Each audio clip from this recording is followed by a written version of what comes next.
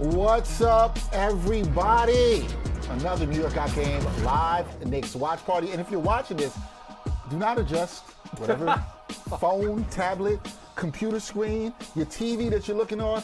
Yes, there's somebody in the middle of me and Bryan that is wearing blue and red. That is the same color as the team the Knicks are playing tonight. Yes, the ops are in the building. They are in the building. And I asked them to be in the building because it is the homie. The one and only Terrika Foster-Brasby. You know her. She's a fantastic WNBA, great voice in sports. I do not want to limit her to that, but y'all got to know her credentials. She is a reporter for CBS Sports HQ and NBC Sports. She also is a host of the There's Levels to this podcast? Levels to this, I was going to try to mess it up. Can't mess up Levels to this podcast with the great Cheryl Swoops. Check that out as well. And sideline reporter for the Connecticut Sun. What's good, homie? You the ops today, but what's good? I am. I feel like I'm in my element, you know what I mean? Because I love being annoying, and I'm like, wow. You asked me to come and annoy Knicks fans for an entire game? How could I say no? I thought you would be better than that. I thought you would not. I thought you would not be annoying. By the way, Queen Petty?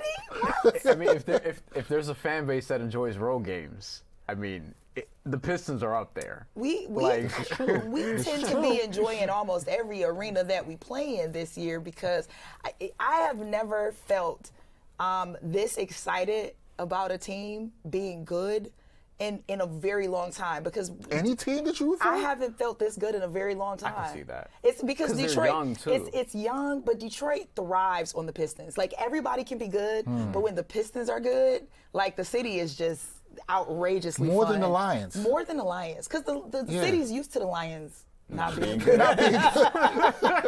That's fair. I mean, that's fair. Like that's fair. That's kind of like New kinda York with the fair. Knicks. Right. That's kind of like New York with the Knicks also. But let me. It's fun. So I'll get into like people how Terrika and I like officially connected. Right. We've like really known each other for some years, but how we really connected. Yep. And she gave me a lot of good advice before my last trip to Detroit. But I think what I've known from looking from afar of Detroit is people maybe sometimes don't look at it like a basketball city like that. And the essence of basketball and the nature of what the fans like, and also the way the team plays matters. I think it's a lot like New York in that way. Yeah. We like our teams gritty, tough, physical, right? And if you're not like that, it's like, yo, what you doing? What are we doing here? Detroit that's just kind of the culture, the nature of who we are. You know what I mean? We are a gritty city. Always have to hustle, always have to grind, and so our sports teams embody that, right? Like, it's so funny. My very first sports memory, because sports has been a part of my life forever, ever. My very first sports team memory is the 1988 finals with Isaiah Thomas on one ankle in the fourth quarter. One of the great playoffs. Literally just heard about this on a podcast. Busting ass, like, just on one leg. Yeah. On one leg. So really, we should have been the first three-peat for real. Like, we really should have been the three-peat for real. Should have been 88, 99, 89, Don't tell me Bulls fans that. That's what I'm saying. It really should have been us. But, you know, my man did the best that he could do. But that was my first sports memory, and I'm like, that right there just further solidifies to me, like, Detroit, the way where we come from, we don't quit, we don't give up, we grind it out. So this year, this team being young, being good, 2 years ago, we literally had just won our fourth game. Yeah. Like, that is not lost on me. Yeah. So they were a 15-win team a couple years ago. But that's part of it too, and it's also like they've developed internally. You know, like Cade was #1 overall pick. That people 3 years or so in, they're like, yo, I don't really know. Yeah, He's they were turned the shaky. ball over a lot. They were shaky. He's getting hurt and all these different things. Jalen Duren, before this year, what's his extension going to be? Do you really want to sign him like that? I don't know. he could have been a Knick. Kind of was. But that moving off that pick comes from get Brunson. That's what always gets lost today. There's no Brunson without moving off of Duren. I'm just throwing it out there. Why you got to do that? I'm sorry. Why you got to be petty now? And look, and in talking about this team all season long, because they're up there with the Knicks and have been up there. I mean, they're first in the East this year. I've been up here giving Detroit that respect. I think a lot of Knicks fans are like, man, they're young, we'll see in the playoffs. And I'm like, yo, I mean, they play playoff-style basketball in the regular season. True. You know, like, even today, I think the Knicks will win this game because not having Jalen Duren and Isaiah Stewart Watch out, Terrika might punch you in the face. When you're right, you're right. But I'm not, like, if a team is going to hang in there with I guess, limited offensive talent, if you want to say that, because they're so short-handed. It's going to be a team that plays the way Detroit does. And it's not even just defensive physicality, but we did a film deep dive on this, on how they kill the Knicks with back cuts, how they're able to generate offense by getting downhill, not just shooting threes, because they don't shoot a ton of threes, but they get to the free throw line, they're physical. They'll be tested today because of their depth, but I'm not over here like, oh yeah, the Knicks got it just because. Like, they haven't earned that this year. They have to earn that because they lost both of these games by a combined like 70 points. Yeah. And I think the one thing too that you got to give the Knicks credit for is that this is the first time in a while they're going to come into this game with a pretty healthy lineup. Like, every time that we've had to see the Knicks, not to say that this is an excuse, because when you lose by 30 plus points each time, like, that's it's not a good it's really not about your roster. However, it's gonna feel good for this team to be able to see what a full healthy roster looks like. OG Anunoby being available, other than Miles McBride, you guys look pretty good, and I think this is gonna be something that could really be hopeful for Knicks fans that are like concerned about how they're playing against the Pistons. See, this could be Terrika setting us up by being nice here, and then I am a realist. I'm just waiting for us to, when we get out by like 15, then see, it'll be a little different. I see. This is the setup I knew was coming. But no. We're playing on the road, and again, we do play pretty well on the road, but we are shorthanded. Would you be shocked? Let me ask you this, as Pistons fans. I expect the Knicks to come out with a requisite energy, considering they got their ass beat the last 2 times. Would you be shocked if the Knicks come out and they're like, because I expect the Pistons to come out with energy too. I want to be clear. For sure. The way they play, and I watch a lot of Pistons games, the way they play, I expect them to come with energy. Would you be shocked if the Knicks lay a dud here in the first 5 minutes of this game? I would absolutely be shocked. Like, I've been in Madison Square Garden. Like, this crowd is relentless. Like, this is one of the most energetic places. And I talk shit about MSG on purpose, though, not because I truly believe it, but just because, again, I'm annoying. So you just trolling. I just like to be honest. I'm trolling. What do you mean? So, of course, I'm like, come on. How many people have an arena in a train station? Get out of here. Like, it's above a train station. It's whatever. Wow. But however, this is me trolling New York. It ain't the cleanest. You know what I mean? I'll admit that. Like, come on. But going to Penn State, that's fine. Oh God. But and the food needs Brunson. to be... Brunson is already going to set the tone. I never worry about him, although this matchup for him hasn't been friendly to him this season overall, but I'm not worried about him showing up in a big game. I'm intrigued to see how the Brunson's defended, and I actually think he's going to make adjustments and look to get a little bit more guys involved, but we'll see. I mean, if OG's forcing those jumpers, then this might did you want to? The crowd looked great out at Little Caesars, where I've been to a game before. Although that was when the Pistons were bad, and a lot of people weren't there. A lot of people were not in the building. But I know you'd love to get back to the city to see a playoff game there. Because that's one of the best atmospheres in the NBA too. Like, the fans always get up there. I wanted to get to funny story, the last time that I went to a Pistons game was last year against the Knicks in the playoffs, game 2, the one game that we won in Madison Square Garden, right? So the atmosphere, first of all, Pistons fans travel well, but I think that's just all with all Detroit sports. Detroit fans travel well, so wasn't really alone. Speaking of traveling. I know, right? Took the whole world with them. Yeah, but Detroit fans do travel well. They travel well. There will be. I'm sure there is some Pistons energy in the crowd right now. But the Knicks, man, the crowd and the way that people really turn up at Madison Square Garden. I'm actually surprised that it looks as quiet as it is right now. But it's still very early. We're gonna need a lot of that. That was good defensive Paul play. Reed gonna have to do a lot of that. See, Duncan on him. Missed an opportunity. They're missing decent pass. Looks. That's a great pass. Oh. Look at boy Fat Joe. Come on now, stand up. Oh, man. Hey, if you had some Paul Reed props for this one, 11.5 points. You like that. You like that one. I had a couple. I took a couple. I took Mitch 10+ rebounds. 10+. I just did over 7. And I did 7.5. I deladdered it, so 7.5 and 10+. Yeah. He could get to 10. I was like, look, if he gets a couple offensive rebounds, he could get there. We'll see. Yeah. Now this will be the thing that will keep Detroit well into this game is if only 1 or 2 people are able to score. These are at least 3 easy open looks up the cup, no defense, and all of them have just been bombs. Uh-oh. Paul Reed. What? If Paul Reed hit that on Cat, I'd been so mad. I would have went I'd been so mad. I might have just got up and walked out the studio. I was like, if Cat falls right now, I wouldn't even be able to look at Terrika. I wouldn't even be able to look at Terrika. I would have just been like, whatever. I was looking at Cat's feet. I'm like, bro, of course. Now he gonna draw the foul, of course. He gets that a lot. There's a lot of things that Jalen Brunson gets a lot of. Oh, here we go. This is a great pass by in my head, I'm just like, listen, I know that you're going to get the superstar calls and everything, but he sells a lot. Jalen Brunson sells a lot. Are you calling him a foul grifter? I'm saying that I'm asking you a direct question, T. Are you calling him a foul grifter? All I'm saying is what I see versus what the refs call ain't always the same thing. That's all I'm saying. Okay, I will ask this then. How did you feel at the end of Game 6? Don't you play with me about the end of Game 6. That's really where all this animosity comes from. In my desk, tearing it up. I was in my office tearing my desk up. Do you hear me? Tearing it up. It was a terrible situation in my office. I think I've said before, if they won Game 1, like there's a real shot there. I think they at least force Game 7 if they win Game 1. Agree. I would 100% agree. If campaign, y'all should have won Game 1. We should have won Game 1. The Knicks actually had no business winning that game. Should have won Game 1. See. Cade needs to get downhill.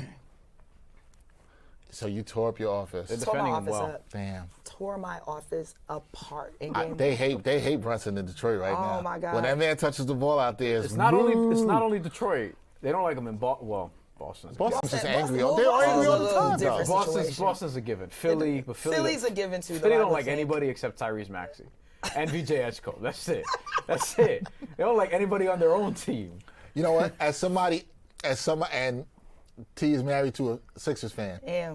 As somebody who recently talked, could pass, to talk to one of my boys who's a Sixers fan. Yes, they do not like anybody except Maxey and Edgecombe. They're barely like the Sixers. Like Sixers fans barely like the Sixers. Honestly, like at any given moment, they could literally turn on their own team. Like that's not. That is true. That town is Eagles, Phillies, Sixers, Flyers. You can kind of toss them up either way. Well, that's the order, right? Eagles, Phillies above Sixers. I think so. The way Flyers, they're crazy.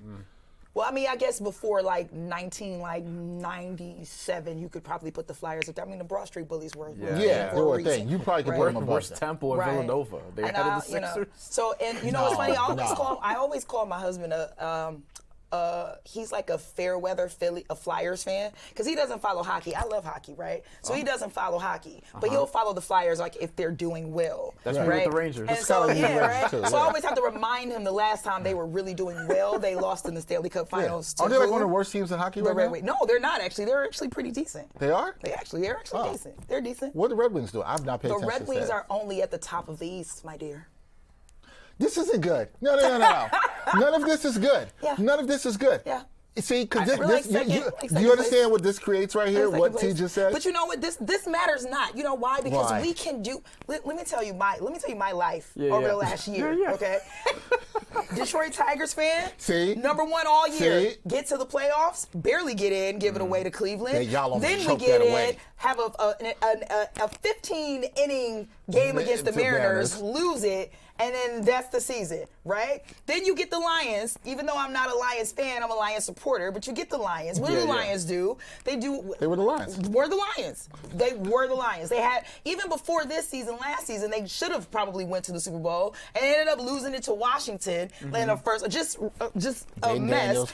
Colts fan. I'm a diehard Colts fan. We start the season 8-0. We go into we go into the bye 8-2 with the MVP with the MVP at the time. And literally lose every single game. My Steelers were part of the beginning. See what I'm saying? It really was. So for me right now, and the Lions on top of that couldn't take advantage of a wide open NFC this season, which is crazy. Did not do anything. So here I am as a Pistons fan and a Red Wings fan, looking at both of these teams sitting at the top of their division. The Pistons, low key, are the best team in the league right now by a half a game over OKC. So realistically, how excited can I really be when every other team has let me down when it really mattered? And the Pistons are young and still need to win a playoff series with this group. I've compared them to the Thunder the year before they won the title, where they lost in the second round of Dallas. Although I think this team could get to the conference finals. Yeah. I think they could get to the finals, to be clear. but I expect them to get to the conference finals at least. But they remind me of that OKC team where the trade deadline even, they just got Kevin Huerter, and they're like, all right, we'll ride it out and see what happens. And then I think whatever will happen in the playoffs will happen in the playoffs. Short of them winning the championship, they probably go into the offseason like, okay, now we know what we need. And then get this person, get that person. Like OKC ended up getting Isaiah Hartenstein and Alex Caruso, and then they got a title. So I'd be worried about that if I was someone else in the Eastern Conference. Here's what I'll say. Everything that T said is true, and I see the trepidation. But all this stuff with Detroit being at the top in the NHL, at the top in the NBA right now, Red Wings, right? Just mention Red lot of rappers. Tigers got the best. We have the best starting rotation. It's going to be a lot right of that Detroit versus everybody energy. I'm telling you, that's what it's going to be. It's going to be a lot of that energy. A lot of rappers love the Red Wings uni, so you might see that pop up. I'm telling you, it's pop up again. Yo, Pistons can't hit. Pistons are missing some wide open ones. Somebody's got to be the one to. That missed by Tobias. That's That's. But the Knicks have missed a lot of wide open shots too, some wide open threes too. The Pistons missed a lot of easy ones. We missing some easy bunnies. You right, Tobias, you right there under the field. There's no reason for that. Yeah, 1 for 10 start is not ideal. But this is the problem though. Like they need. I thought they could have gotten a second guy offensively, like a real number 2. Right now it appears to be Jalen Duren, which is the other thing. He's out. There we go, Cade. Yeah. He's so good at that. His pull-up threes have been real, like, the catch-and-shoot threes, not as good as his pull-up threes this year. Yeah, he can create a lot of space. That's where I think he's gotten better now. Even though his three-point shooting's a little bit down from last year, I think that's where he's gotten so much better. Good pass. Oh, wow. Right off his foot. It was off your foot, Duncan. But at the end of the day, it was off your foot. They got it right. Josh. But NBA players protest everything. But it could have been off Josh. But I think it was off Duncan's foot. Did Josh step out? That's what. Oh no, he didn't. See? That went off Duncan clearly. Yeah. Right off his foot. Good call by the ref. Cat, you gotta get Paul Reed back. There you go. Oh! Cat, why did you pass that? See? Defense has got to step up. I know it worked out, but still. Because Duncan got bumped out of the play. Because Duncan over there barely getting up. Oh, wow. But you need more of that from Cade. You need more of that from Cade. You better be an all-star, Cade. See? Motorcade in this building. Dex, how do you feel about that? Just like, Mikhail's right under the basket, and Cade's like, I'm fine. Like... Yeah. He gave it right to him. I'm fine. But if I was Cade, I would too. Yeah. I would too. Well, that's part of his job too, though, right? Like, Cade's got to be the playmaker. They started off this game 1-10. Obviously, outside shooting isn't something that they got right now. And that doesn't mean go away from it. It's still early in the first. But but you got to generate some offense somewhere. And to your point, he can create his own shot. Just go and get it. Make him foul you. That's my one concern about the Pistons. Even though I like the way his two, so that's why Shamet came in early. I'm concerned, can they get scoring other ways when things get a little tighter in the playoffs? Like, or how will they learn to do it? Because they got that learning curve they have to do. If this team doesn't make the conference finals, is it a disappointment for you, T? Absolutely.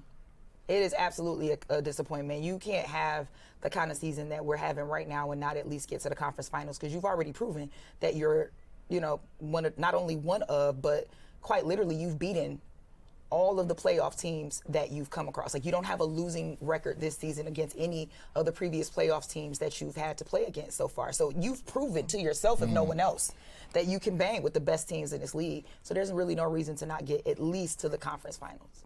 Especially if you end up the number 1 seed in the East, the pathway is yours. And he crossed him. Come on.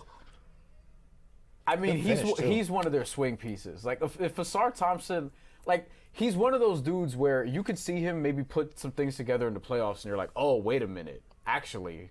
I like Asar, but if we could have got Amin. Oh, well, he's a little bit better offensively, even though he's still got some things to work on. But Asar's really good. Like, both of them have the same issues on offense, though. I really love his upside, though. But he crossed the shit out of him. See, and the pass that's a great pass, sick. Though. Cade had to make that. But that's also a tough finish, though. Yeah. Because Cat didn't foul. Cat had good defense. That's a great take by OG on the other side, too. That pass was difficult. Yeah. Man. Now, Toby can be the difference maker for Detroit in this game without either one of them, because literally this man could be the person to give you 20 points and can also be the person to give you 4. And you never know which Tobias Harris is the one that's going to step up. Well, you've seen this movie. You've seen this movie before too. That's the thing. I've absolutely seen it before. Do you think they have enough offense for the playoffs? Because I think they have enough defense. Like I think they have enough defense to get to the finals. I think the defense is great. The defense is good enough. Yeah, I'm not worried about that. But offensively, like, you know, well, if people like pack the paint against Cade and dare him to shoot. But you know why? Because we got players like Ron Holland that can shoot. You have Dennis Jenkins that can shoot. I love the ability to. That, you know, we were able to sign him to the rest of the season contract. Love him. So I do think the offense is there. Again, Duran can pack it inside. Our front court is our strength, to be honest, outside of what Kay is going to do. And I can't wait to see Kevin Huerter like really be adjusted and really like the pass. I think they're going to need his shooting. You're absolutely going to need his shooting. And nobody talks about JB Bickerstaff enough. I mean, I think we're starting to now that he's coached the All-Star game and things like that. But man, JB is that man is the man. But he got such a bad rap coming out of Cleveland. And that had nothing to do with him. Oh! They might tie this up now. Oh, that's your boy. Toby might be on his game today.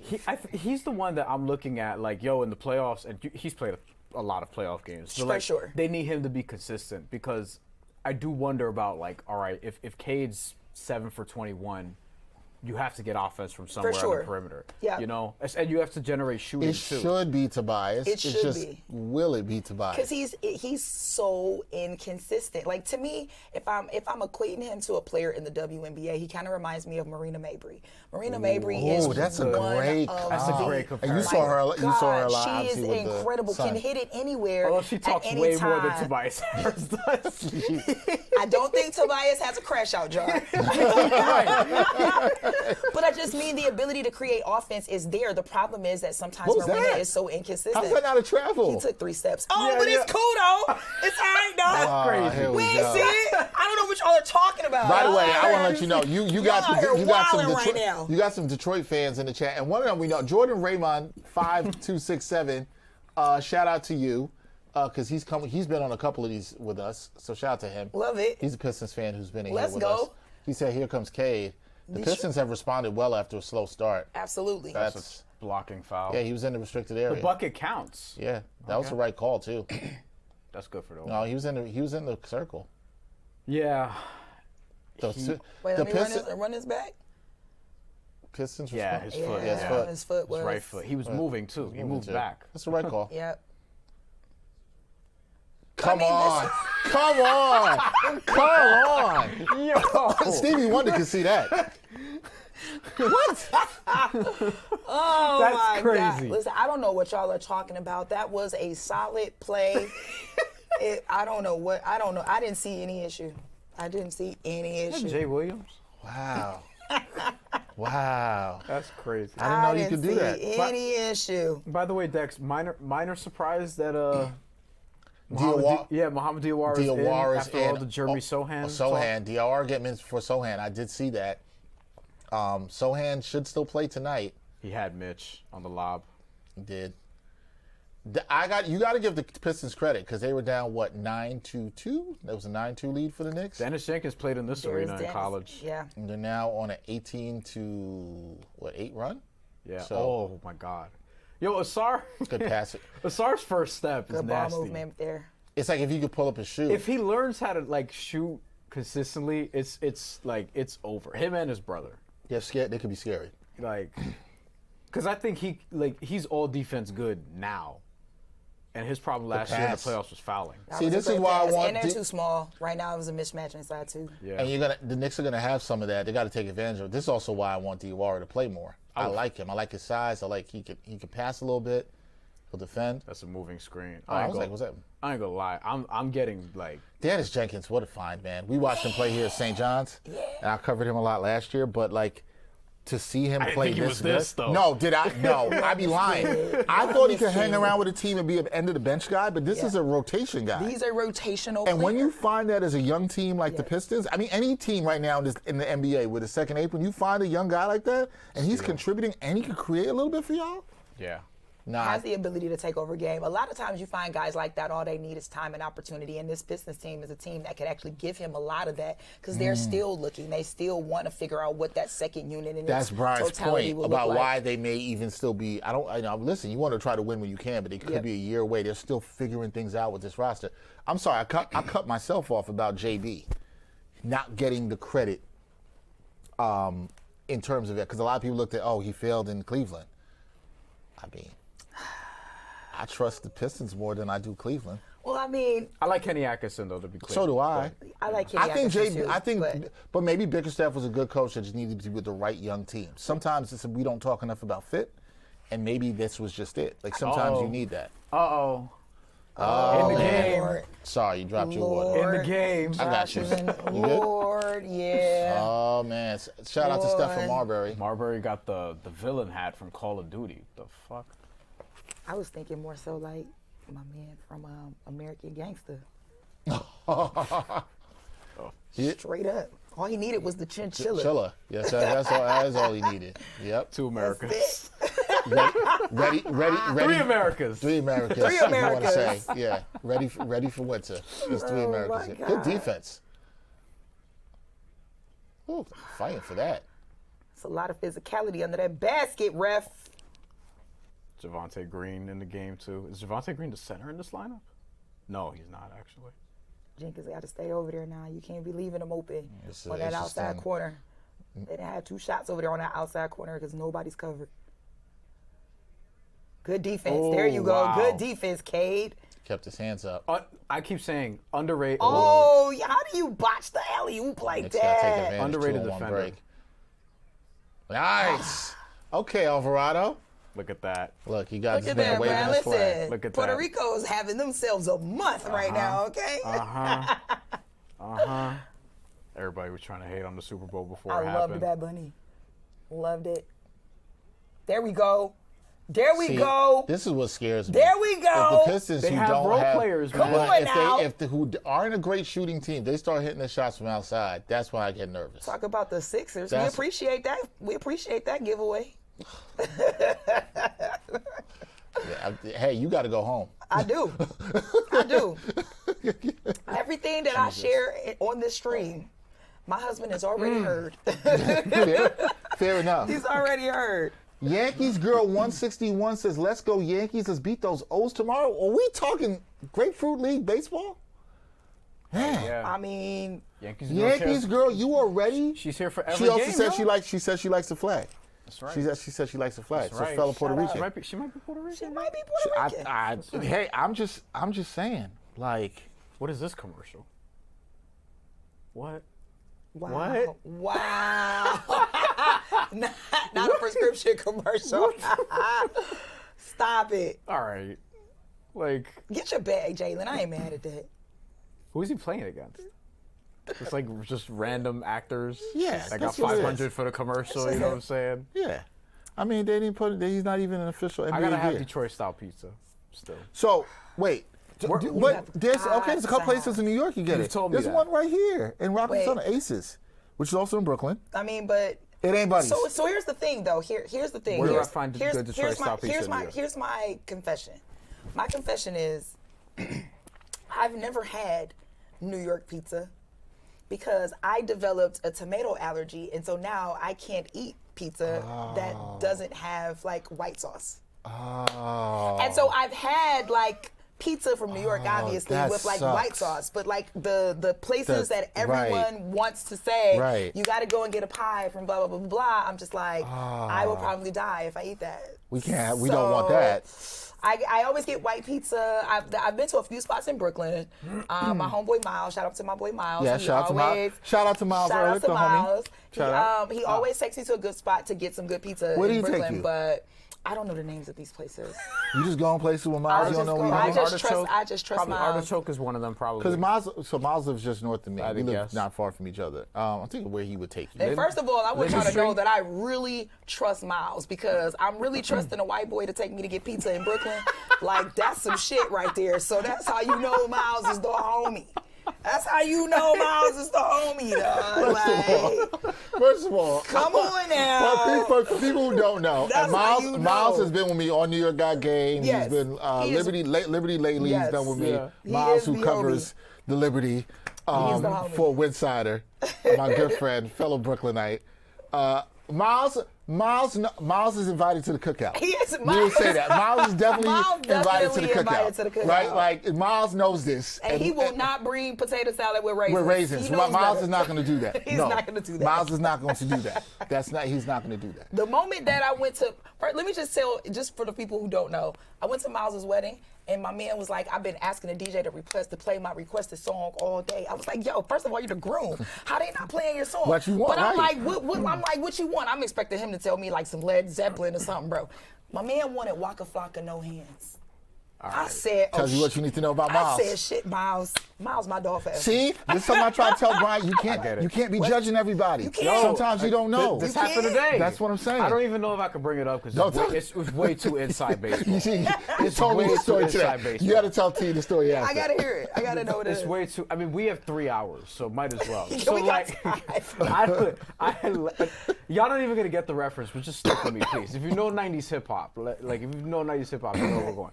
So I walk out of my building, I go 2 doors, and some white dude is standing outside in a t-shirt. It's 40 degrees, by the way. Like, So on brand. he had like slick back hair and a goatee, and I was like, okay. He had a red t-shirt. I was like, okay. So I was a little nervous. I look at the t-shirt. No red hat, though. No red hat. No.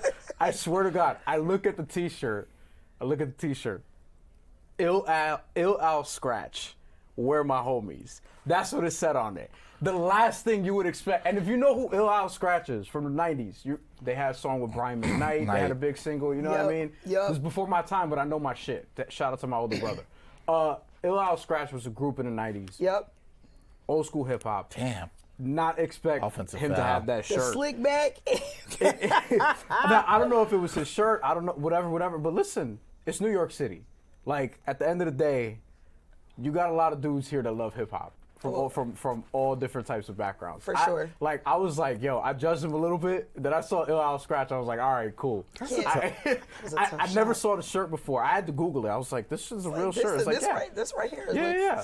That's a throwback. And so Bryan sent me a voice note about it. I said, hey, man. Could not believe it. You don't know. Can't Our producers right now have no idea what I'm talking about. I promise you, it's not like it's okay. No slurs are involved. No people were harmed. No people were harmed in the telling of this story. I was wildly entertained. I was Yeah, that shirt could have went a whole different way. That's all I was saying. Never The shirt could have went a whole never different seen way. that shirt in my life. I want that song to play at my wedding. There you go. Shit. Wide open. Way to play put that song at my wedding.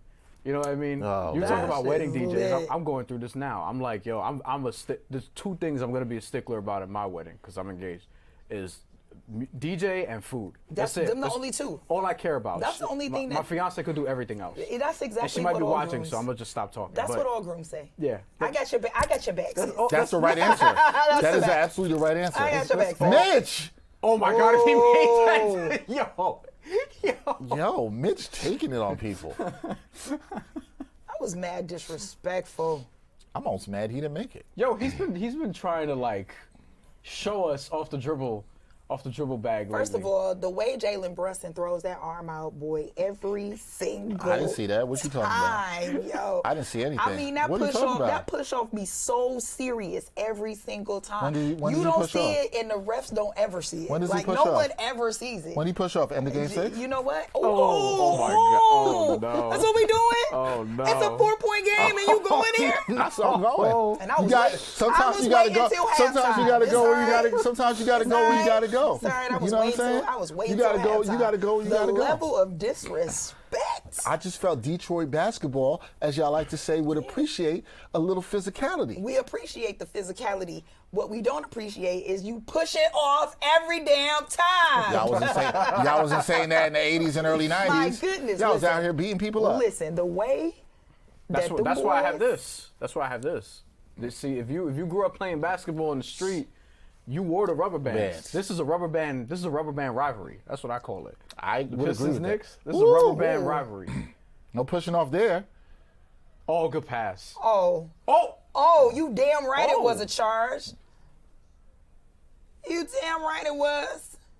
Was this on Jose? Way to take that, Hollins. That's why he looking crazy. Yo, Jose got them fresh braids, though. Yeah. He got them done last night. Psh.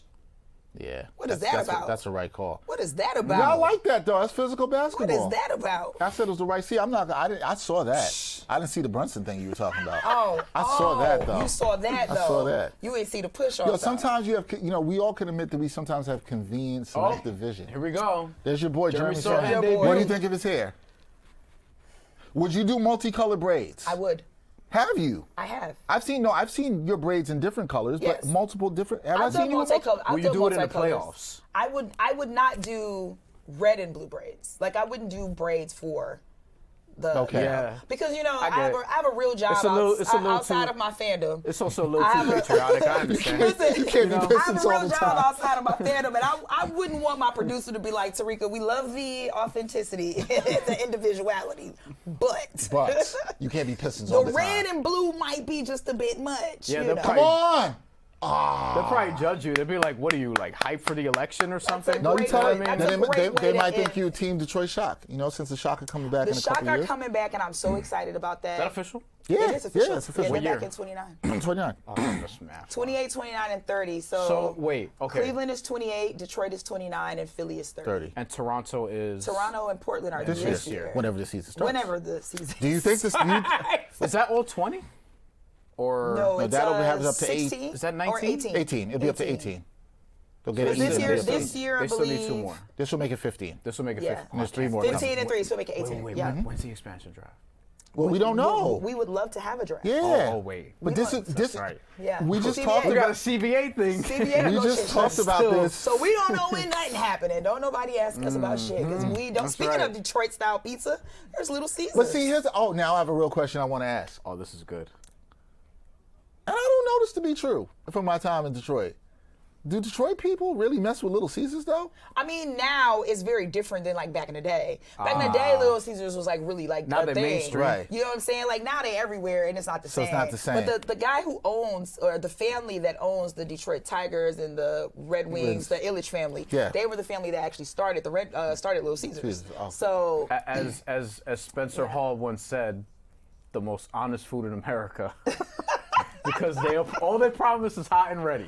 That's I'm telling you, like, Little Caesars used to be a place where you could actually go in, you could actually sit down, eat order pizza, sit down, eat it. Like, it was a thing. It was like a family sit-down restaurant. And then, I want to say Kinda like mid-90s. Pizza Hut used to be. I was Kind of gonna like say. Pizza Hut. Well, actually, Pizza Hut was even like a little bit more high class, even though the same. That's true. And But, for some yeah. people, McDonald's and Burger King used to be like that. You definitely, I know, definitely like, sit remember down and going in. order? You would sit down and eat at McDonald's. You could go in the little playhouse. Like, they Burger marketed to King- Burger kids. King- Burger the King had Playhouse, the Burger, they got rid of that. It's Burger not King the had same. the car seat. They You know what I did. mean? Like, They yeah, did. like, you could sit in the They back of like the did. vehicle thing. I know. I feel like I'm telling my age. No, right now. no. But now, we all but now, telling but now our all age. the restaurants, they're built the same way. Right. Can I ask you a because question of that the we had on? developers, I have a question for you too. This came up with Bryan and production. I was the person on the outside, all our production staff. How you feel about Taco Bell?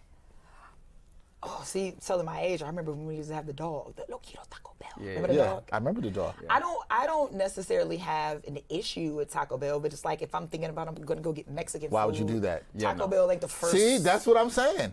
But That's what I've been saying. If I'm To be hungry fair- and I'm just driving down the street and I'm like, fuck, I mean, to be fair, I'll just go to Taco Bell. That's- But like that if never I happens to want me. Mexican food, like I'm gonna go to a Mexican restaurant and get food. Like I'm but to not. be fair, I don't think anyone's saying like, yo, it's authentic Mexican food. I'm just telling you the nacho fries are good. That's it. Wait, that's it. why do you eat nacho fries? No. Oh, you just got judged. Because I don't eat fast food like really like ever anymore. But when they have the nacho fries, because my brother put me on. My brother's like, yo, you should try this shit, because he tried it once. Yeah. And I was No, you like, all right, shouldn't. cool. Tried it. They give you with like the little cheese, the melted cheese with it, and it's just good. Yeah. Now it's something you shouldn't do every day. You do it once in a while. You think? But like, but yeah, like look, it's like Chipotle, right? I'll eat it, but I'm not over here being like, yo, this is great Mexican style food, like Mexican food. It's just I get rice, I get beans, I get chicken, I get some veggies. Like that's all I want. Mary J in the Mary building. J in the building. Mary J looking What? good. Mary J. Mary J is that's the auntie for I hear you, Bryan. That's really it. I actually worked at Chipotle for like 2 days. 2 days. 2 whole days. I worked at Chipotle.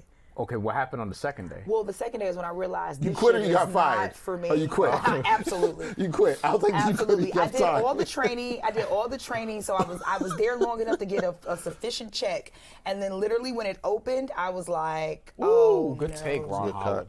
It was a good take. Everyone in the comments, what's the fastest that you left a job? I'd be curious. 2 days. 2 days is crazy. Literally 2 days. I did all the training. And then it was a brand new restaurant. And the moment that it was getting ready to open after the second day, I was like, oh, no. He wants to take Paul Reed off the dribble. Oh, good take. bump. Nice. That gets a flat. That was Baque nice. tu lo sepa. That gets away from me. Let's go. We like that Bryan's going to have the flag for the rest of the For season. the rest of the season. But see, this Yeah. this is what I Bryan can and get the Dominican one for Towns too, but I gotta ask for permission. There you go. his fiance is Dominican. Yeah. Shout out to your fiance. But Towns kind of pisses her off. Well, I mean, technically he was born in Jersey. So, I mean. Don't be that person. Don't I'm be not that. mad though. I'm not mad though. Some people are mad. I'm not. Some people are really mad. I'm not Yeah, mad. some people are really mad. Dominican. I'm not mad. So, okay, some people are really mad. Oh. I'm not mad. That's why I said shout out to the DR. Okay, all right. Shout out to the DR. I did not know that. I, however, am born and raised in Detroit. I give Towns credit, unlike other, personalities. Yeah, no, on the you radio can't in New York help City. you can't help how you grow up. You can't help how you're raised. Not even that. Right. He played for the Dominican national team as a teenager. He did. In the under 18, I think it was Central Basket, and they got gold. So he's represented this team since long before. Right. I don't understand why people care so and much. he did it in the World Cup in 2023. Yep. Maybe he'll do it in the World Cup in 2027. They have to qualify for that. We'll see. Not even mad. I don't understand how people get mad. Your heritage is your heritage, you know? Yeah. Facts. Can't be mad at that. I'm with you on that. Nobody I'm with gets you on that. mad when Joel Embiid chooses Team USA over Cameroon and France. That's a great point. That's a very That's a good great point. point. Despite like not being from France, Jose. he got a French passport with the help of the president. And told him I'm going to play for France, and then didn't, and chose Team USA, and nobody's mad about that. But they're mad about like everyone playing for the world team who was born and raised here. Ooh, good first step. Don't Great get me started on pass. That was Siva shit. such a great pass. Great pass. That was a great pass. I love the way they are just continuing to like cut inside, just This is what right under the basket. They're just getting in there, and you gotta do that against this team, especially when you're down during them and Stewart. Like you gotta establish yourself in our front court. Someone asked if Spike Lee's there. I don't see him. I haven't seen him, Good but save. I do like. That's the best thing I like about Detroit's offense, and we talked about it in this film breakdown we did. Is that they cut so well. Yeah. And they're very because I think they understand a little bit of who. Oh, Ooh, that's good a healthy great block. I mean, that was great defense too. Good pass by Jose. Yeah, I had about 4 Protect the people in toe. the paint. Good pass by Jose. I mean, It was nothing but white jerseys down there anyway. That was great great team D. defense. Yo, Nikolai, our team, give us that play, that steal that led to the Anunoby dunk. We'll talk about that at halftime. You got to get one good one for each team. We gotta get something for Detroit too. Probably that pass that Cade had, honestly, earlier. Damn, like Cade- right before that. Cade's Because that second was jump great. on that Good was save crazy. on that. Good save on that. But I don't know what happened. really there. didn't have no choice though. Shot clock was winding down. Didn't touch the rim, so. Were Pistons fans hype when they got Karis LeVert, Duncan Robinson, given that they played at Michigan? Well, given that I'm a Michigan State fan, I don't give a fuck what Michigan people feel. Yo,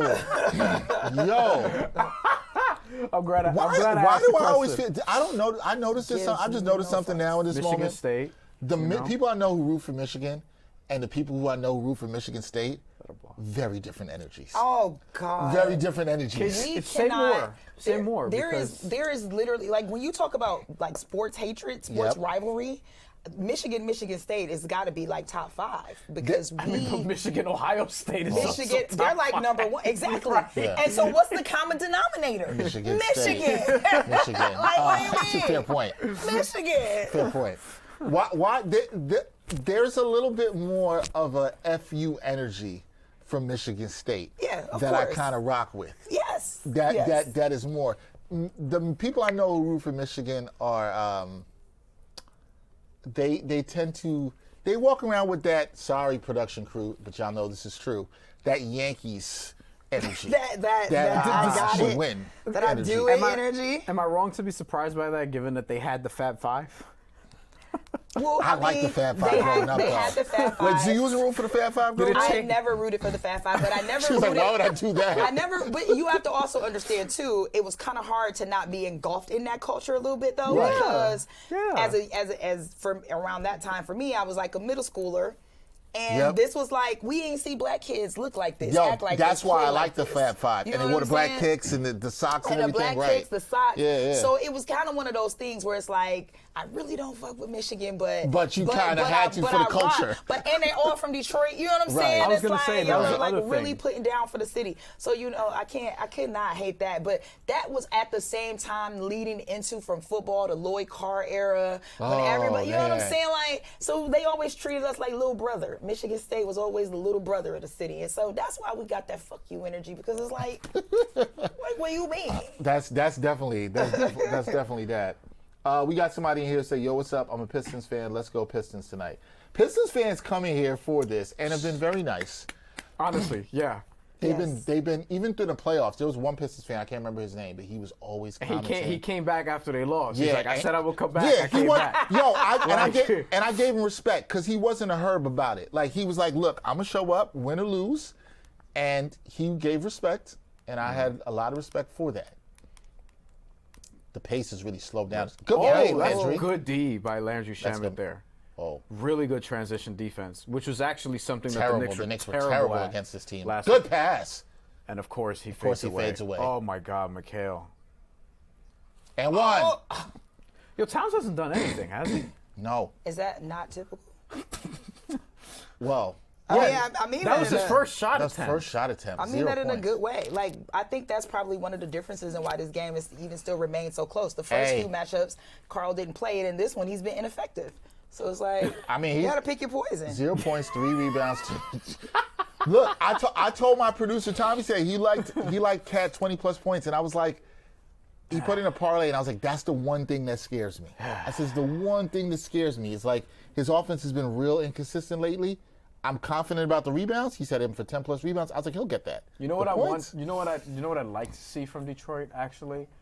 So K's 5 for 15, and it's not even just like Wait, he's taking 15 shots. That's what I'm saying. It's not even make more shots. It's that the rest of the team's taking 16. I think that's something JB Bickerstaff, like, look, I know who else is going to take the shots. I think JB Bickerstaff will try to figure out ways to create offense differently in the second half. I think he does. I don't disagree with what you're saying. Shooting. If Jalen Brunson was 5 for 15 right now, the chat would be, Brunson's a ball hawk. He doesn't make anybody better. He doesn't do that. And I don't think Cade is taking bad shots, because I was even shocked he took 15 shots. But I also think there's a different dynamic too, because the expectation is for Cade to be the guy to lead offensively for the Pistons. Mm-hmm. I don't know if that's necessarily the case when it comes to the Knicks, because you have so many. Because they have other weapons. You have other right. weapons that have already established themselves as offensive weapons. When it comes to the Pistons, the first look is always going to be Cade Cunningham. Fair. Yeah. But let me also say this. I don't disagree with that. And Me neither, but But one thing I'll say is sometimes those other offensive options, as one that you just mentioned before, Cat, and one that he just mentioned, Mikal Bridges, sometimes those guys vanish. I know. I'm aware. And when guys vanish, sometimes you're like, you got to do what you got to do. That's what I'm saying. Yeah, you got to do what you got to do. and then just looking at the shot distribution, so Tobias Harris only played 7 minutes, which is interesting. But he's taken 4. I would think that would go up a little bit. Duncan Robinson's taken only 2, both from 3. I try to get him more looks from 3 because, I mean, come on, 40% career 3-point shooter. By the way, another guy that in the playoff series you feel like you can trust because he's been there so damn much. Yep. Paul Reed's 3 for 4. and it's had great looks inside. And, yeah, including and a I fantastic think dunk. that's something that they're going to continue to look at. The Knicks have defended better in the paint in the second quarter, I think, than the first so far. And then just coming off the bench, like, can you get something from Dennis Jenkins and or Karis LeVert, who are your creators offensively coming off the bench? Because I'm not expecting a ton offensively from Ron Holland or Javonte Green or Tolu Smith, who has to get minutes tonight because of their interior situation. Yeah, to get minutes tonight. Yeah. So I think Javonte Green though could actually be a little bit more impactful. Overall, you mean overall? Well, overall, but even tonight, I feel like he could definitely be a little bit more impactful. I mean, I like Javonte Green a lot.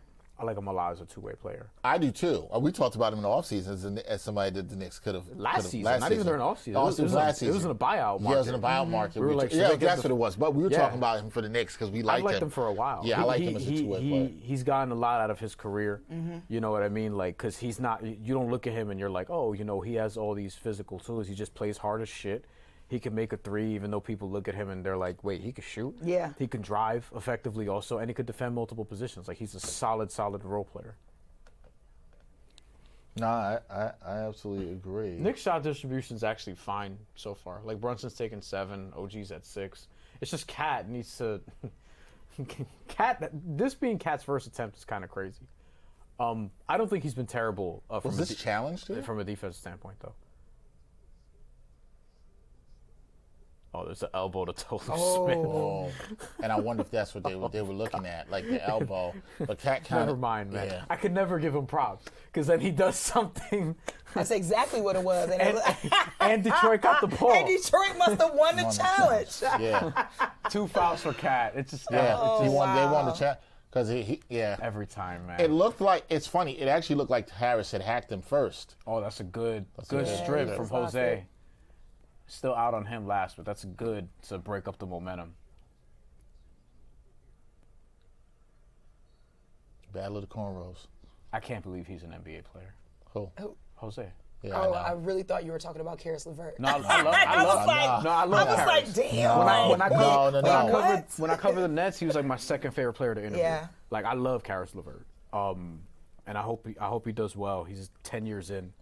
And we graduated the same year. So. Well, you know, sometimes, again, like to Dexter's point earlier, I know he was referring to JB Bickerstaff, but it's really just about finding your fit, right? Finding the system that fits well for you, finding the fit that works well for you. And Karis LeVert, like, is a very integral part of what they're doing in Detroit. No, I was going to... I like that signing. Because it sounded like I was shading Jose, and I'm like, what I'm saying is, like, having covered him in high school, like... I never thought he would. Everyone who covered him in high school... At Christ the King, like y'all are lying if y'all thought, oh yeah, he's gonna be an NBA. His coach didn't think that. His coach did not think that. I interviewed his high school coach recently, and he didn't think that. I've known him for years. He didn't think that. He's gotten so good, man. This is why, like, listen, the best players, they're not often like the best player on their high school or college team. It's like, oh, like I know how to fill in this role at an excellent level, and he's just been this same dude. Christ the King, Georgia Tech, AAU circuit. That's why it works out. And that's why it's Mitch has consistent. been more productive than Cat easily tonight. Who's mentions? Mitchell Robinson, sorry. Oh, I thought you said your mentions. No, not my I was mentions. like, damn, what did you say? Mitch has got 4 and 4. No. You know me. What did you say? I'm not out here going crazy. 4 rebounds, by the way. I try not to get 4 rebounds. Dex, how do you feel about double big lineup against a team that you don't really need to do this against? Or do you feel like you need to really exploit this strength because Detroit's so short-handed? I think Because it's you a have little Cat bit and Mitchell Robinson in right now. I think it's a little bit of that, and I think it's also a little bit of respect to Detroit's physicality, and that's why you're doing it. Like Because they're still big on the wings. Yeah, they're still big on the wings, and their guys are still going to crash in there. And I think I look at that as Coach Brown showing respect to the Pistons and how they play. It's like how they play. You know what I mean? Not so much about the size, but how they play. And I think you got to respect the physicality, right? Like when somebody plays a certain kind of way, they make you feel them a little bit more. Yeah, like you got to respect that. Who's the shortest player in their rotation? Is it Dennis Jenkins? Dennis Probably. Jenkins. Who's 6'4"? Yeah. Listen, even when Jaden Ivey was on the team, it was a 6'4" guard, right? The thing about Detroit, what I think is going to be interesting for them as they develop is how can they get that length with the shooting? If they got some, because this is where Asor Thompson's development comes into play when you think about it. Because the Knicks, they got bigs, but Knicks don't have a lot of length on the perimeter.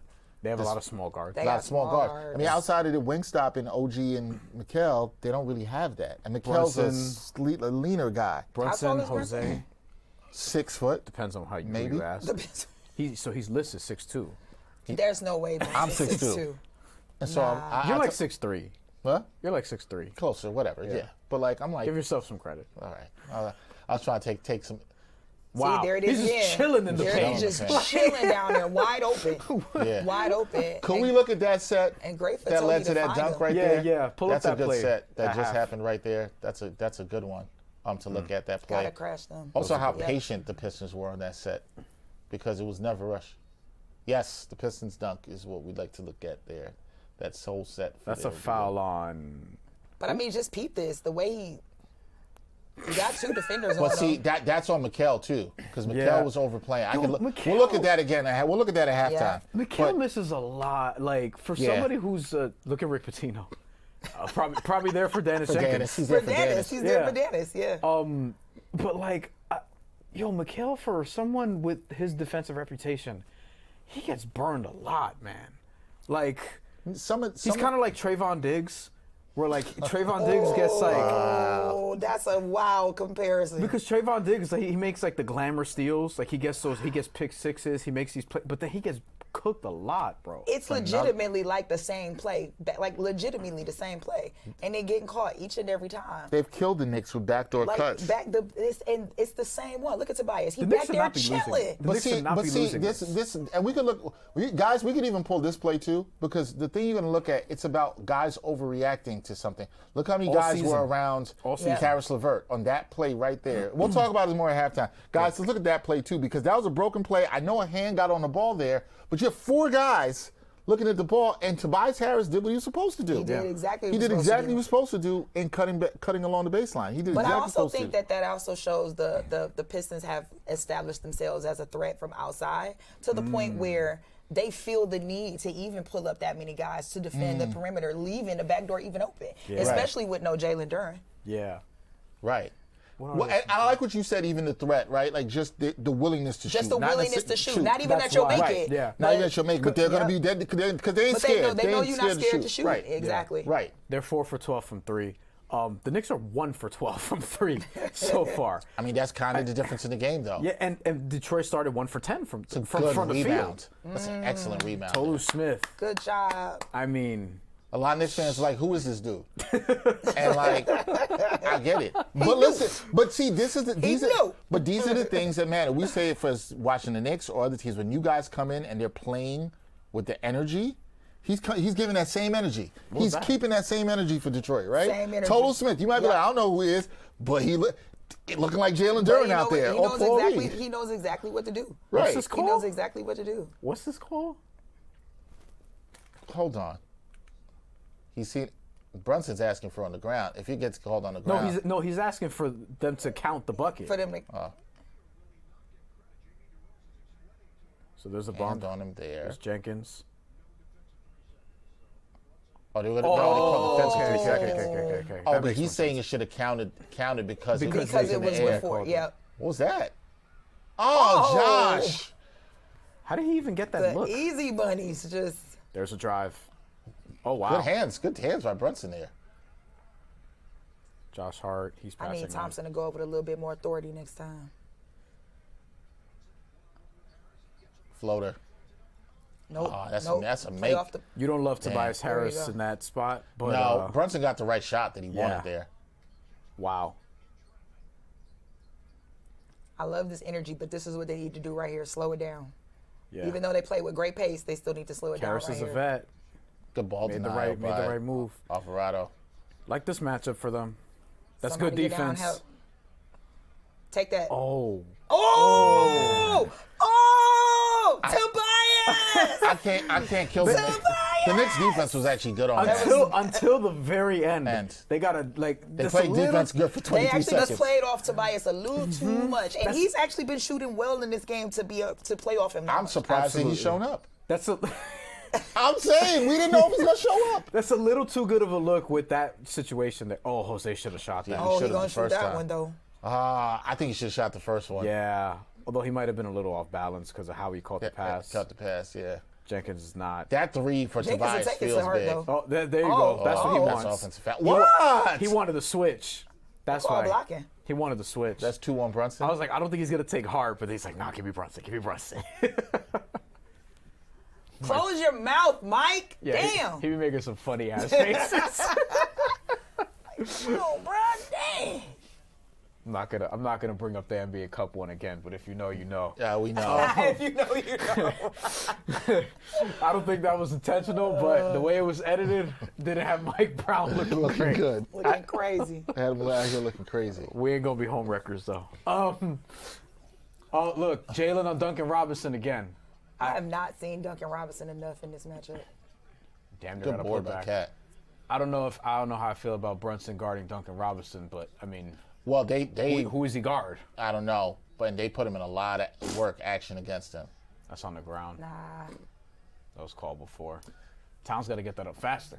Listen, I'm sorry, Karl-Anthony Towns Yeah. has got to get it going, and you look at the guys they have on him. Yo, no Jalen Duren, no all right. No Isaiah Stewart. It just clicked to me. Does it not? Did you not just realize what's happening? How are you not dominating the paint with no Jalen Duren? That's the question we're asking. How are you This is the not question dominating we're the paint? asking. I literally came into this matchup thinking like, if anybody's gonna go off today, it's gonna have to be Cat Why because did he you- should why absolutely did you- be able why- to drop. You said if. Not that you believed it. You said if. I did. Not that you believed it. I'm just saying, if anybody's gonna go off, it's gotta be him. Should. I agree. Logically, you're right. It's no shade to Paul Reed, who is like a legit. It's a good backup center. One of the best backup centers in the league. When Yep. Jalen Duren doesn't play, like Paul Reed gets busy. Yes. But no Jalen Duren, no Isaiah Stewart, and Cat hasn't scored in 12 minutes. In one attempt. Asar, But see, you can't get sloppy. See, they can't get sloppy. Asar still be looking too young sometimes, bro. Can't get sloppy here, man. Like he would not pay. He was just cutting, but he wasn't paying attention. You cut, you gotta look. Look at Paul Reed ready to help already. Yeah, it's a foul. That was a good drive by OG. Good job. OG's drives. I mean, OG's driving better than McHale. Oh God, I had a joke and I'm not gonna say it. Oh, no. Oh, it was a bad joke? I wanted No, that. it's not a bad joke. It's just this man was really out for a toenail, bro. Wait, hold on. No. We're not going to do that. Wait, what happened? She talked about, he said she's trying to shade OG. I'm not trying to shade He was OG. out for a toenail break. I'm not. Have you ever broken a nail? No, like What? had you nail? No. What? No. Let me be clear. I want you to know these are mine. Hold these on. are mine, Hold on. authentic from my skin. I wasn't saying you That out here shit like hurts. Coco from SWV. I wasn't saying that. Have you ever had the whole nail come off? Yes. So I've had that too. I had it on have. my finger, at my thumb. I have this one thumb. on my big toe. Did you try to play basketball? That's not fair. Okay, yes it is fair. Yes it is. Yes it is. That's not fair. No, I'm not saying But you I weren't would've. doing any. But I would have. How's the chat feeling also? My God. We got some comments on the game I wanted to get to. Ray sure. Melendez says this is trash. Probably on Towns specifically. What's up, Ray Melendez? We haven't seen you in a minute. What up, Ray? And Daniel Starr says this is a bad matchup for the Knicks, which, listen, I think the way they could defend and the way they could attack, like, I keep warning Knicks fans. I'm like, this is not the walkover you may think it is just because of last year. I don't think it's a walkover. No, not you, but I'm not that person. yeah, like I think they think the playoffs will be so much different than the regular season just because what happened to Boston last year, and I think this is not Boston. This isn't Boston. I think Boston is Stylistically, I think the playoffs could be different, Yeah. but that doesn't mean I think it will be easy. Yeah. Right? Like, that's what I would say. If anything, I think that this team would be even more. I mean, especially if they ended up playing Detroit, and that's the other thing too. There's so much of if they match up, if they see this team. Jesus. If the schedule shakes out the way it could possibly shake out, there is not even a guarantee that they're even going to see each other in the playoffs unless you get to the Eastern Conference Finals. Conference Finals, yeah. So, like, they're like. We might have a long Knicks time. fans really got a long. Oh, we got a cat basket! Oh, it only took till 2:02 left There's a spotting. in the second quarter. That's karl-anthony Towns And sighting. the easiest shot possible, also. Yo, Cade is just like, that's a And foul. he got the foul. Good job. Good job. It's a little worrisome to me that pass the ball to Will, pass the ball to Will. Like, that's the offense. They running the Bel Air offense. And then you can't stop it. And it's like, we're talking about, oh, Detroit needs a secondary option. Detroit, like, they need to figure out. And it's like. The question is, does he wear down off of that? That's the thing. Or at halftime, do you now Duncan Robinson, you're going to get more sets. Could be part of the game plan. Now Dennis Jenkins, we're going to figure out Cade ways is taking to get 18 you downhill. shots. He's 8 of 18.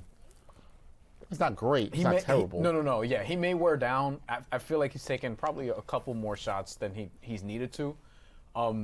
So, yeah, that could be worrisome. And the Knicks have been a better fourth-quarter team this year than last year. Then, when you also think about shot selection, too, it can't be overstated that the way that the Pistons started this game played a lot. Like, nobody. I mean, you started the game 1 for 10. Nobody was hitting anything. So, of those 18 shots, a good 6 of them were probably during that stretch in that first quarter when they were just terrible. The other point on that, if you just take it out of Cade, is like, this is where, for Knicks fans who think it might be easy, good teams figure it out through bad stretches. And you can also say this about the Knicks. The Knicks have not shot the ball well from deep. This is still what are we talking about? A 3-point game. And neither team has really shot the ball that well, or I think played their best. Now, where I think the Knicks have had a problem is they've got killed on the back cuts.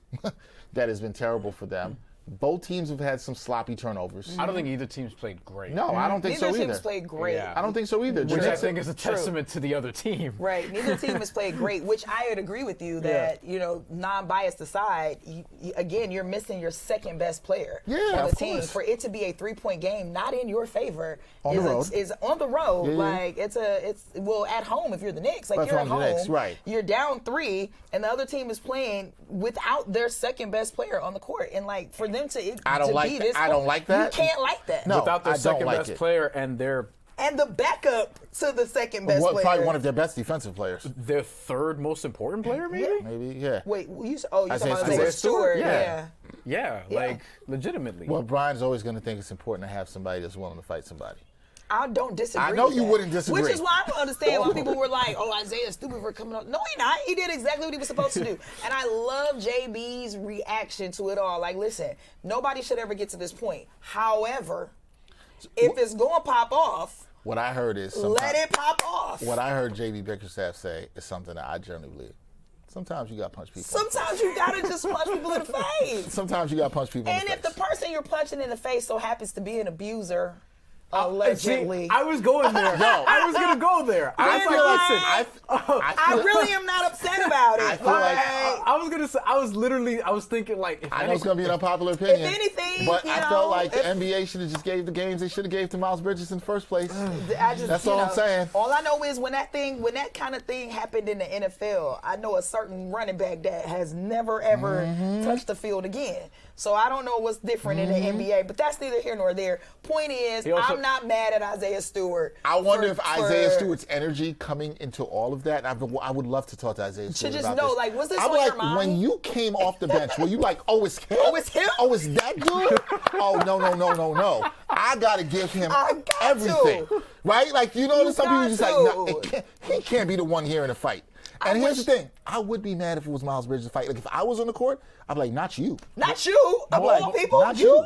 Moral of the story is Isaiah Stewart takes Women's History Month very seriously. And you know what? I would love to be his social media manager to see how many female followers did he acquire. Yo, this is a great point. He needs to post something for Women's History Month, March 1st. You got to get right into it. You held it down for women everywhere. I would like to know. Look at Tracy. No. I would like to know the person who was abused if she immediately followed Isaiah Stewart. You know what I'm saying? Like, is your baby mama? I would understand if she did. Like, I'm just saying. She's like, that man's a hero. She became a Pistons fan immediately. A Pistons fans came out of the woodwork after that one. Not mad at it, but you know what? Which is why when Bryan was talking about how he was kind of high on the Hornets, I'm like, for most of them, sure. He's the one they need to trade, to be clear. And I'm a Michigan State fan, so imagine my disappointment, right? Yeah. He's the one they need to trade, though. Yeah. Everybody else, they figured it out. Hey, Michigan State fan, but you got to call out what's right and what's wrong. They're in a tight one with Houston. Exactly. Oh. It's funny. They keep putting. I didn't see the foul. They keep putting Duncan Robinson on Jalen Brunson and also Jalen Brunson on Duncan Robinson, and it's like I don't think they should be guarding each other, but also I don't know who else. I don't know what you would do in any other situation. I have no idea. I mean, Detroit has better Tobias answers. Harris did not finish his breakfast here. But I would also say too, if I'm gonna put anybody that I could risk losing, Duncan Robinson might be that person. Like, and not like that because fair. I don't value, but I mean, like, if they're going to give Jalen Brunson the superstar cause, which he's earned, at the end of the day, if there's anybody that I can risk losing without already having my second and third best player, I can risk Duncan Robinson today only because Tobias Harris has been the one to kind of secondarily. Let's see if Tobias Harris isn't giving you that, then you don't feel confident. Well, I wouldn't feel comfortable if Tobias Harris hadn't given that thus far. Fair. I would feel the same if I was sitting as a Pistons fan. I would feel the same way. I agree. And Tobias Harris, despite missing that layup, he had hit that big three earlier. He has been good in this half. He's been pretty impactful. Yes. Take it, Cade. Because you motor, Cade. That's too easy. Period. And Brunson's on him. You saw Jim Dolan. Jim Dolan be like, he be sitting like mad, like. Good pass. Mad low. Sorry. What was that? The defense strikes again. Knicks have had some Take bad it all the way to the last rack. 2 plays. Yo. Oh, your boy. 40% every year. Duncan. Every year. The Knicks' last 2 turnovers. Another guy who. When I tell you that man's swag is so different now that he back in Detroit. That man, I know he was loving it in Miami, but boy, Detroit bring a different type of energy about you. He's the perfect pickup for them, honestly. Now it feels like they're rushing it. 2 for 1. Yeah, that's why. There you go. Oh, wow. Look at that. This is crazy. They're rushing it. And the Knicks was a 3-point game. Those 2 turnovers. They were favored by like 5. Killed them. 4.5. The Knicks are favored by 4.5. 4.5. Yep. Yeah. And that grew. I think it started at like 2.5 or so. Knicks need a good shot here. It's almost a turnover. That's good team defense by Detroit. That's not good. That's good team defense. Yeah. The Knicks closed to this half. The last 2 minutes were terrible. Yo, I know the fan is going. I know the fans are going to be crazy because, look, I'm sorry. The brunt of this is going to come down to neither team has shot the ball well. So I'm not going. I mean, that's better for Detroit because they don't need to. I agree, and Detroit has gotten up, and Detroit they've been carried by Cade, 9 of 19 here. Because they'll attack, they'll get to the line, and they're a better defensive team. The thing you would not bank on, the glaring stat here, the Knicks are 1 of 16 from 3. 1 of 16. There's some open ones too. And the Pistons are 6 of 15. Now, most people, 40%. If you watch basketball and you said which team was going to shoot 40% and which was going to shoot the 1 of 15, I would have bet on the Pistons. Yeah. No shade. Just saying. The Pistons are not as good a shooting team as the Knicks. Yeah. Right. The Knicks have not executed. I am going to say this right now. It's a 10-point game and a half. It's way too early to start tripping like some of the fans will in the chat. But I understand why some of y'all are going to get on Towns. Is it too early to start tripping? I don't think it's too early to start tripping on Towns. It might be too early to start tripping on Towns. Like, it ain't too early to start tripping on Towns. You just start tripping on Towns at the end of the first quarter. Like what are we doing? Well, he's taken 3 shots. He's got a turnover. He does have 5 boards, 2 assists. He's been a non-factor. We all know Stewart-Bridges will disappear. He hasn't been terrible defensively. I'll give him that. No, but I don't think defense but has been like T the said biggest it. issue, T said it here. This is not what you need. Right. There's no Jalen Duren. There's no Isaiah Stewart. Yeah. Where are you? And I mean, and I'm also gonna bring up the fact that when Josh Hart's on the court, they're minus 12. Like that's a problem. Now, Josh Hart is normally good, but Josh Hart just had that terrible turnover that led to the Duncan Robinson 3.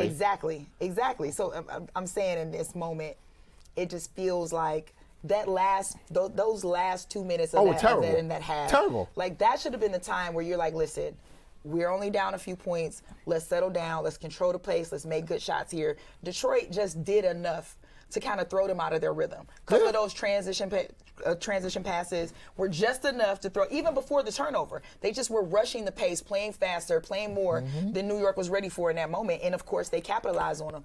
And I think that, listen, anytime you're playing at home, you got to control the pace and play at your style, your pace. And they did not do that at all. You just said something there. They were controlling the pace, and you said that New York wasn't ready for it. And here is what's going to happen from every Knicks fan hearing you say that. How are you not ready for this? You've seen this now for 2.5 games. They look like they wasn't ready. I hear you, T. They look like they wasn't ready. Coming out the break. The last time, I think so here's the thing, right? How do you truly prepare? And this is maybe just a question in general. Sure. Like, how do you truly prepare for a team that you have not literally had a competitive game against? Because the thing about it is, and I don't mean that to be shady. I just mean like genuinely, I would think that after the first game, you would go into game 2 looking to make adjustments.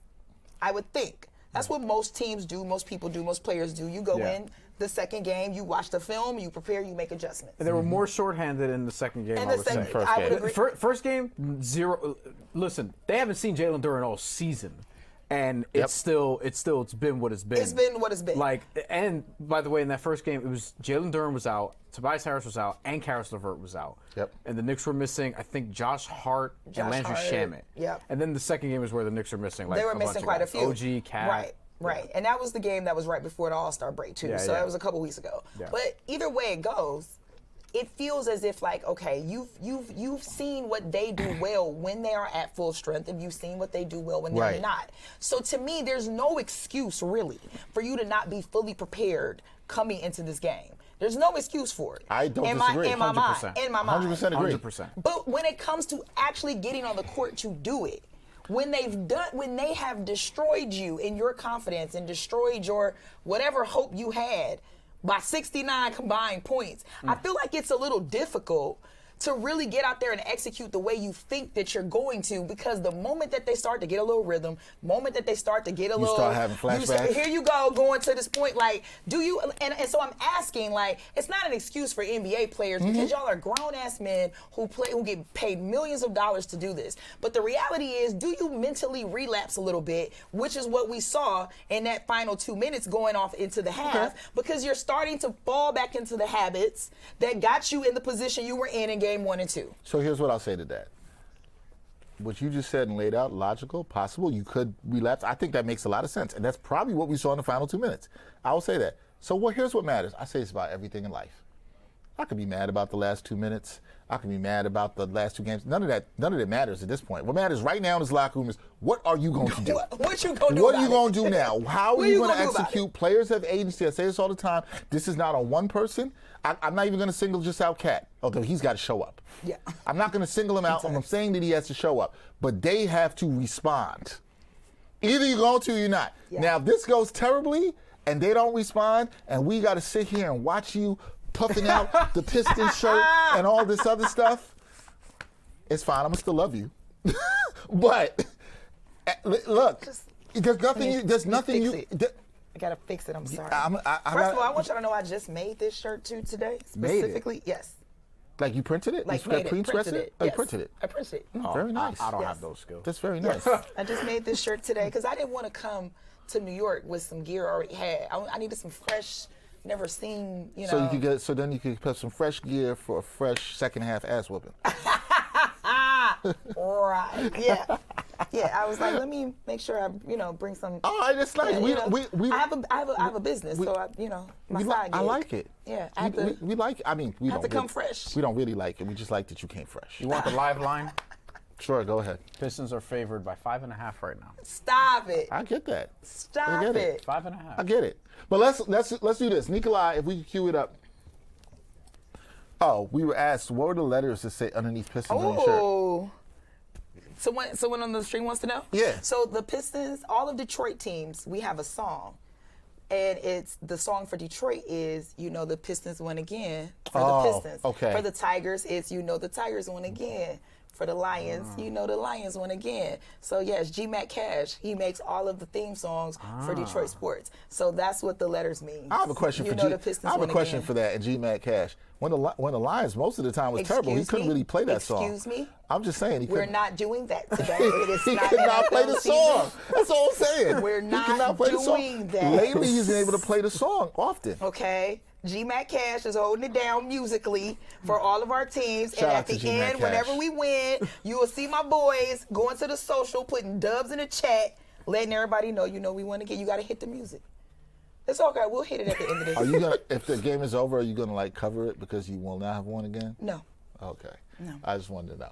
All right, let's look at some of the plays that we had to look at from the first half that we like to do at halftime. Since we got T here to break it down, and T is going to look at. So we're going to see some of what Detroit did good, some of what the Knicks did good. Now, this is some of Detroit, man, because they were just cooking. But here's one of the plays where the Knicks actually had some good defense, and they actually turned it into offense. The Knicks actually had some good help defense. Not too many people watching. They're actually able to get the steal. I actually like this. Now, we're going to see some stuff later where the Knicks got cooked. But Mikal, good physicality there. Well, they were watching the back cut, too. You see Reed was trying to come around in the back. And they killed him with the back cuts. They've been killing him with that cut all day. But you can see Cat was pulled up, trying to make sure that there wasn't a shot coming from Cade. You had the man in the back making sure.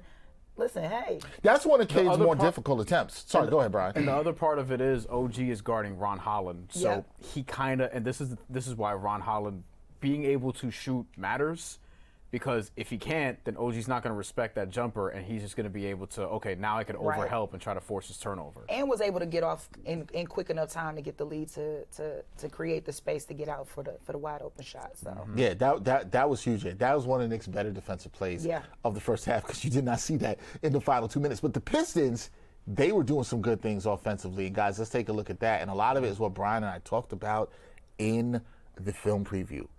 Back cuts. Oh, man.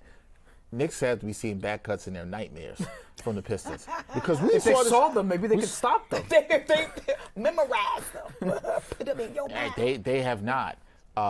And here's one you're going to see.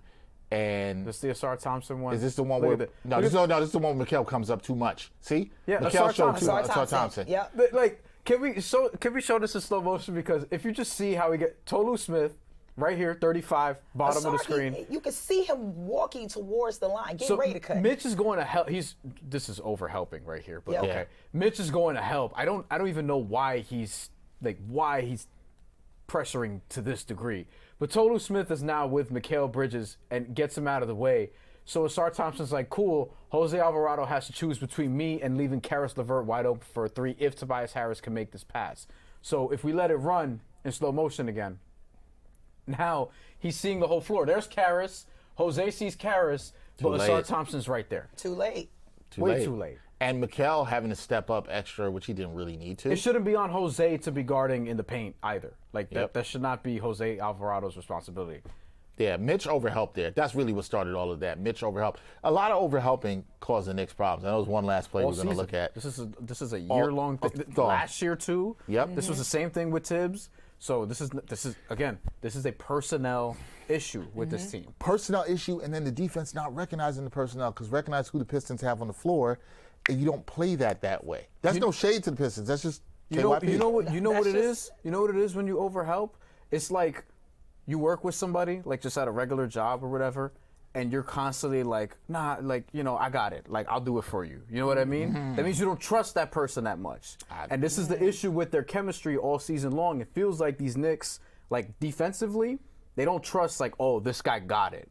You know what I mean? I got to overhelp, and then somebody else gets burned. It's a cut. You're allowing a layup. But do you also think that has to do with the fact that they haven't really had an opportunity, at least here lately, to really, like, play at full? Like, tonight, like we talked about at the beginning of the game, it's the first time in a while that they've had the opportunity to play kind of at full strength. So, like, building that chemistry, kind of knowing each other, honestly, do you feel like maybe that plays a role in it? I don't, because they've been full strength enough.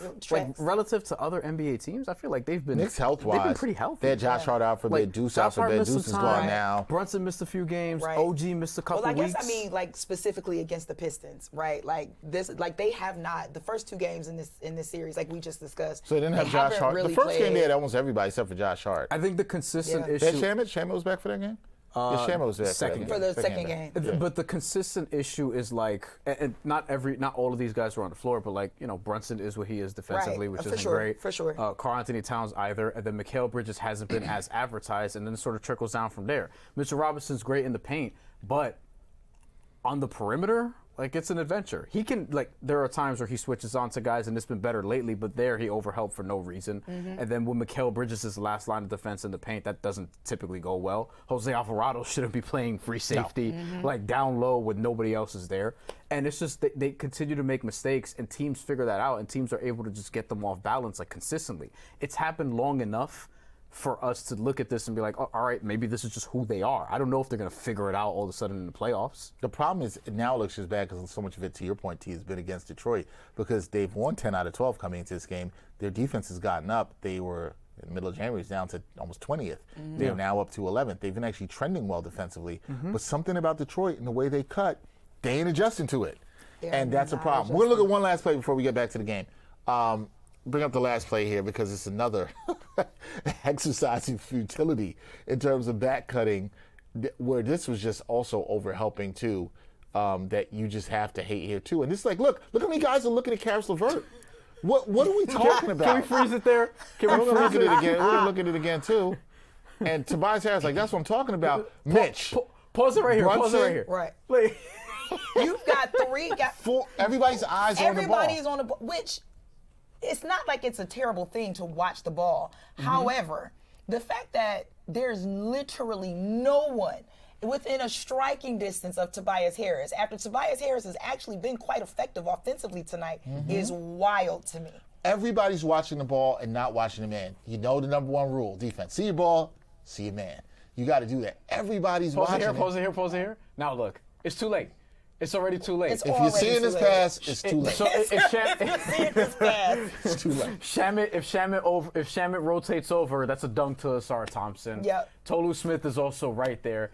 Josh Hart, because he stepped up, he's out of position. Jose has to worry. He's the only one that has to worry about a shooter here. So he can't drop down. This is like Connect Four. No matter where you go, I'm about to drop a piece. Yes. This is what it is. No, the options seem limitless in terms of them scoring. Like the defense is, and this is the thing we talk about this a lot. Good and pass, fans, by the way, fans also tend to focus a lot on offense when the team struggles, and then you're going to have games where the Knicks shoot 1 for 15 from 3. But if they play better defense, particularly even in the last 2 minutes.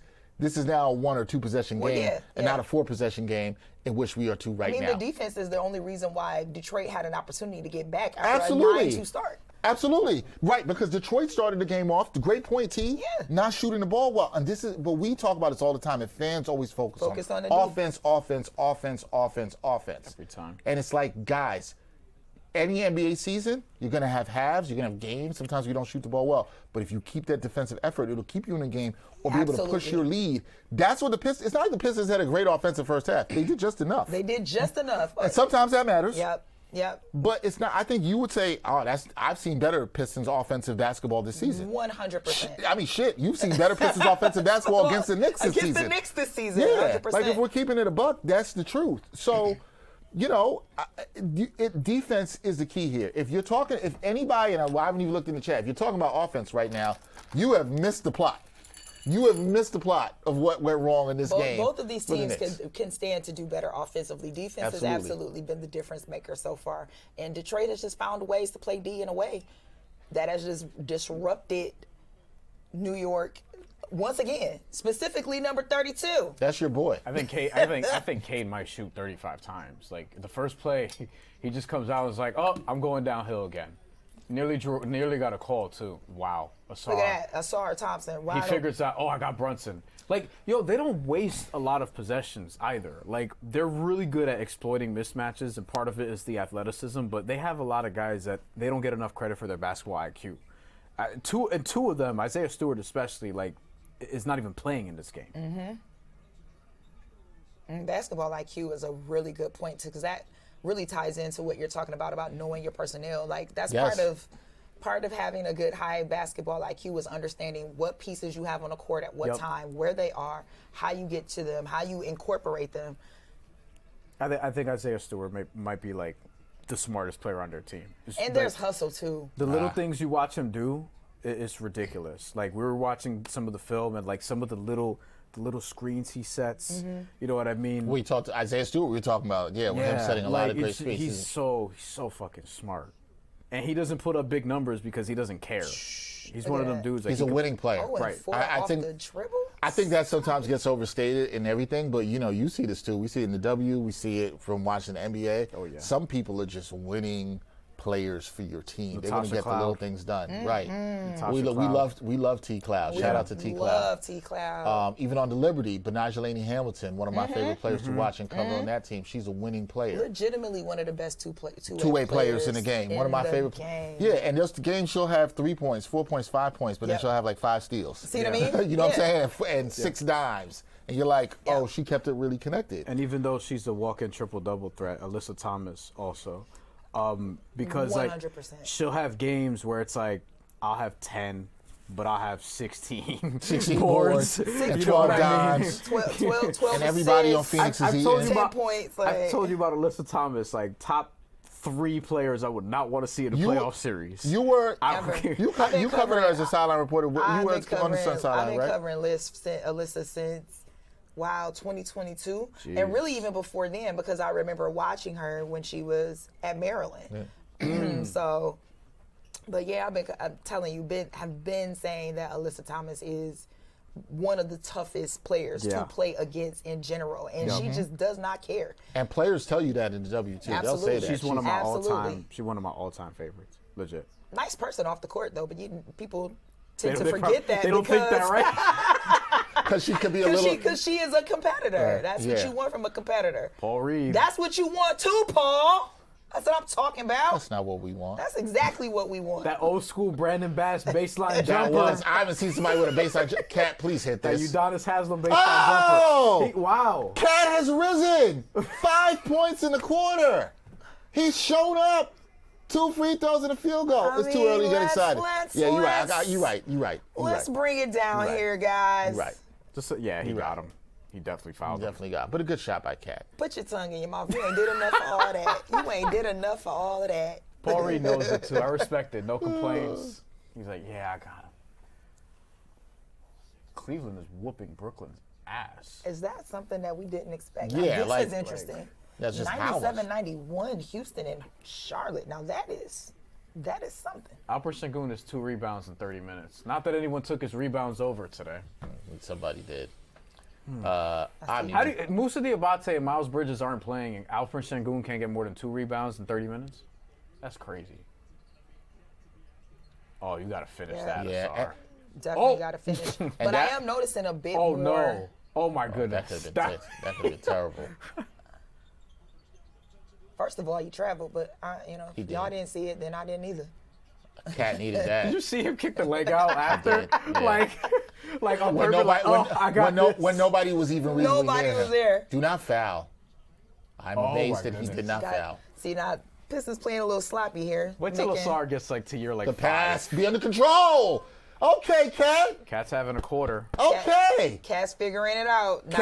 This is a good timeout, JB. I'm going to tell you I love this about JB because I love that he finds moments where he allows players to kind of figure it out, but he doesn't wait until it's too late. You know who does that? Doc Rivers.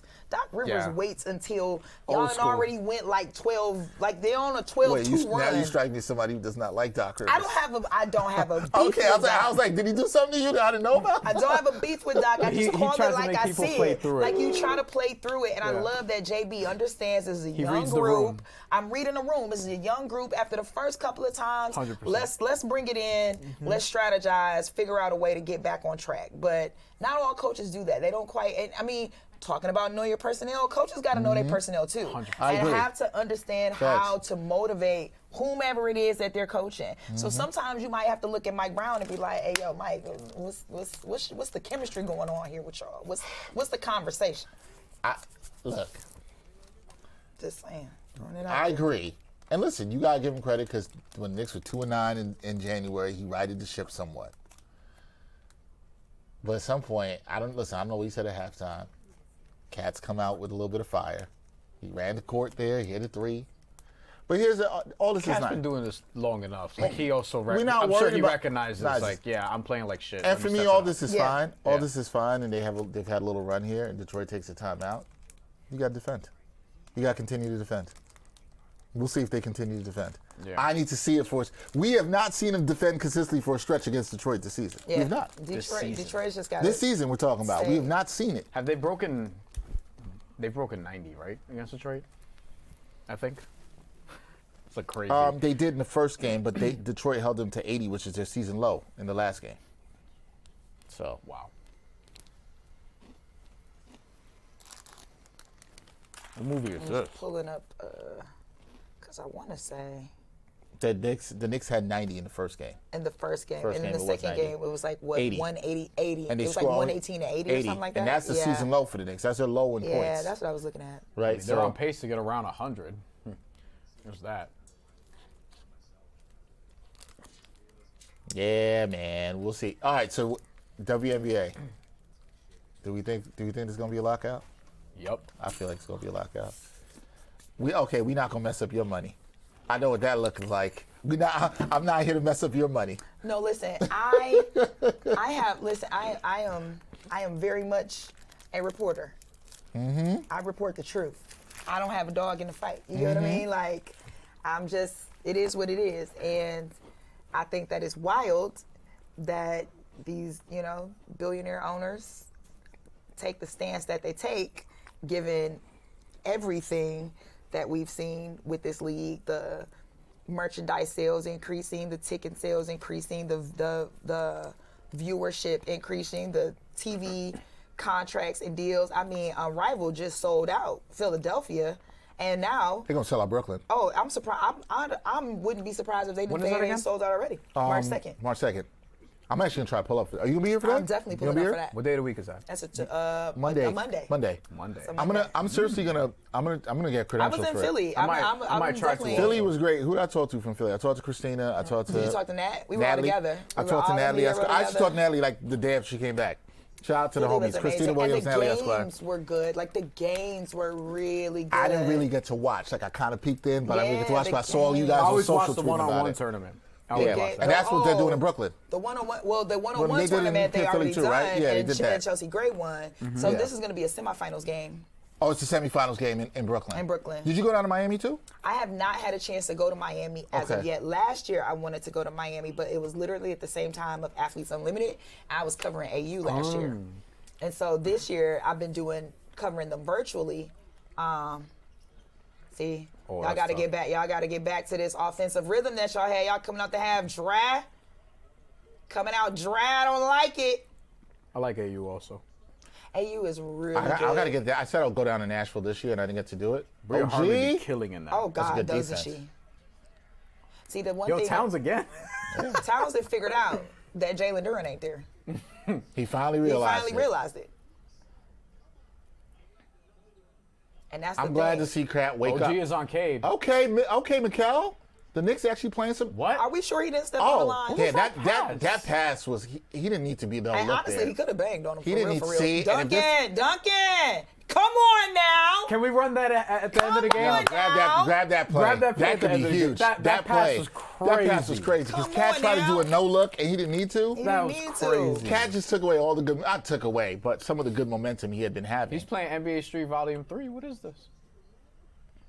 He's putting this up. Come on, Paul, don't foul. He's putting this up. Come on, Paul. What'd I just say? Now, what did I just say?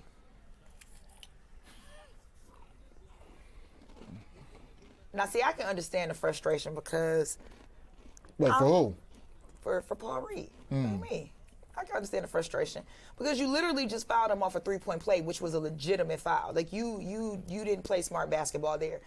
To get this one... I'm not necessarily saying I agree with it, but I can understand your frustration. Like, that's you can't. 4 on Paul Reed? 3. That's 3. No, 4. That is 4. Wait, that's the 4th? Yeah. He's the one person in foul trouble in this game, really. The over that's is in jeopardy. the last person that needs to be in foul trouble. The over is in jeopardy now.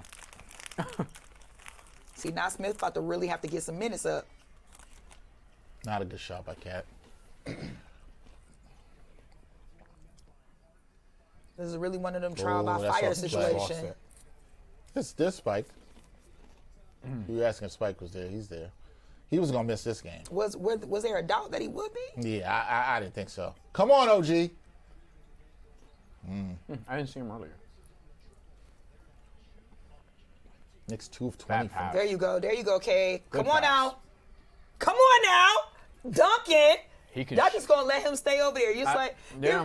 This could go badly. And it did. Oh. Wow.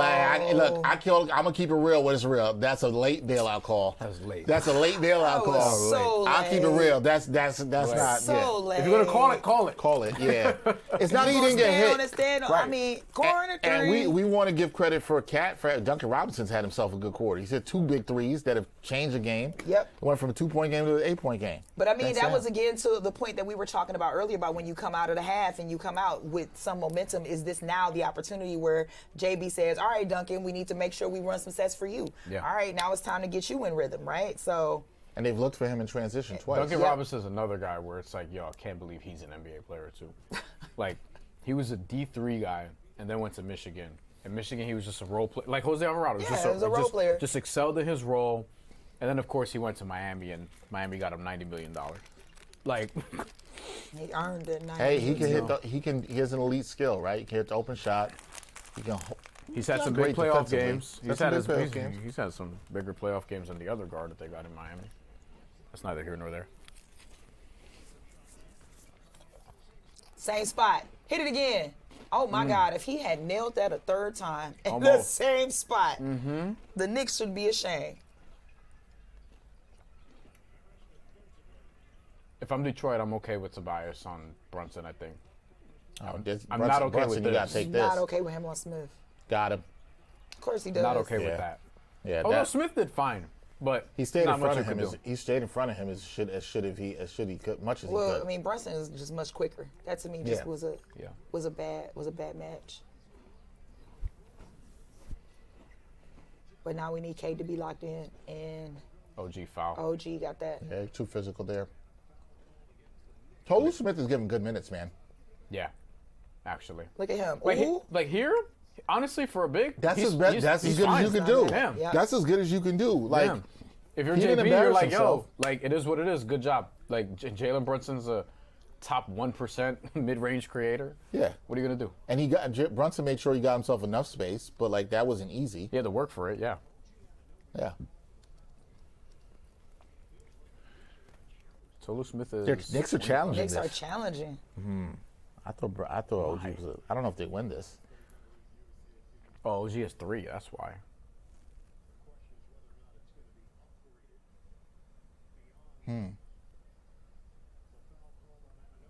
Yeah, OG is 3. He's in foul trouble.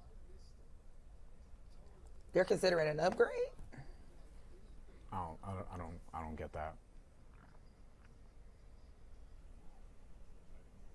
Oh, he just tripped. No, are they trying to say he elbowed him? Is that why they're reviewing it? Wait, on Cade? OG, look. On OG. Because he like kind of went into. It felt like he was kind of anticipating that he was going to be there, but he might have put a little bit too much elbow on it. That's what they're reviewing. Oh, I didn't know he was bleeding. Well, was it because of that? Because I actually thought I saw his mouth bleeding like earlier, for some reason. Maybe I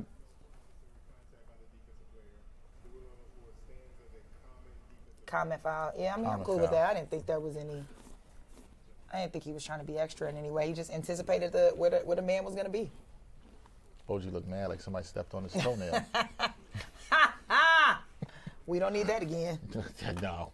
You out here shading him for missing games? I sure was. How's everybody feeling in the chat? Is anybody confident the Knicks will win this game? We should put that up as a poll. Will the Knicks come back and win this game after being down 10 at halftime?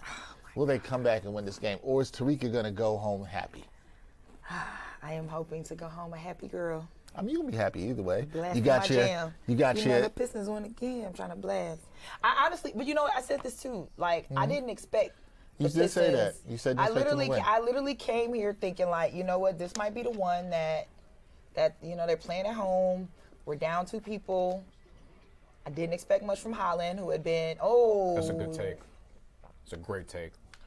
We needed that one to fall. That's the difference I see in the short. Sorry to cut you off. That when he does get Brunson on him, he will take him. He wasn't doing that in the playoffs last year. Sorry, go ahead. No. The point being though is just this turned out to be a good surprise thus far. So if we do end up dropping this one, I won't be upset because I already expected it. But you're fine with the competitiveness you've seen. I'm fine with the competitiveness that I'm seeing so far out of Detroit. Like this shows me true growth. You want to be able to have your players come off the bench and really step up. I mean, how many times do we hear people talk about next man up, right? Like you really need to see what next man up looks like. But this also, to me, attributes to coaching. Like JB has this group well coached to where anybody feels comfortable stepping in and coming in at any moment against any opponent. And that's and really, they know their role. And on the road in this environment, like they have not been able. This Madison Square Garden has not been able to really turn up for real because there's been no momentum. Because it's been the momentum hasn't shifted enough, and I like that Detroit's not giving them an opportunity to. Good defense. Knicks created a really good look on the other end, by the way, and missed another open three. Yeah, the Knicks are now shooting, was it 2 for 21? Yeah, 2 for 21 from 3. Jesus. Hard to win games in the NBA today, shooting 2 for 21. And I know that'll probably be the take. If they lose, people will be like, oh, they shot terribly, but there's so many other things. There's more than that. We'll see. We got to see how this ends first. But yes, but right now to this point, there's more than that. The shots aren't falling from 3, but the defense. Granted, the defense has been better in this quarter. I will say that. But and Detroit's leaving stuff on the table too. Right. That's quite a few. At the rim specifically, like they should be finishing better than they have been. Detroit didn't open this quarter well at all. No, but they didn't open the first quarter well. Right. There you go, Tobias. 2008 hoops. Yeah, and Tobias got to have at least 12 at this point. I think it's a great point you made about the crowd. Big 3 there by Brunson. It was a pull-up 3. Walk into it. Well, he's got 11, so yeah, I knew it was something. No, but he's played a solid game. Yeah, very much so, and it's necessary. Good hands, lazy pass. Very bad pass. And he got it back. But see that's I was just about to say it. That is a backbreaker, and that's why Mike Brown calls a timeout. Count it, baby. Count it. The Knicks, it is a good timeout. The Knicks had a stop. They could have had the balls in the hands of 2 players, and they couldn't get it. K doesn't give a shit about anybody on this Knicks team. Like, honestly. He shouldn't. He's like, whatever, bro. Not at all. Like, these guys are not OG is probably the one that bothers him the most, but he'll still attack him. Like, he don't care. Not scared. Cade is not scared of anybody. I respect him a ton, honestly. Yeah, I mean, look, Tobias has shot 4 of 12. I mean, but he's had some big shots.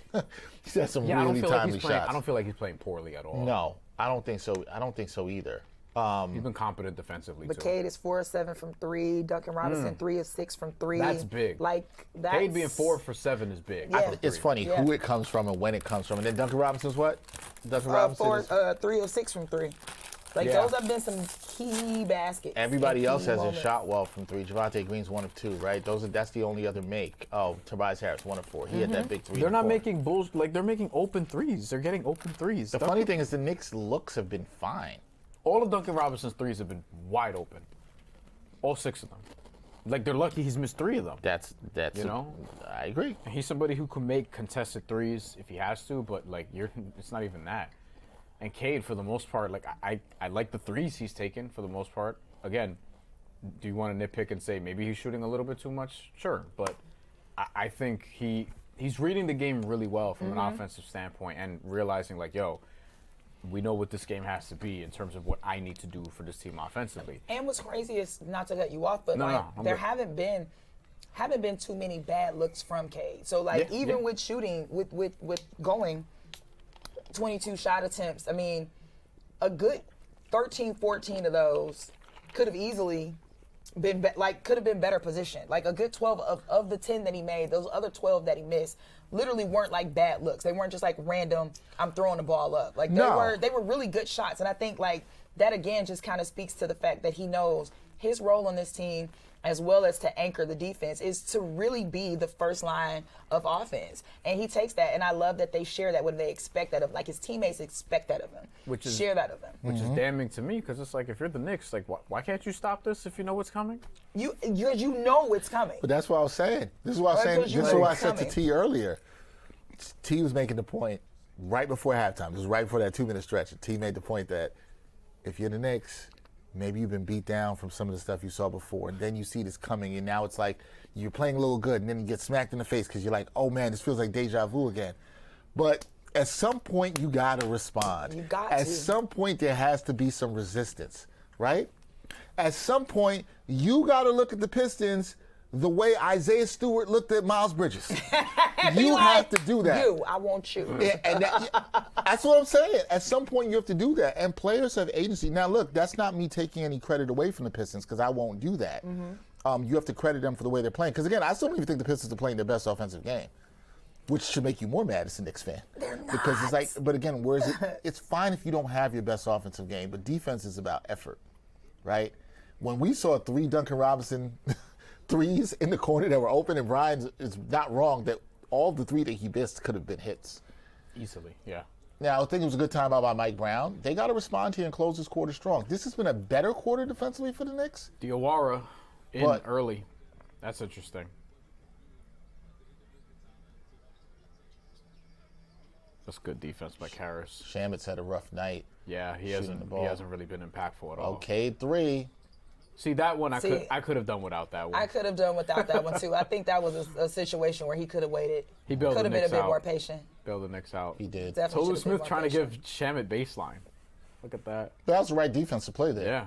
Fundamentally sound. Yeah. But I mean, this is exactly what we're talking about when we talk about like the Knicks not paying attention. You see Cade? Now Cade knowing it ain't nothing he gonna do with Mitchell Robinson, but he still got his eye on him. He's still right there making sure that cut doesn't happen. They're not doing that on the other side. Karras was way too reactionary like the entire time. Like he bit too early, and it's like he was just biting at everything Brunson had. And Karras is not a bad defender by any means, but he way too reactionary there. Look at that on OG. Every time. Jeez. Every time. Take him to the rack. And that's the guy you need to stop Cade. You need OG to be able to do it. And, well. And he taking him to the hold every time.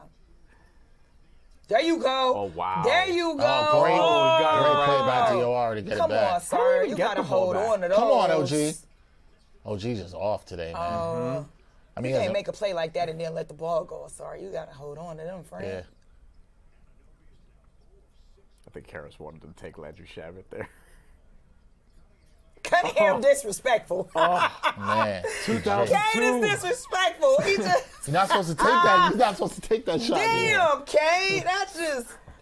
He hit him with the 1-2 and just pulled up on him. He's just disrespectful. Tracy McGrady somewhere smiling. That's somewhere. That is crazy.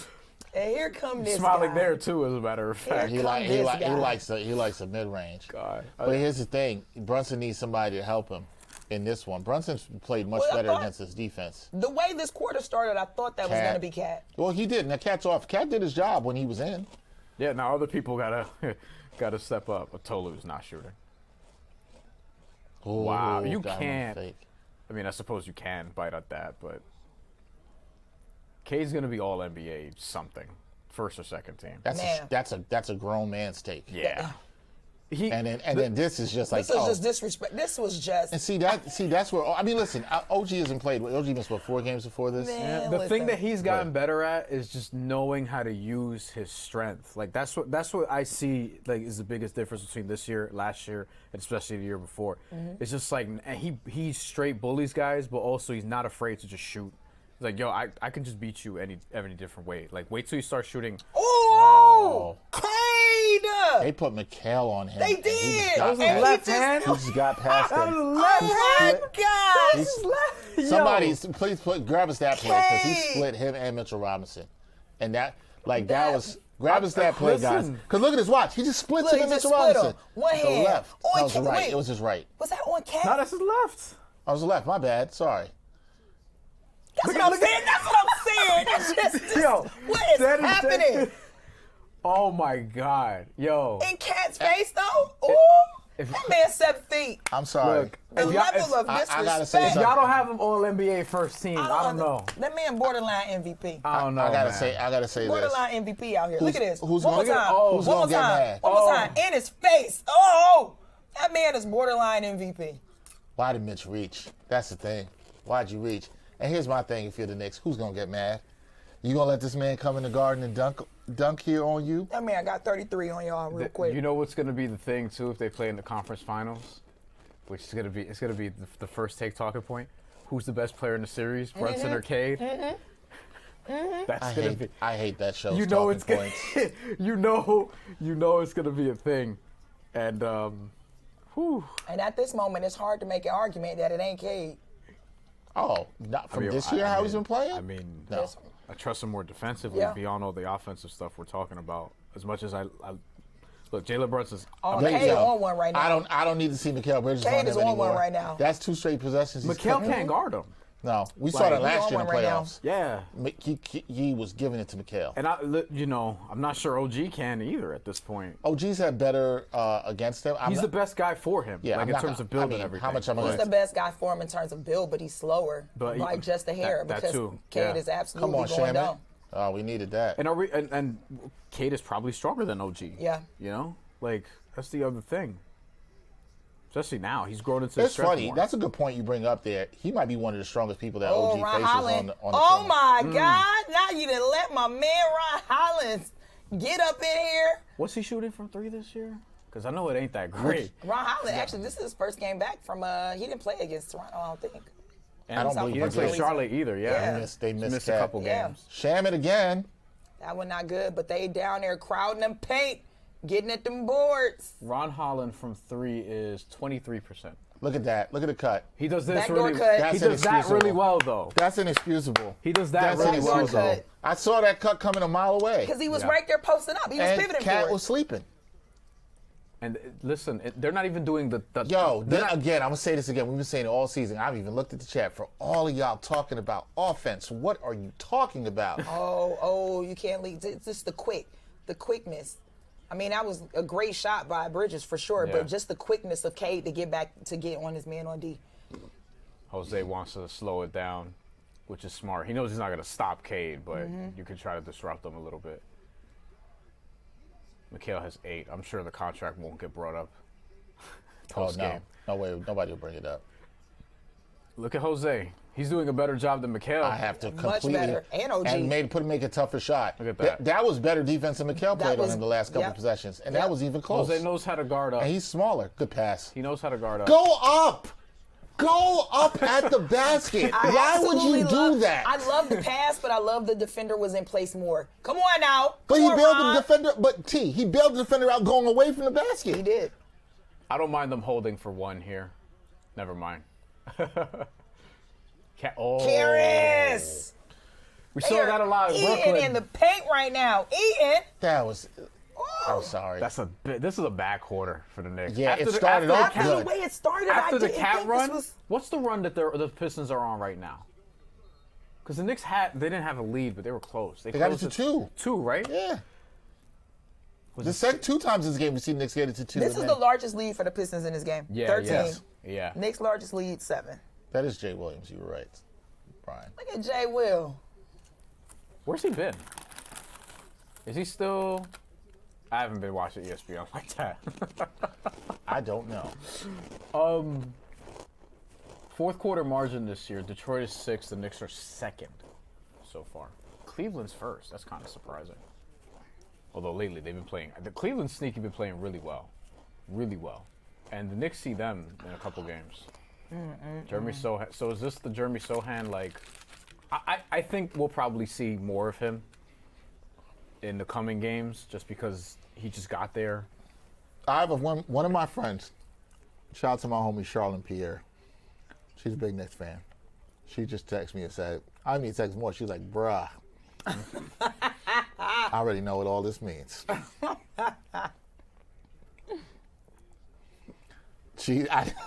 I know her. She's so annoyed right now at the score. She's so annoyed at the score. We got Jeremy Sohan on Cade. Doesn't matter. Oh, it did. Oh. No. That was actually a really good D. It was the hair. It was the hair. Yeah, he could defend. Look, he's not a bad player by any means, but he just didn't work out with the Spurs. That is a deflating quarter to me for the Knicks because you had a good run and you got it there and then no momentum at all whatsoever. Cade was like, word, cat? And all right. Bridges on him is a problem. Bridges on him was a bad move. A bad move. Look at this. That was just... I mean, now it's like... Look at Fat Joe. That's the same shit we said. That's the same shit we said, Fred. Oh, man. It don't matter what your status is in life. All Knicks fans have the same disappointment. That's a damn shame. Ooh, LSU playing Ole Miss? I mean... Oh, man. I know Flau'jae was playing tonight. Yeah. Flau'jae. Who you like to win the women's national championship this year? UConn. I don't think anybody's beating them either. Probably, my God. I don't see anybody beating them. UConn. Is Flau'jae eligible for this draft or next year? Yes. This year's draft. This year's She was draft. eligible last year. Last year, too. Yep. This draft is good. Who did UConn play that I didn't watch the whole game? I was at a Knicks game, and I had it on. I remember I was looking with the homie Chelsea Sherrod. Oh, and they played Notre Dame. Oh, yep, okay. And we thought that was going to be a lot more competitive than what it was, and it wasn't. I was like, man. I really can't judge any team's good or competitiveness or contendership based on how they play UConn, because that's just not fair. Yo, they It's have just another like level. it's just not. I agree. It's just not fair. I think there are a couple of schools who could probably be outside of that. I look at a South Carolina. They're always going to, like, they're, at least over the last 10 years, they are always a contender. Because I'm going to trust their defensive pedigree more often than not. That South Carolina defense is ridiculously good. And, I mean, Dawn has her, That's keeps some her dry-ass chicken. What? It's for a cat. Okay. Why, your cat can't be living good? They can't have some No moist cat chicken? don't need no damn moist chicken. I definitely agree. like, People do too much with the cats, but I agree. Yeah, but like, you know, like forgive me for being triggered by some dry ass chicken. Because I saw the commercial and I know how some of y'all be cooking, talking to us like, oh, this is healthy because y'all don't like seasoning. Like, come on, bro. Put the adobo in the chicken. You got to put the adobo for the cat? Put the adobo in the chicken. The cat gets the adobo? I'm pretty sure cats have seasoning, bro. Bro, first of all, adobo costs way too much to be giving this shit to a cat. You know how much adobo seasoning is? That shit like $3.89. That's perfectly fine. I use that shit all the time. I use adobo But all you the don't time have a too, cat. But I'm you don't not have a giving cat. it to my cat. You know what I mean? First of all, I'm not the getting cat better get these Dollar Tree spices, and even they at $1.25 now. What is going on with the world? First of all, Somebody might call that animal abuse. I don't have a cat. I don't want any pets. First of all, I don't want any pets. All right. You don't strike me as somebody that will ever have pets. You don't I can't seem like say a that. pet want. person. No, I don't. Do you have pets? I do not. I had a pet, but not like a cat or a dog. I had a fish. That's all I had growing up too. My parents were like, That's high maintenance. I had a dog growing up, but like just recently, my fish just died like a year ago. how long did the fish I live? had about 4 years. Rest in peace. I know. What was the fish's name? The fish's name was Alpha, and so don't laugh, but it was a beta fish, and I didn't give him a name for the first like 3 weeks because I expected him to die like in the first 2 days. So I was like, Why? Did you think you weren't going to take care no, of him? but You want to clean the tank? beta fish are not They don't like let you they live don't long. last. And Like the beta fish, what you give like a 3-year-old to be like, here you go, you got a pet, right? And teach them that things die. To teach him that things die. When it was almost a month and he was still around, I was like, wow, I might need to like get an actual tank for this guy. Speaking of beta fish, Stewart-Bridges has the ball. Damn. And McKelvin turned it And It's a joke. over. Overpassed it. overpass. Damn, Oh, did my Dennis life. Jenkins not play in the third quarter? Oh, he ran into the cat's dad. Out of all the people, Buster. you see Buster? Buster. Buster looking And like Action you bet. Bronson? He looking like you bet I ran into me. Anyway, shout out to East Flatbush, Buster Rhymes. Shout out. Shout out to Queens, Action Bronson. There you go. Buster runs for East Flatbush, right? Yep, that's right. Buster Rhymes, East Flatbush.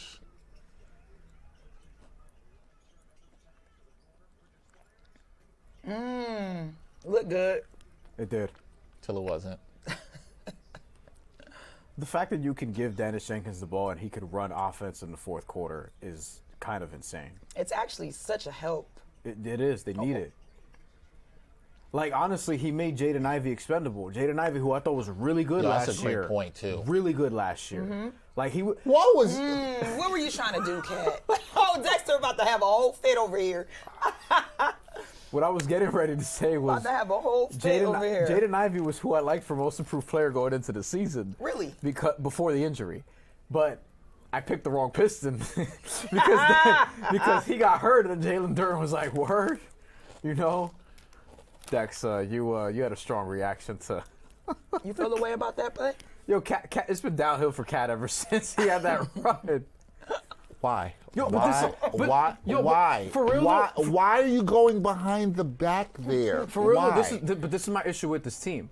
Like, I think from a talent standpoint, and talent, I think talent's overrated in basketball and in sports, especially when a lot of teams have talent now.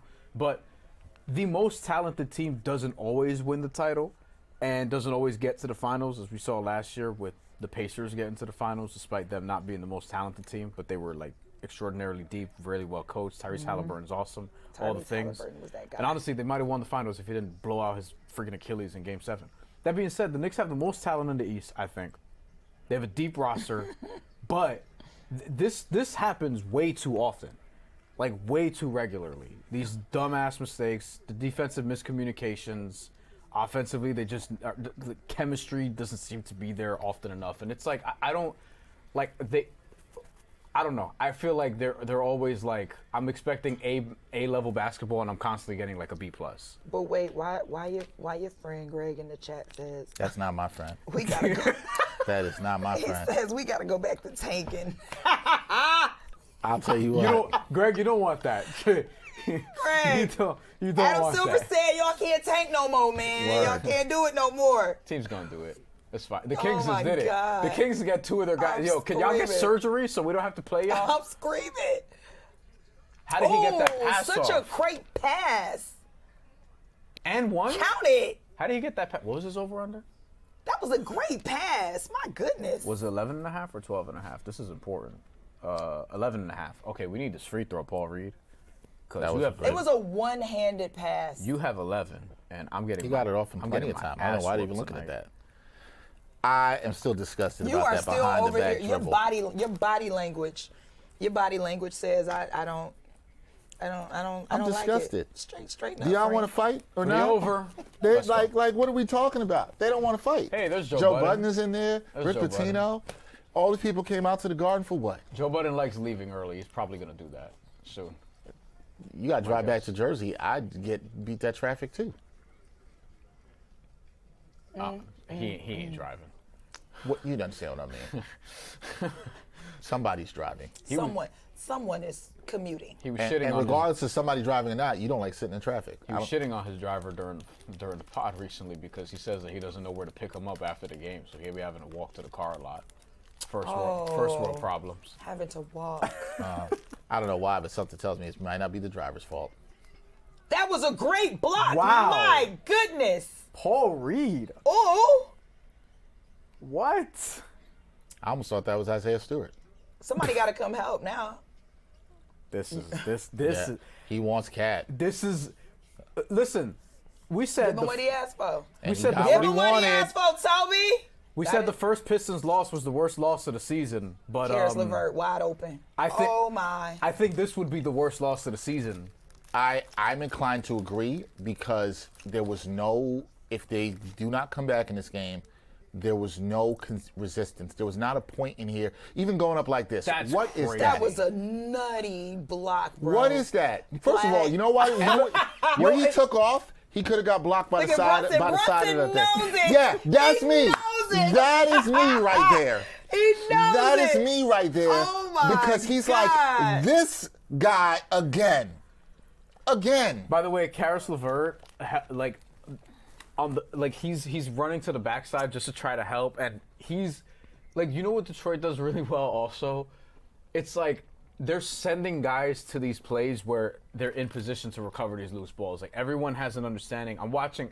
Duncan Robinson's not even like an amazing defender, but I mean he was obviously well coached in Miami, so he's been on great defenses. So loose ball. Or you see a block or a rebound, I'm constantly seeing Pistons crash. It, doesn't matter who it is. It's like a team philosophy that they have. Someone's always running to the ball, and they get all these loose balls. I need to look at the loose ball numbers to see where they're at. I'm sure they're in the top 2, 3, 5, whatever it is. I'd be surprised if they're not 1, quite frankly, or 2 at least. It's the hustle. Yeah, It's it's the another hustle. thing that they're doing is they out-hustle the Knicks. It's the hustle. Consistently, and the Knicks, they have their moments where they hustle really well. They get loose balls, but again, it's just the consistency with this team. It's the consistency, and this is why a lot of people have been anxious when talking about this team all season long. But If anyone would have told me that both the Pistons and the Knicks would have 40 points apiece in the paint, and we don't have Jalen Duren or Isaiah Stewart, I would have been like, I don't see that happening. it's a bad stat for the Knicks. Bad stat for the Knicks. It really I- magnified with the poor shooting too. Yep. So. Yep. It's just all these things are coming together. 4 of 26 from 3. It's just crazy. Was that 15%? 15%. 15%. 15% from 3-point line. From three. But again, I'm going to say it. I'm going to say it. I don't care. I don't care about the 4 of 26 from 3. Care. I don't care because you've allowed the Pistons to do whatever they want to do, and they haven't even played that good of an offensive game.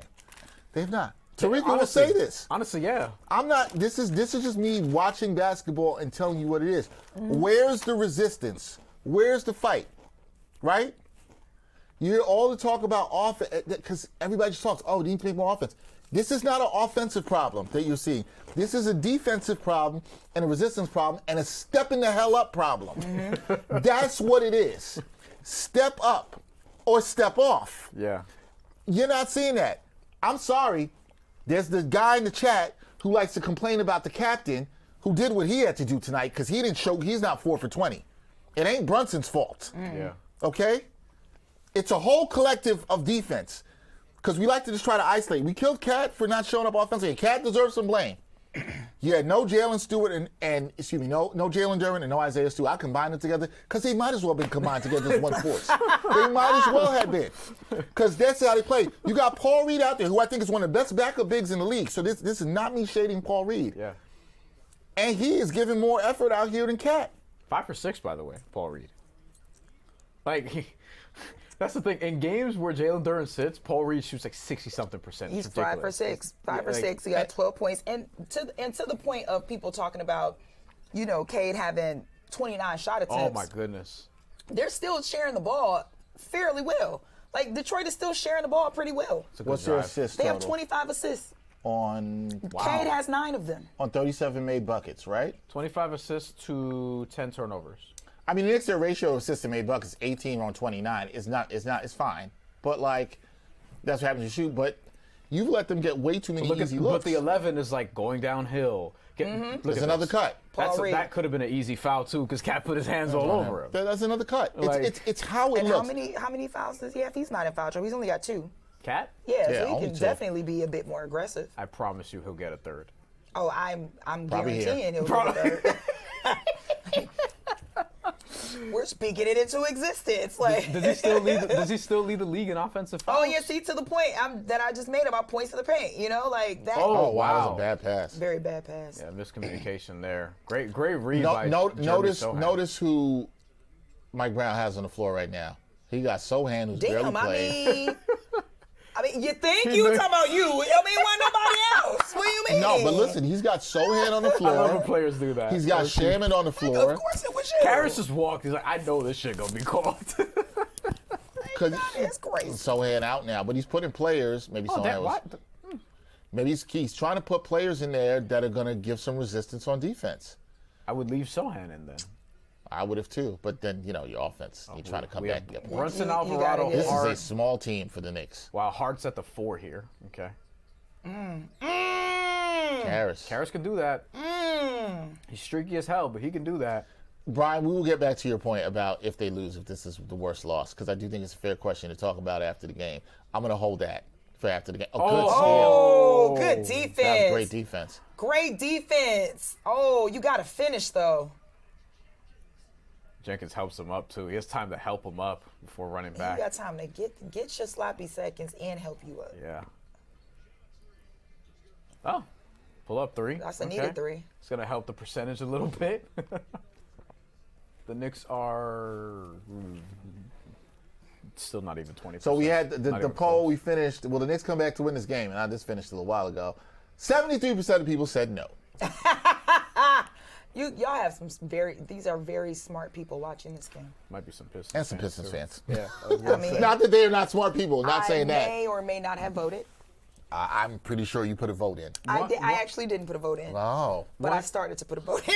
And I was like, you know what? One Shot D says this is on Mike Brown. It's not. LOL_AWD says the Knicks better pray they don't see the Pistons second round. They're getting swept. I don't know if the Knicks will fall to 4.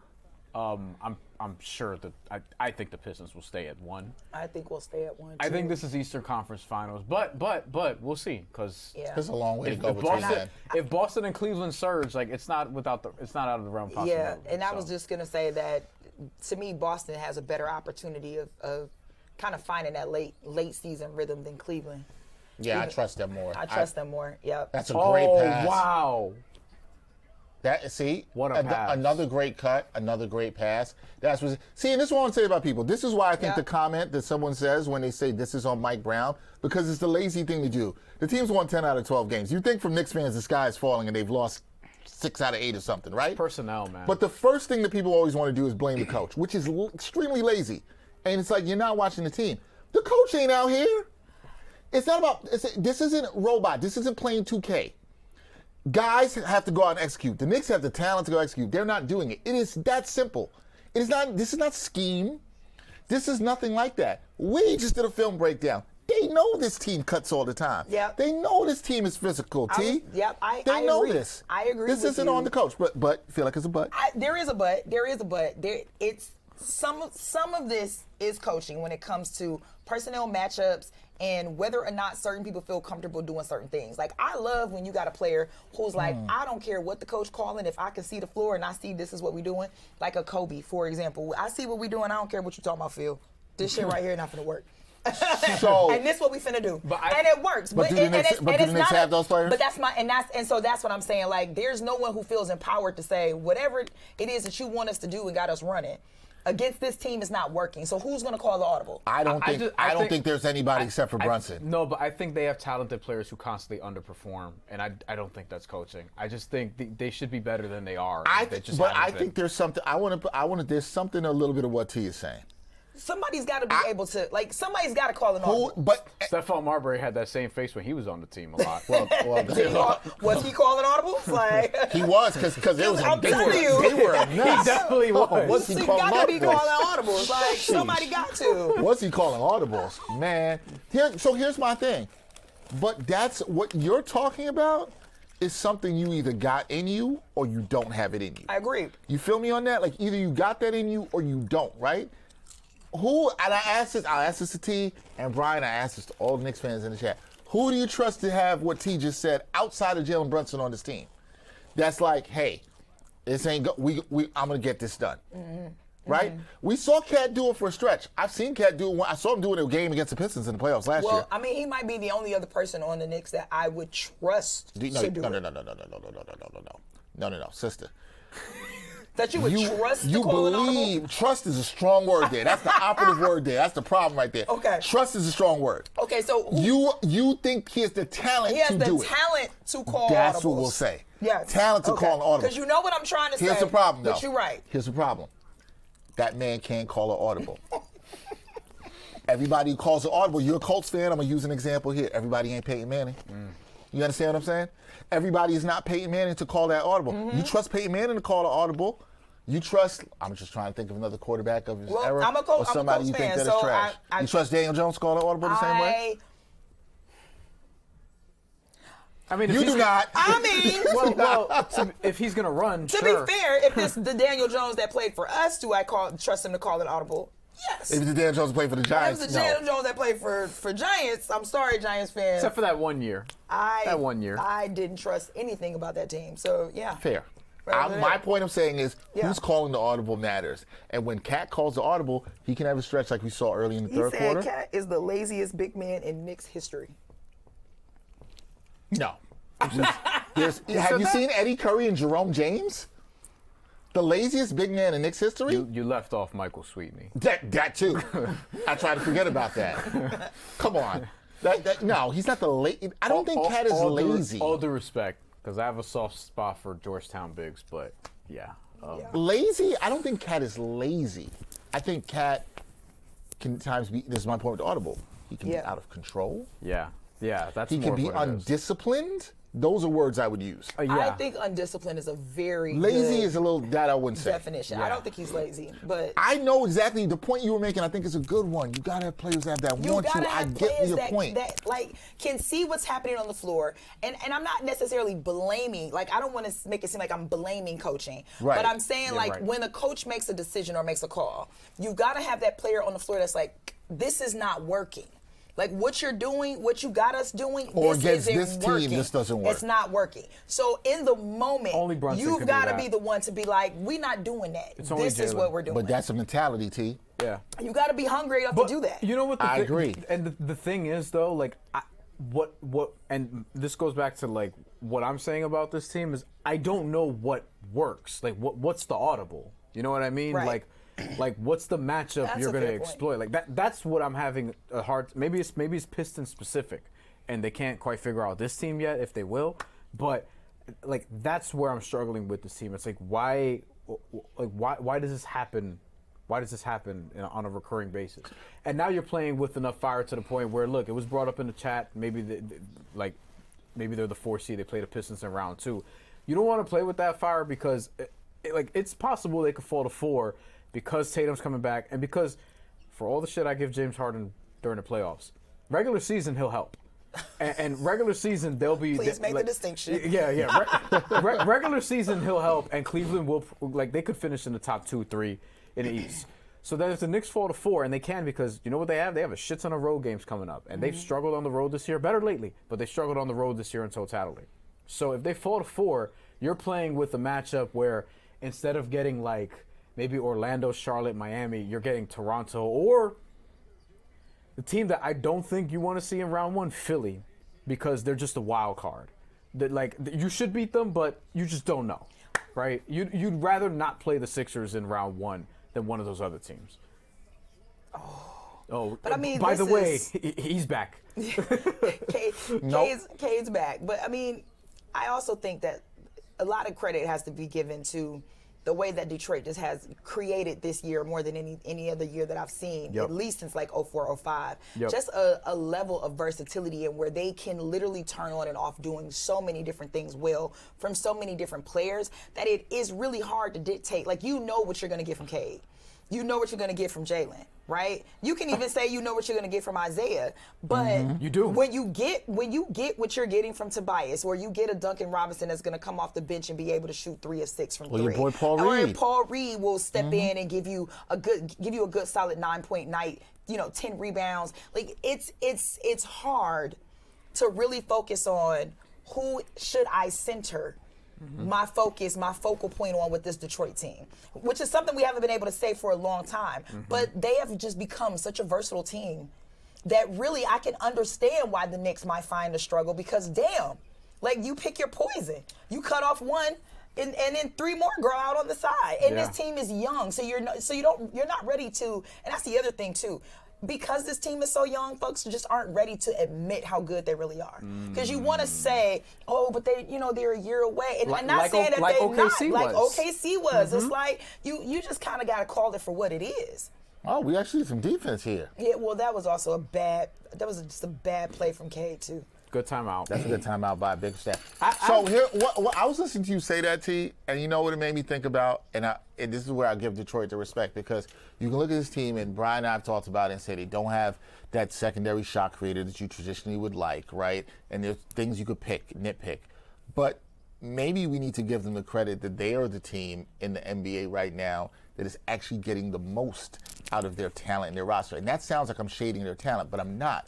What I'm saying is, they are a team that understands what they are within their limitations and are maximizing what they have. They're going to be scrappy defensively. They're like, okay, how are we going to generate offense better? We got to get to the line. We got to get offensive rebounds. We have to do this to do it. They are doing that and doing it consistently. Now, mismatches. Do they have to do it in the playoffs? Yeah. Yeah. But what I have to also respect for them coming in tonight without Isaiah Stewart, without Jalen Duren, they're showing you there's no back down there. There's no back down. And they're showing you that. And when you talk about in the playoffs, let's not make it seem like this playoff series wasn't a close, tight, but it was outside of game. It was. But that's my point though. You're saying people who are trying to make it as not that. People will make it seem like they lack playoff experience, and I'm like maybe they do lack playoff experience in terms of being there. But when they got there, outside of Game 3, which was Knicks just completely owned them in Game 3. Right. Outside of Game 3, this was a competitive. Every game was 6 points or less, right? Every and single the Pistons game outscored them between games 2 through 6. Yes. They did that. They did that. So and the Knicks you could argue they had no business winning Game 1. Right. They had no business winning Game 1. And I hear people and that was youth and inexperience. I hear people they're young, they have to prove it in the playoffs, they have to win a series, but that's as good of a first showing as you can have. Exactly. That's what the point that I was getting at. They got a lot of experience out of that. To say that you have to prove it when they've already played one of the best teams in the East and shown that they can hang. Which ties into what I'm saying about and here's the other thing. Rebounds. Look at that. Stay on it. Stay on it. And the main thing with them is this isn't regular season bullshit from an offensive standpoint. This isn't the team just scoring 130 and they're just outgunning people. They play playoff basketball in the regular season. They defend. They have size. They have athleticism. They have length. I like this from Sohan, though. Have some resistance. Show me something. Right. You're going to mix it up. It don't matter now. You're down 15. And the way that they get downhill in all these different ways, they know how to slow the game down. Like they're a smarter team than their age would suggest, and they do have some veterans. Like, and I love look at that. Look at Asar. Asar just eating defensively. Oh, that's their smallest player. That's their smallest rotation player. Sub. And I have to give a lot of credit to this team feeling this confident to play like this to JB Bickerstaff, which is why I will always look at Cleveland like they have lost their damn mind to get rid of him. To get rid of him? To get rid of him. And I thoroughly believe it has to do with That's some miscommunication with him and Donovan Mitchell. I can't be convinced otherwise. But I don't know if I would have gotten rid of a coach like JB. Now, as a Pistons fan, thank you, Cleveland. Cleveland, I don't give you credit for much. But sometimes I wonder if it's the credit I was giving JB is like, I think we always talk about, how do I say this? We talk about fit for players, and sometimes it matters for coaches too. You just need to coach to match the energy of the team. Kenny's a better fit for their personnel. Maybe it is, and maybe sometimes a coach, I think it's everything. Better fit for the person on the team, better fit for the city, better fit for where their team is at. And I think JB's a really good fit for this personnel. I do. But Super good fit. I think JB, like, he has more of a defensive tilt, whereas Kenny has more of an offensive tilt. Well, to add to that too, what I would also say is I think that JB is really good with coaching young stars. He can coach stars. Yeah. These are good young stars who know that they're coming into their own. Yeah. And quite literally respect JB enough to where they can still listen to him. They can still take in the things that he's giving them, but still understand that he will give them the autonomy to kind of play their game and their style. And I think that's important too, because some coaches, I will say some players kind of know where their talent is and don't always want to give the coach an opportunity to coach because they know where their talent is. So I do like that. Now, can you imagine if we still had Monty Williams? Jesus. I was just thinking that. I swear to God, I was just thinking this. And here's the thing. A lot of people said, hey, Monty Williams, I don't know shit. Monty Williams was a damn good coach. Yeah. I argue that all the time. Was he a damn good coach, or was he a coach who had a damn good roster? There's a difference. Cade is 42-11. If he does what I think he can do Paul. I thought they called the foul on the ground. I thought that was going to be an offensive because his knee went up a little bit. If Cade has a big playoff run and they get to at least the conference finals, I'm gonna have some crazy takes. Cade been disrespecting Cat all night, and I'm here for it. He has Sohan on him, and I was getting ready to say, like, I like that Mike Brown wants to see how Sohan guards him because that's a card you may have to pull if you do see them in the playoffs. Yeah. And then he got Cat in the switch, and I was like, oh boy. Well, good job by Cade. Sohan's giving him for some resistance. I know we hit that shot on him, but Sohan's actually played some good defense. I like the use of Sohan here. Yeah, you have to. You got to see what you have. Yeah, it's small, but you're gonna have to see. Look at who Brown is closing with again. Sohan's out there. Shamit's out there. These are guys who actually give some resistance. And sometimes it's trial by fire too. Like you just gotta at some point you just gotta kind of throw guys out there and let them cook. Or get as much as you can. Well, look at that. That's a good finish by Jenkins because such a huge. This is why Jaden Ivey got traded. Look at him. The level of disappointment. I love it. Cue the music. Turn that music off. Cue the music. I'm like, you know what's the thing, Dex? Like, I'm less surprised than I thought I'd be. And I feel like that's a bad thing. That is a bad thing because I'm like, you're getting used to this, right? I thought they'd win, but I wasn't like I didn't bet on it. I was like, I think they'll win. I didn't take the win too. Like it's like I said earlier this week when we did the film study segment. You think they're gonna win the East, and I'm like, I think they're gonna win the East. You're a little bit more confident, right? But I might not. We'll save this for the post game, but I might not feel that way right now. My feelings might have changed. Because what I will say here is my emotion, for the most part, is for tonight is extreme disappointment. I will get to that more in the post game. I think it's their most disappointing loss of the year. See, that's where I'll go. I don't think it's their worst. I think it's their most disappointing loss of the year. Yeah, those could be separated. Those are two different things. Look at Asar. Cade got a turn there. Knicks got away with one. Oh my God. Cat couldn't even hold on to it. That was a great rebound and couldn't finish. I thought he might get a. That could have been a call. Oh my goodness. Oh wow. Yo, no one could finish. Just take it back out. Just take it back out. Yeah, I don't even know why they're rushing. The Knicks, you have to try to like force a turnover here, but like speed them up a little bit. But it's 5 seconds at this point. One of my other bets was Paul Reed to score 15 plus. He has 16 now. He got 16. See, that would have been a good one. Good prop. Yeah, so that would have been a good prop. That one did hit. So there's that. This game has been so disappointing. I haven't even looked at my props. Mitchell Robinson didn't get his rebounds. I actually do my best to not. He did not bet on. He didn't games. give it 7.5, right? He got 6. I try my best not to bet on games that I have a vested interest in. That's fair. Because it will, like, I don't think rationally. I don't think I'm gonna. This might be my last year betting on games. I hit Jalen Brunson 7+ assists. Honestly, I don't think rationally. I hit Shamet to make 3+ threes. OG has 4 blocks. And I had Alvarado to record 4+ assists. So I did win some. Cat to make 2+ threes. Why did I do that? OG has 4 blocks. Jeez, I'll take the fantasy points. Mitch let me down with the rebounds. And now next game in fantasy, I get Jalen Duren back. That's exciting. That's what's up. See, I will play fantasy football. I cannot play fantasy basketball or fantasy baseball. I understand. I have done them. I have done them both. I did find fantasy myself WNBA. checking out fantasy basketball more. I can't because of I have to change my roster too much. I did WNBA for the first time. I find myself, as I'm getting older, like, I just don't have the time.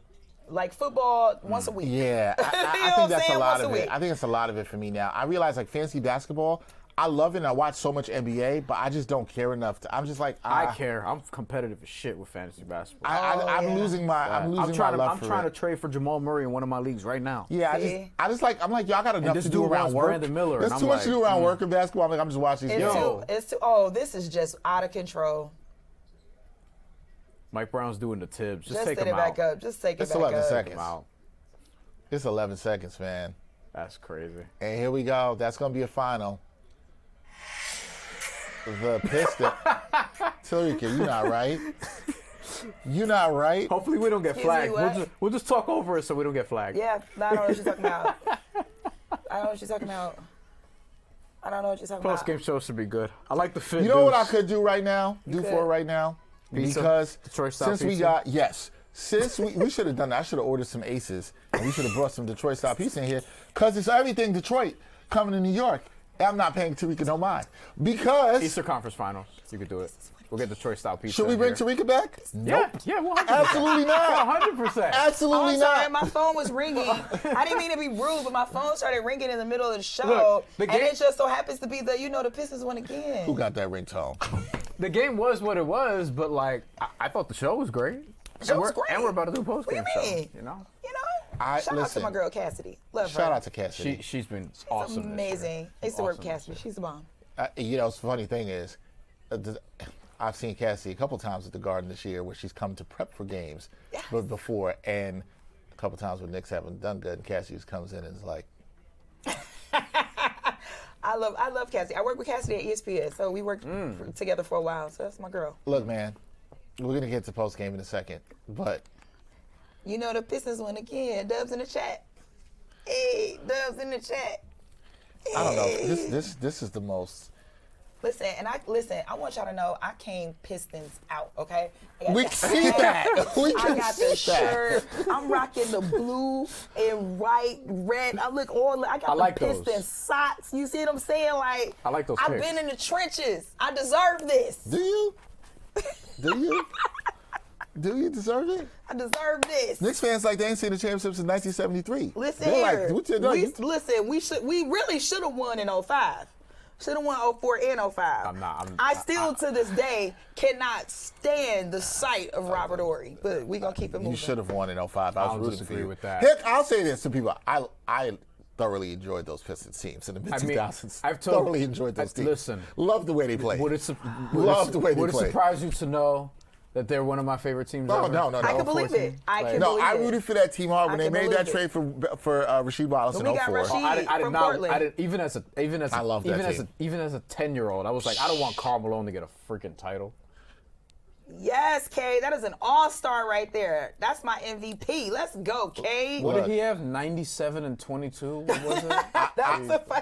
I think 42 and 13. I think my By the way, lesson. 17 of 34. Like 34 shots. He shot 50%. 50%. Like It's a ball hog. He's a ball hog. That's what it is. Call He's it a ball what hog. you want. He's a ball Call hog. it what you want. That's how Well, he's Knicks being fans. sarcastic. Oh, I'm being very I sarcastic. know. I look, Very that's how sarcastic. Knicks fans would characterize it. But Yes, because Yes. they wouldn't watch the game and say Yes. sometimes it dictates. Yes. Cade did what he had to do Cade tonight. did what he needed to do. I don't think he was down hogging a the ball, star taking to do 34. what he didn't. No, because you can watch the games and see when someone has to take 34 shots. And he took good something's not shots for the going. most part. He had a I few. did. I thought early on he maybe had a couple that were questionable. But for the We'll most get part, I into thought he took. proper post game in a sec. I just want to. One of the small things I think was interesting to me is like we saw a lot more Jeremy Sohan and we didn't see Diawara after a while. Diawara basically didn't do shit. I think we're gonna see that tilt. Like it'll probably be Diawara sitting, beside Tyler Kolek and Pacome Dadier. I don't like it. Ariel Huck-40. I don't like I'm it. surprised you don't. I think Mohamed Diawara. It's like it's cool, but like you have to try to win a title, and you need to see. Look, I think you need to see what Jeremy Sohan can give So you. Sohan, they both played 9 minutes tonight. But Sohan played his in the second half.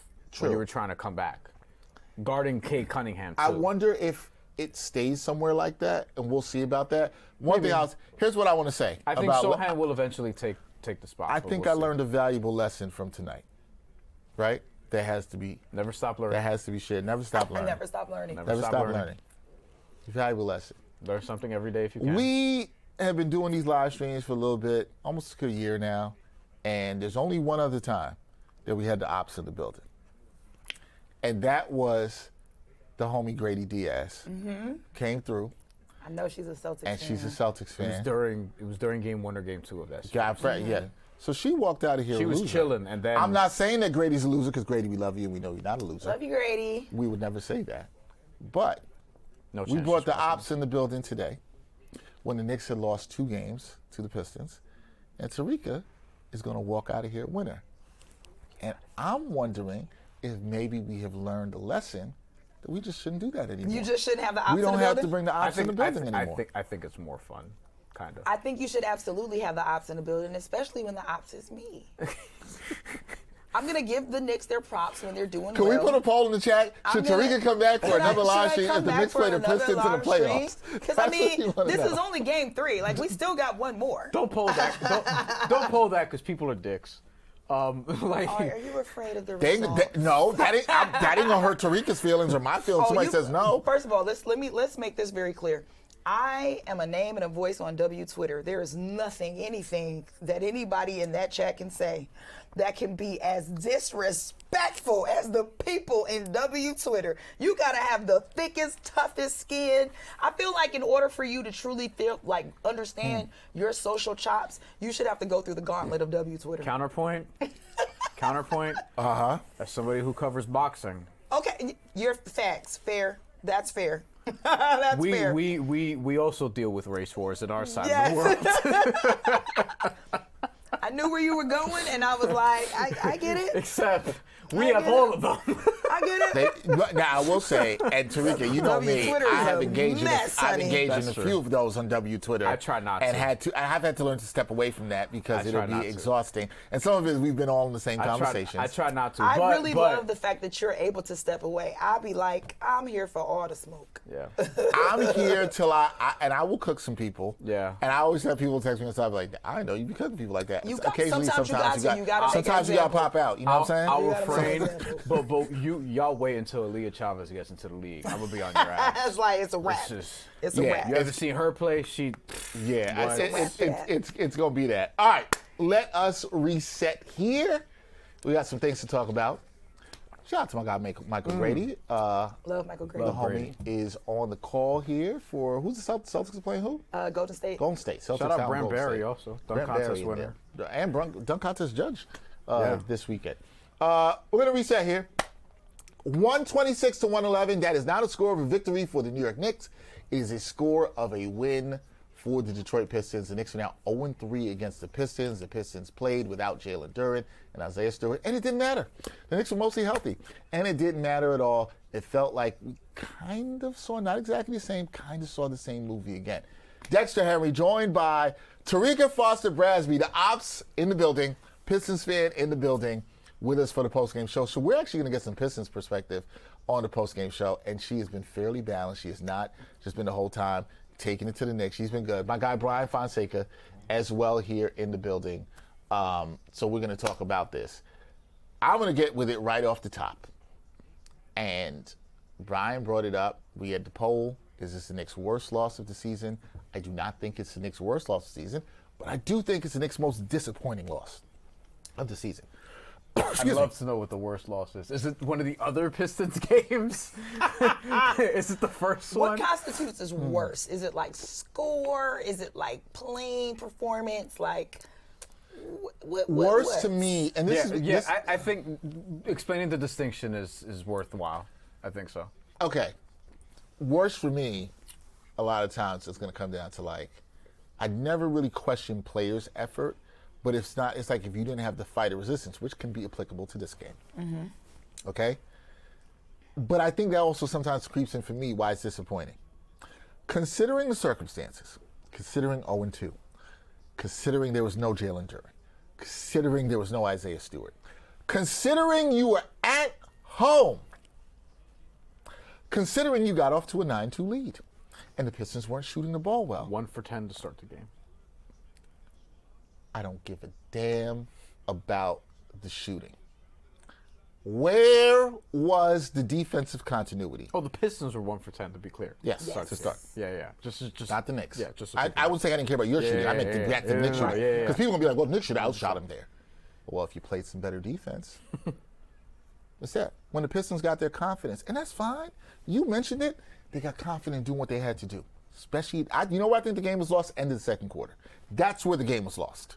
That little run right there is where the game was lost. End of the second quarter. Mm-hmm. End of the second quarter. Going into the half. Going into the half. Here's why I say that. Okay. We saw a little bit of a response from them coming out the half, but it looked like they got their heart taken. Where was the heart after that? I think that's kind of where they lost it. Like, Cat made the run, and then Cade came back and was like, all right, enough. And that to me, like, any hopes of them coming back, like, that was it. Okay, so let me say this. Semantics, but no, whatever. It's fine. Yeah. That, what you talking about in the third quarter, that looked just like the second quarter to me. The movie just repeated again. That's what it is. That's what happened there, okay? It's disappointing to me because where's the fight? Mm-hmm. Yeah. Where's the fight? Where is the fight to respond to this when you got punched in the mouth? You love boxing. Love it. Sometimes you're a boxing fan too. I like boxing. Yeah, I know that. Sometimes you get punched in the mouth. You want to see you respond. We saw a little bit of response, but when it got a little bit tough again, when the Pistons started cutting again, when Duncan Robinson hit a couple threes again, You've seen that more often this season than you feel like you should with this team.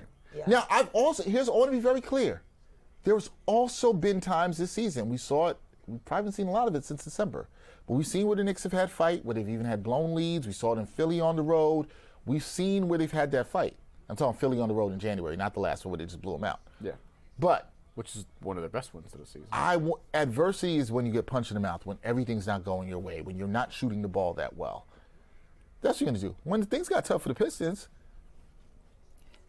JB got a timeout. They responded.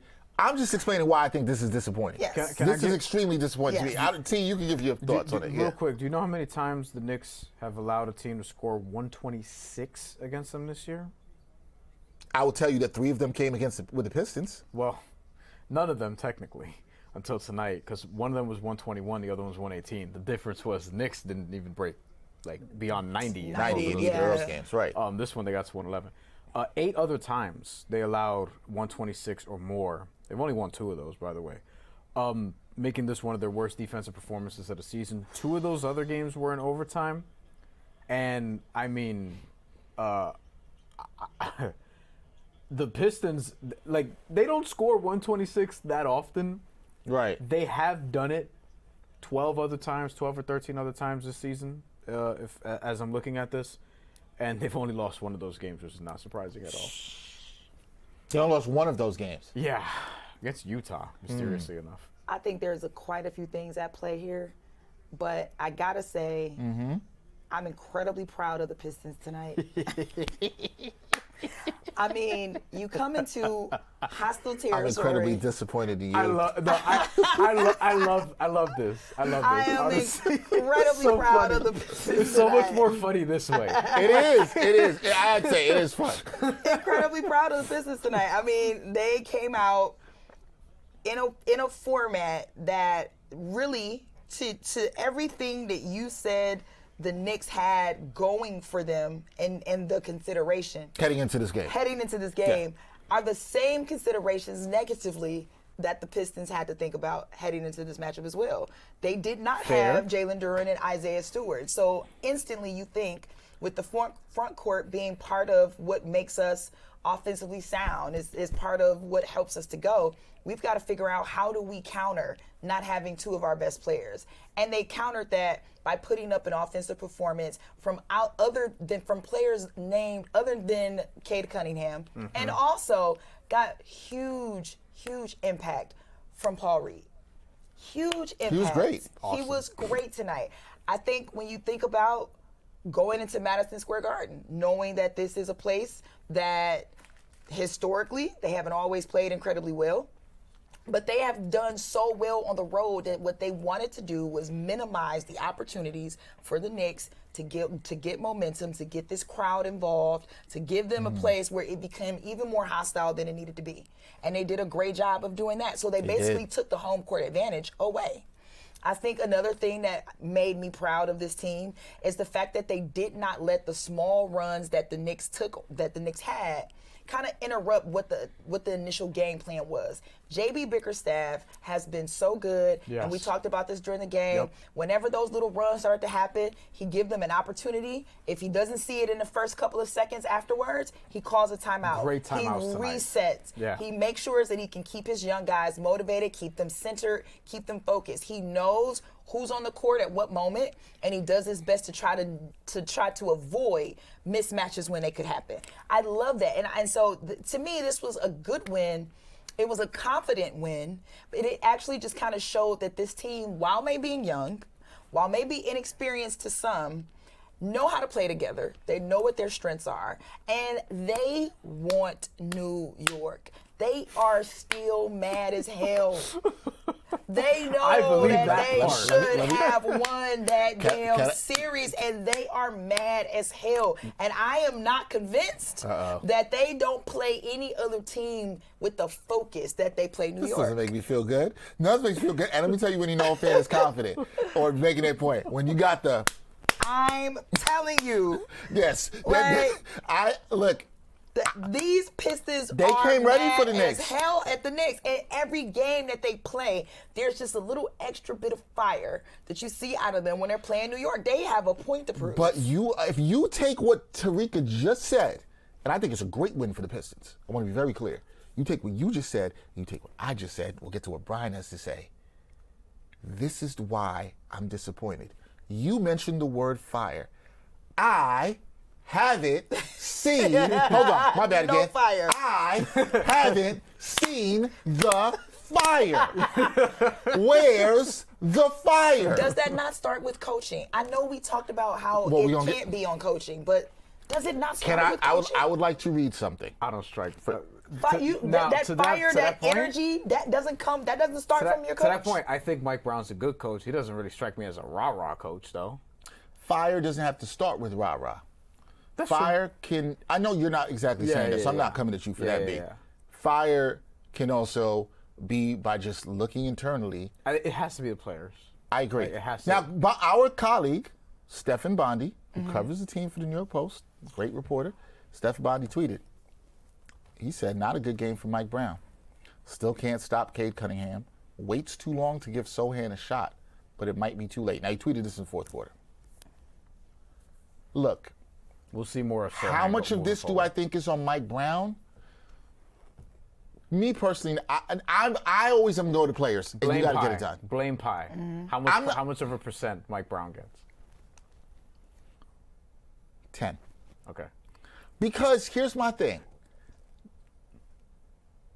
I don't think Mike Brown can, does any of us think that Mike Brown before this game didn't watch the film that we watch in our film studies and doesn't see the problems that's going on and didn't try to make adjustments? Right. Of course he did. We know this. We all around basketball. You cover basketball. But you we definitely have to also make in-game adjustments. And there are a lot of coaches who do not trying to throw him under the bus again, but I talked about Doc Rivers. Yeah, I'm starting to think you're a Doc Rivers hater. And some coaches don't make great in-game adjustments. And that's something I think like a Steve Kerr, I think he does that well. Mm-hmm. When I think of a Mike Brown, what's my man's name in Philly? Nick Nurse. Terrible at in-game adjustments. Yeah. Terrible at in-game adjustments. He had a bad adjustment against the Knicks. Oh my God, he's terrible at in-game adjustments. And so kind of an overrated coach. We can. That's a whole different conversation. You can ride it out for one championship. There are a few that are overrated coaches, but that's what I'm saying. You can be well prepared coming into the game, but once the game is underway and once you see what's happening, that is when your coaching chops have to show. You have to make adjustments to your rotations, to your lineups, to who your mismatches are. You got to pay attention to all of that. When you bring Bridges on Cade Cunningham, after you just had two other players who had played much better defense on Cade Cunningham, that's coaching. He did take him off when he got cooked. So I will say this. But the fact he that should be on the first place. Right. I'm not disagreeing that. And that was my point. Why would you even do that in the first place? No, not even that. But beyond that, because you got to justify what you paid him. But beyond that as well. I'm not saying you should, but I'm just saying. Beyond that as well, and we'll get to the comments in a few. I saw our guy Dad Adventure podcast who we mentioned earlier. Shout out to Dad Adventure. He was the Pistons fan that rocked with us. Yeah, we talked about earlier. Last time. He's back. And he came back. And he could talk his shit because the Pistons have had this team That's right.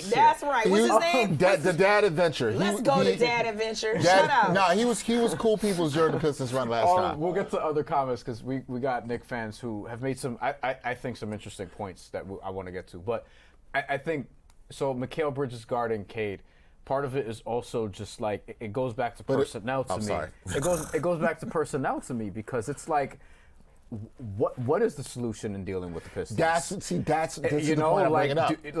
Do you just not have them? Because OG, by the way, who had 0 rebounds and 0 assists today and 0 steals, which is weird stat line, just 8, 0, 0, 0, and 4.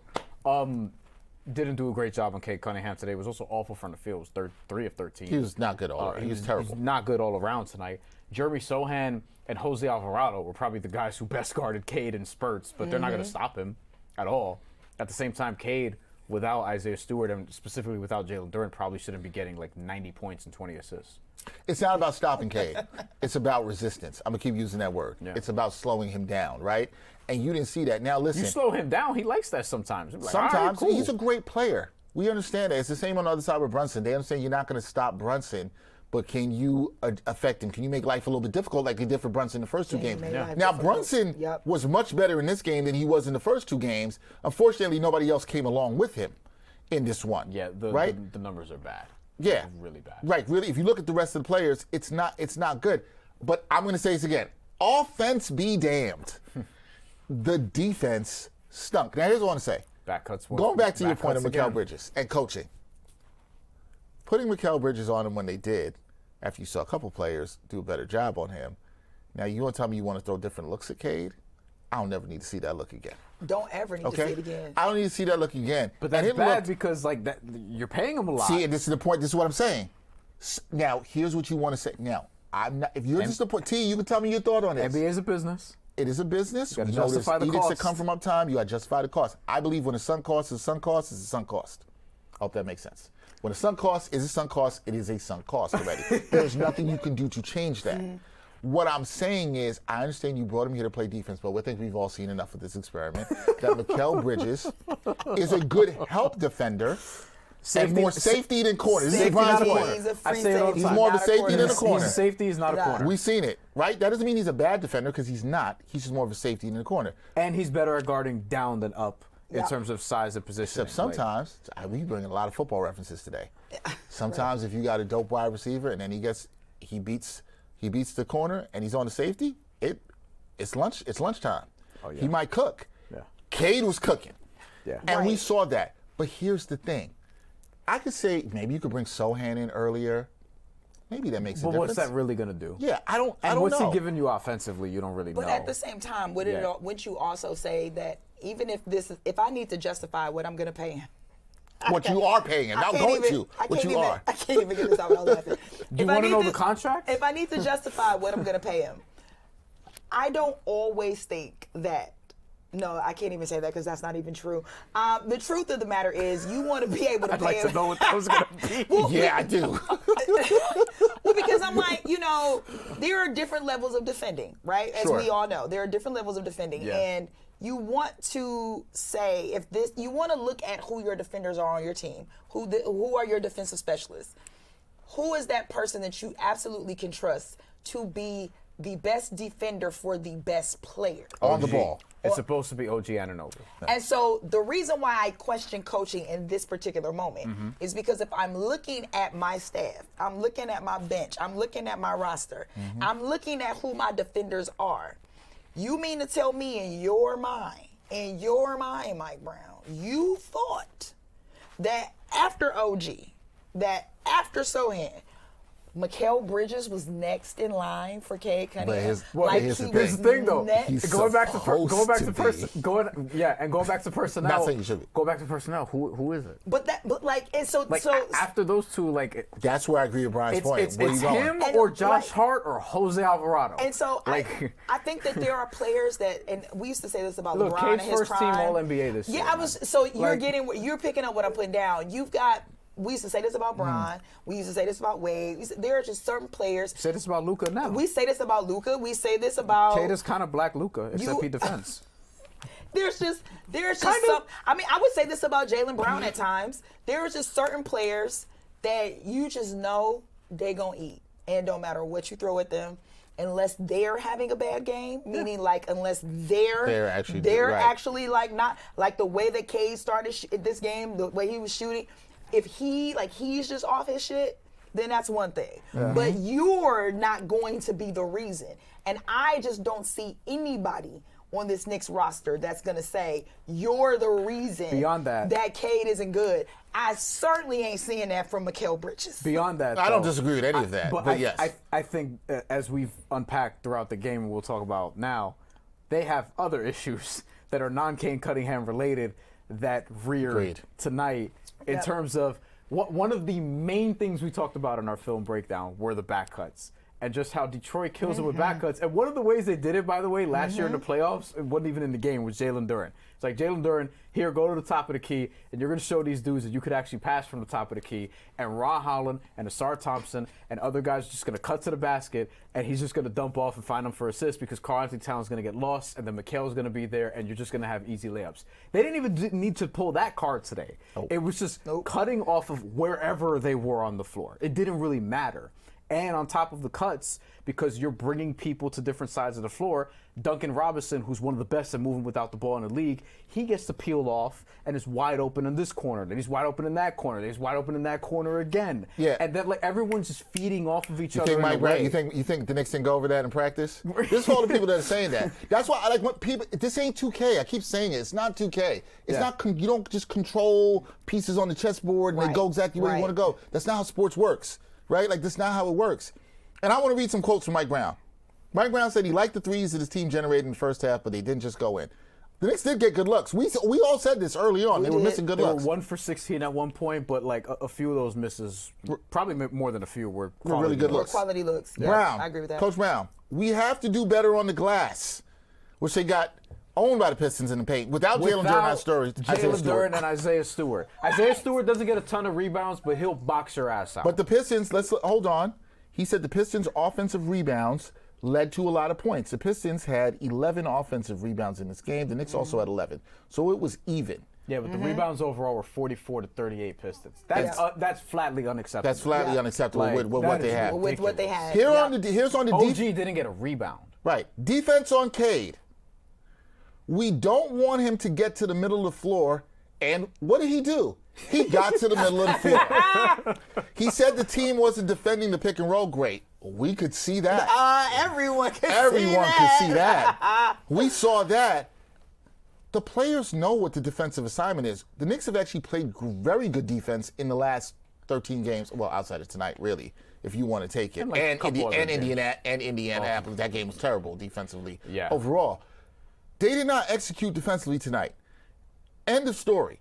There is no ifs. If you guys think, if anybody out here thinks Mike Brown was just like, I'm just rolling the ball out. We're not going to go over any defensive principles. We're not going to look at the video of what they did against Detroit. No. But I do have questions about whether or not they even have the personnel for some of the adjustments that they need to make. So now who's responsible for that? Players. No, the personnel that's on the team. The front office? The front office. Yeah. Yes. Well, to defend the front office briefly, you should have the players. Like this is, and this goes back to me saying you have guys that are underperforming consistently. This team should be better than they are. They shouldn't be third or fourth in the Eastern Conference. I also would like to know from a talent standpoint about the defense. Stefan Bonnie and I have talked about this, doing a lot of videos. Mm-hmm. The Knicks, when their defense is turned up after it was terrible in January, it started because they were forcing players away from the middle of the floor and more towards the baseline, which is generally what you're taught to do. The Knicks, to the sideline, not the baseline. The Knicks didn't do that tonight with Cade Cunningham. Did anybody see Cade Cunningham get forced to the sideline tonight? I didn't see that. I saw him go there willingly and still score. I saw him go there willingly and then say, I'm going to go back to the middle and then cook your ass in the middle. I saw that. Or find somebody else. Or find somebody, or pass the ball. I mean, right. Yeah. Where, I'm going to use the word again. Where was the resistance, guys? Maybe we should look at some comments because we got some good ones. LOL_AWD says Leon built this team to beat the Celtics, not the Pistons.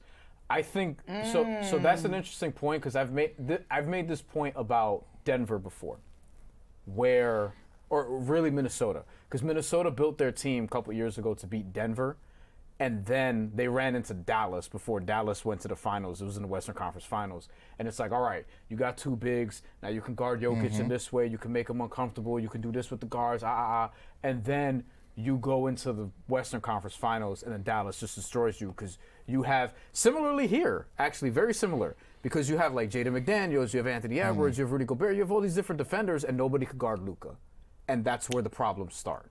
So the same thing here. It's like you have Mikal Bridges, you have OG Anunoby, you have Mitchell Robinson, you have all these different guys, Josh Hart, nobody can guard Cade Cunningham. But I would also say to counter that point, not that that's not a good point to make, but why would anybody build a team around beating the Pistons when not a single general manager or front office executive thought the Pistons would be where they are right now? That's a good point. Well, I can't imagine that anybody looked at last season and said, we think the Pistons will be the first team. More to the point, you GMs need to stop building your team to beat one team. To beat one team. That's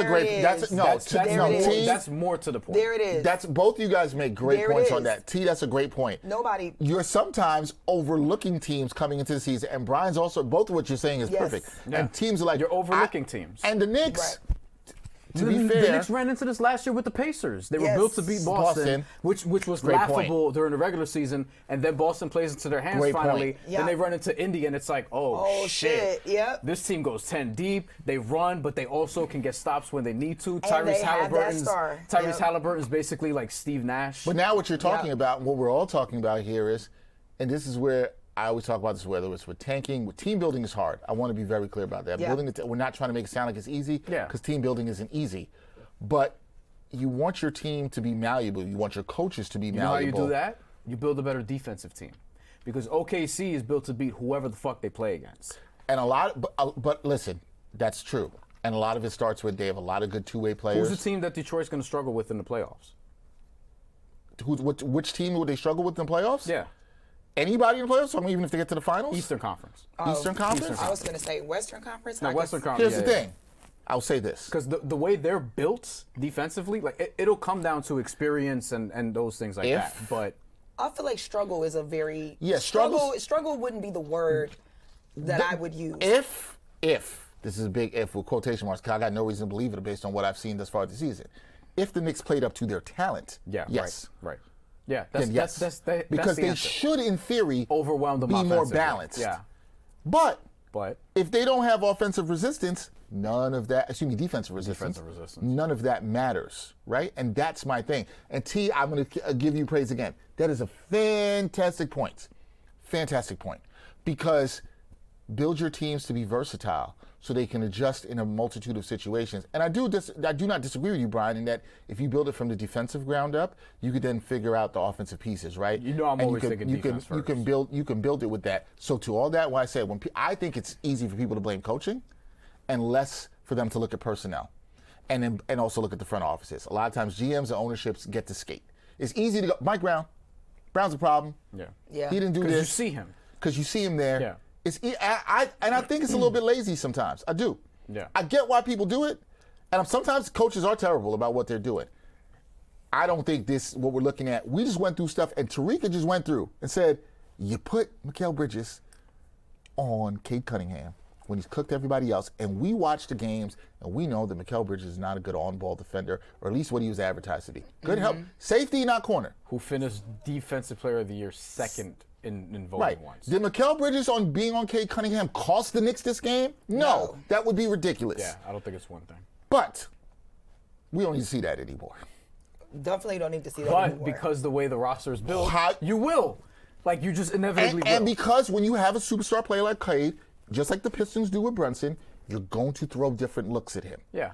Because that would be good coaching to try to throw different looks at him. You do have to. But the problem is you're only good as the cards you have in your hand. And also we got to give Detroit credit for constantly just switching, like getting the switches that they want, getting the mismatches that they want. Because that's part of it too. Absolutely. It's like Mikal won't start the possession on Cade Cunningham, and then Cade will find him, which is crazy because like that's who you're seeking out. But it's like, yeah, he doesn't care. Like he was under the basket multiple times, and Cade's like, all right, cool, I'll just go right at him. He did it with OG Anunoby too, who's better at guarding up and is stronger. Yep, he did it a couple Doesn't times. care. He did it with Towns. I think you would agree. Do you think this Detroit team, I think Bryan makes a good point there.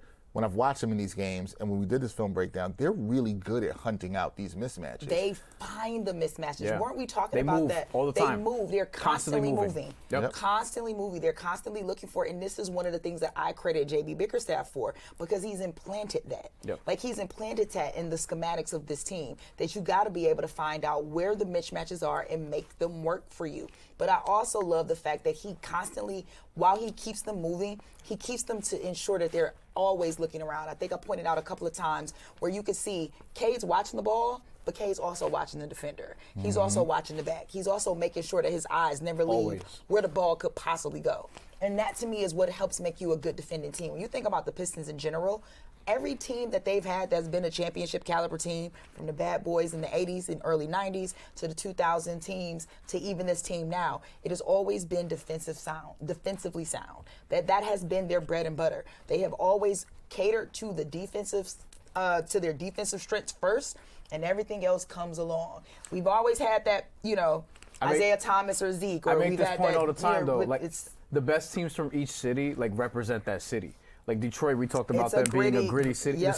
It's the same thing with the best Knicks teams, and I think this is why this specific team leaves Knicks fans uneasy, because it's not. It doesn't those connect teams. the same with the It's fan not the base. 90s Knicks. It's not the 70s Knicks. It's not the 23-24 Knicks. But It's not the 23-24 Knicks. Can I throw- They're more can I throw a talented. box? They're more talented than those teams.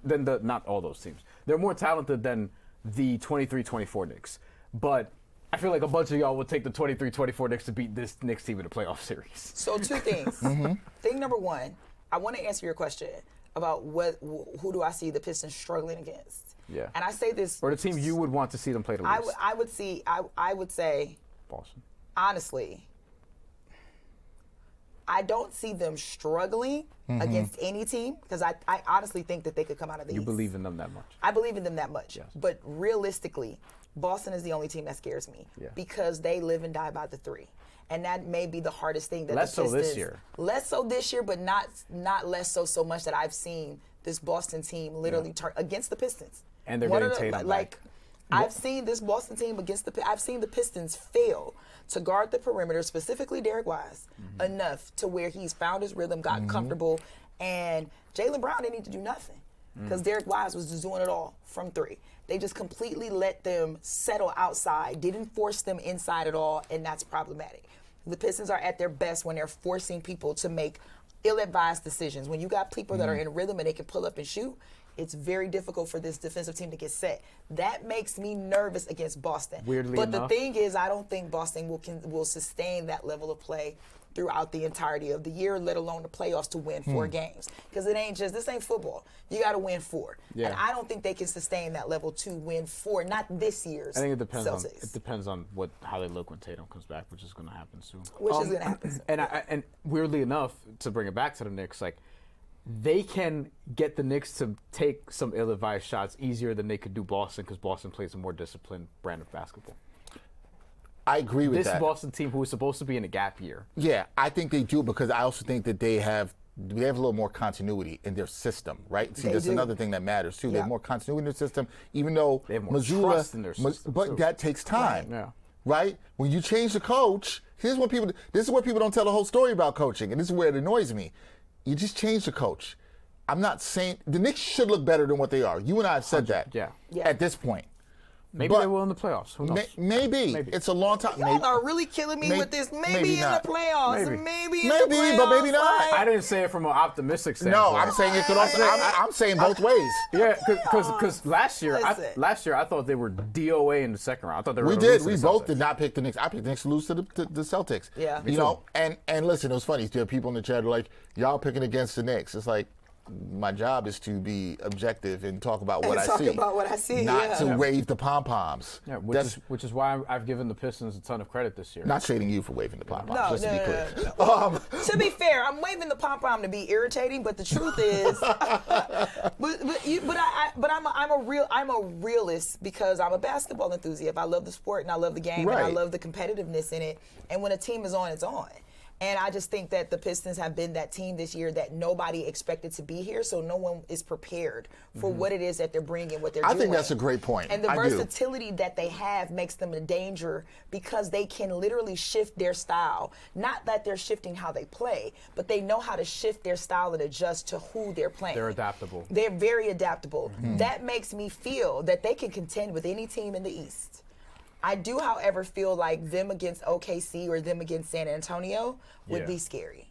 And that maybe is maybe Denver also, but Denver's I don't know. Denver's been banged up this year. Denver's been banged up, and we kind of kicked their ass by like 20. I watched the last time you guys played with Denver. Jokic, by the way, and they made a run at the end, but then y'all still got them, and it was like at the first time we played them, it was pretty close, and they were playing without Jokic.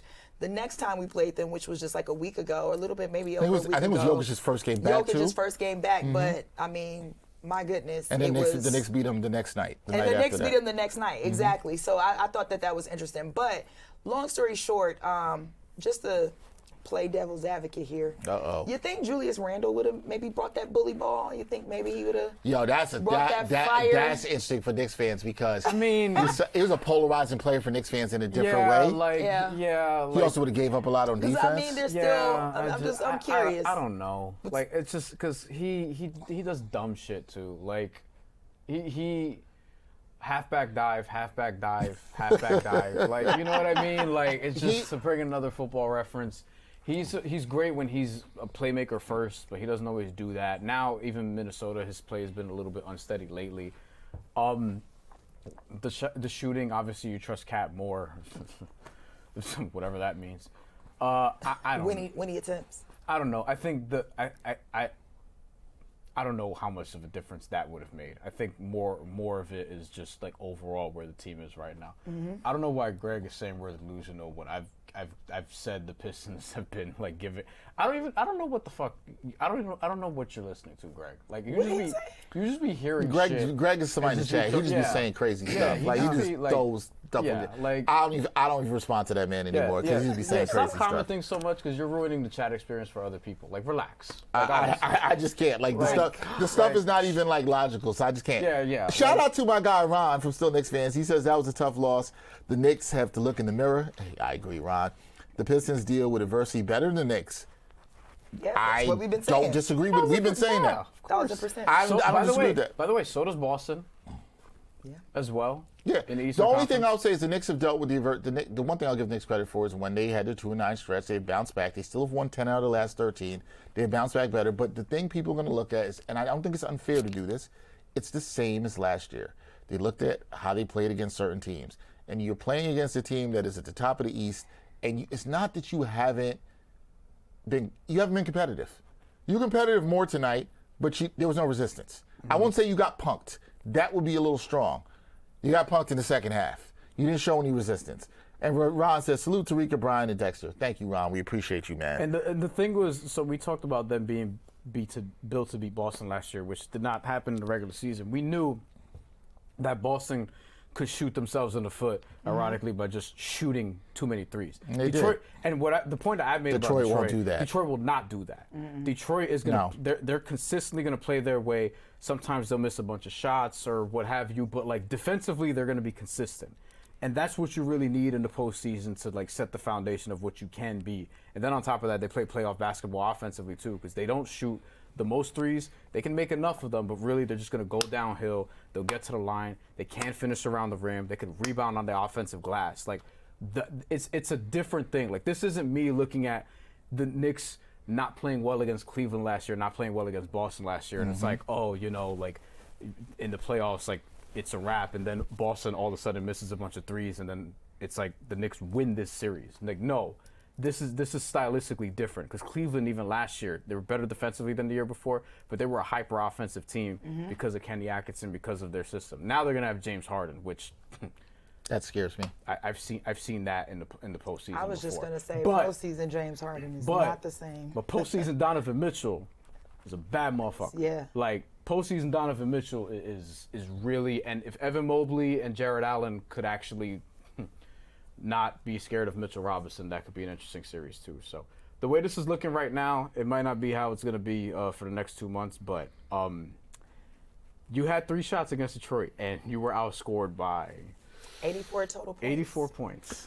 And it's not good. And you have not seen you didn't see Jalen Duren once. Any of those for 1 games. minute, for 1 second. Who is an you haven't seen all-star, him. who is a most improved player candidate, Yep. who is one of the best centers in the Eastern Conference this year. He has not played a minute against this team, who, by the way, had really good moments last year in the playoffs against you, particularly from a playmaking perspective from the top of the key and finding cutters, which killed you in games 2 through 6 at different points. I'm just curious to know what is it about, not what is it about the playoffs, because obviously, but like why do people think that you can just turn on a switch, that just because we now have moved on the calendar from regular season to postseason, that automatically means that I am now going to play good. I am now going to play well. Because there are a lot of people who don't really watch basketball until the playoffs. What do we think? Because we say they don't watch. And look, it is different, but to a point. Right. They don't watch the process of teams going through shit during the regular season, so they pop in the playoffs and it's like, oh, this is totally different. Or they mostly watch their own team and they don't really watch all these other teams until the postseason. That's got to be what it is. I think that's huge because here's the thing. Could the Knicks be better by the playoffs? Of course. Yes. But there will be a process to that. The key word is what he just said there. There'll be a process to it. Yes. They are not going to flick a switch. And that does not happen. And this is I'm glad you said that, because that's exactly the point that I'm looking to make. Like, it's not that the playoffs, the Knicks can get in the playoffs and then they'll play differently. Right. It's what am I doing between no championships aren't won in February. So it's great that we've swept the Knicks. That's awesome. Right. But at the end of the day, it's still February 19th. There's still a lot of season between now and April when the playoff starts, right? Yeah. So at the end of the day, it's what are you doing to get better, and how are you improving, and how are you looking at playing teams like this, like Detroit or whoever, or Cleveland. What are you doing, and how are you adjusting to get better? And so I think the real question has to be, do you think that there is enough time for them to figure out the adjustments that they have not seemed to have figured out between February and November? Well, October. I will say yes, but it's getting late early. And what I will say is the problem is you don't have time to figure it out against Detroit, because they don't see Detroit again this year. Yep. Now here's it. What has to happen again? I will harp back to what Bryan said. Cleveland and Boston, right. And those are opportunities to learn things. Do you still play Philly? No, Philly's done. Philly's done. Yeah. Philly's done. God damn. There are opportunities to learn. The season isn't over. There are some Knicks fans who are going to think the season's over because they lost 3 games to draw. It's not over. You know, and just like you aptly said, it's not won because the Pistons won 3 games. Right. The Pistons could also do 2 things. They could get better between now and April 19th. right? That's it. Like we also have to talk about the totality of everything. Right. But we're talking about this, and this goes to Brian's point, because we don't just watch the Knicks. You don't just watch the Pistons. We watch the league. We watch the league. We watch the league, right? League and pass. so when you watch the league, just like you're the Connecticut Sun sideline reporter, but you watch the entire W. And when we have to talk W, I can talk to you about what's going on with Seattle and whatever. We can talk about it, right? Yeah. We have to talk about it in that totality. So you, all of us as basketball fans and our basketball watching community with us, we have to be smart enough to know and discuss things in the totality. I'm going to give an example. The Denver Nuggets, when they recently won their championship, middle of the season, Nuggets weren't looking great. They weren't playing great defense, but over the final 2 months of the season, which is about where the Knicks are right now, they started a little earlier than that. Yeah. They started playing top 10-ish defense, Yep. right? And that then translated to the playoffs where their defense got better, because that was the thing you were suspect on that team all year. Yep. Can they defend? Can they get They stops? got the stops. Hey guys, what's the same thing we're asking about the Knicks here? Can they get stops? Can they get stops? We don't know. We haven't seen this team do it, to Brian's word, consistently enough. We've seen it in small stretches. We've seen it where it's good things. We haven't seen it. Well, we saw it against Boston. They had this is something we don't want to discount. They just had a good defensive game against Boston the previous Sunday before the All-Star break. Let's not discount that. Yeah. Here's the truth. Have they done it against Detroit? The answer is no. Detroit has back-cut them to hell time and time again. Is there time, Terrika? Yes. There's an important element you're missing, though. Is it getting late early? Yes. What's the element I'm missing, Brian? You know what else Denver had? The best player in the league. Yeah. I understand that. I understand that. But defensively, they got better. Right. But it's also like it raises your floor when you have, like, again, the only two defenses in recent NBA history and perhaps NBA history overall who were not in the top 11 to win an NBA title. One of those teams had Shaq when he was with the Lakers, who was the best player on the planet, and who was hurt that year and hurt their defense. And that's what hurt their defense, because they were better than that. And the other team were the Denver Nuggets, who, as you just laid out, top 10 last 2 months of the season, really good in the playoffs, and also Nikola Jokic was the best player in the world. Yeah. Which the Knicks don't have the best player in the world. Which is still impressive. So you better be a top 11 defense. Which is impressive because their their best player in the world is not necessarily a good defensive player. So he's not like he's anchoring the defense or really helping them be good. Right, which is a good point, which is the point I'm making about that. Yeah. Granted, I agree with your point. Having the other pieces around you step the hell up Aaron Gordon, and get what they had to get Brown, done. Those Christian dudes Brown, did what they were supposed to do. Murray. It's on the players to do what they're supposed to do here. PJ. Listen, I've watched too much basketball. You've watched too much basketball. You've watched too much basketball to start throwing dirt on the Knicks' grave in the 25-26 season. And I've watched too much basketball to coronate the Pistons as champions. Right. I'm not going to do that. None of us here would do that. Yeah. We can all have concerns. We can all have healthy concerns. We don't have to jump out the window. I understand everybody wants to jump out the window. You're not jumping out the window. I didn't see you sitting here saying the Pistons are going to be having. Where do y'all have your parade in Detroit? What road? On Woodward. It's on Woodward. They said not going down. I don't want to disrespect the city. I have to make sure. That's right. We're not going down Woodward. We're not parading down Jefferson. No. Not yet. You're right. Not yet. We can keep things in perspective. Yes. And the perspective is the Knicks haven't played good. The defense has been inconsistent. It's been trending a little bit better lately. Mm-hmm. Now they play good. They got Cleveland on Tuesday coming up. They got the Rockets on Saturday. So I want to see. I'm going to be at that game. I want to see what the fight is. Rockets got a pretty good win against Charlotte. And I want to see. You got to call that a pretty good win now. I got to see what the fight is on Saturday coming back. And I understand for a lot of fans, because we saw this last year, it's not going to matter. They're like, no, I don't care until I see Detroit. Well, you don't see Detroit. You don't see Detroit. You might not see Detroit till hopefully late May. Don't get Philly in round one. Right? That's going to be annoying. But here's the thing. You can't even worry about seeding right now. Yeah. I don't want to hear a damn thing about seeding right now. Right now, you have to get your stuff together. Yeah. Okay? And Didn't you guys just win the last 8 out of 10? that's what 10 out of 12. Like, honestly, it's not like there are worse positions that the Knicks could be in right now. Yeah. There are much worse positions that the Knicks could be in right now. So I mean, it's the New York market. It's what y'all do around here. Y'all act like the sky is falling. The sky is falling the moment that you fucking lose. Like, dog, it's. It will be. You do know there are like a good 40 more games left, people. Like, relax. 20-something. It's really, I'm over exaggerating, but the point is, like, come on. T. I've been saying this. We've sat here and done some stuff after some losses, and I've said this all the time. And I say this to fans. You just watched this last year. You literally just saw this. You saw them go 0-10 against the Cavs, the Celtics. I'm not saying that the game against the Pistons matter. That's not my point. Yeah. But you saw them go 0-whatever against top teams, and then you saw them go to the conference finals when Bryan and I sat here and picked them to lose to the Celtics. Yeah. Right? As did everyone in the world. And here's the thing. Basically. Could they play the Pistons in the conference finals or whenever they play them, and could they beat them? Could they lose them? Sure. It could happen. I don't know. Here's the thing I know. They won't beat the Pistons playing like this. I can tell you that. You ain't beating Boston playing like this either. I would agree with that. But here, they just had a good game against Boston. Yeah. T is right. Should the sky be falling for Knicks fans? No, but some of y'all like to live in misery. The sky is not falling, guys. Y'all will be okay. I agree. And I don't honestly, know about that. And honestly, well, what's okay? For some people, you'll be some okay. people might not be okay. What I mean by that is just simply like I don't foresee unless like something happens health-wise, which nobody wishes to happen on anybody. But I don't foresee this being a situation where the Knicks end up like in the 7th seed or the 8th seed and are now like fighting for a play-in spot. That's when you're like, okay, what the fuck just happened here? But like, I don't foresee that happening. So as it relates to those who are caring about seeding at this point, I think the Knicks are in a good position to at least be in the top 5. And there's really... They better be in the top 3. I'm going to say that. You should be. You should be. Yeah. You should be. However, you don't know what Boston, Cleveland, whomever may do between now and the end of the season. But the point is, I think a playoff spot is solidified. And maybe, just maybe, people should pump their brakes. Because you're worried about, well, we got to see Detroit in the playoffs. We got to see Detroit in the playoffs.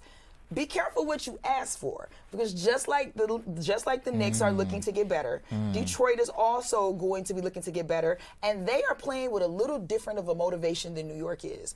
They're playing with the motivation that, number one, we got put out last year and we don't feel like we needed to be. Number two, nobody really thought that we would be here, so we kind of playing with house money. And number three, when you've played as well as you've played all season long, and assuming they'll continue to play like this, you don't want to be that embarrassing team to get to the playoffs and then end up losing in the first round. They absolutely are playing with the fact that they feel like they could be the best team and can win it all. You know who I want to see y'all play in the first round? Charlotte.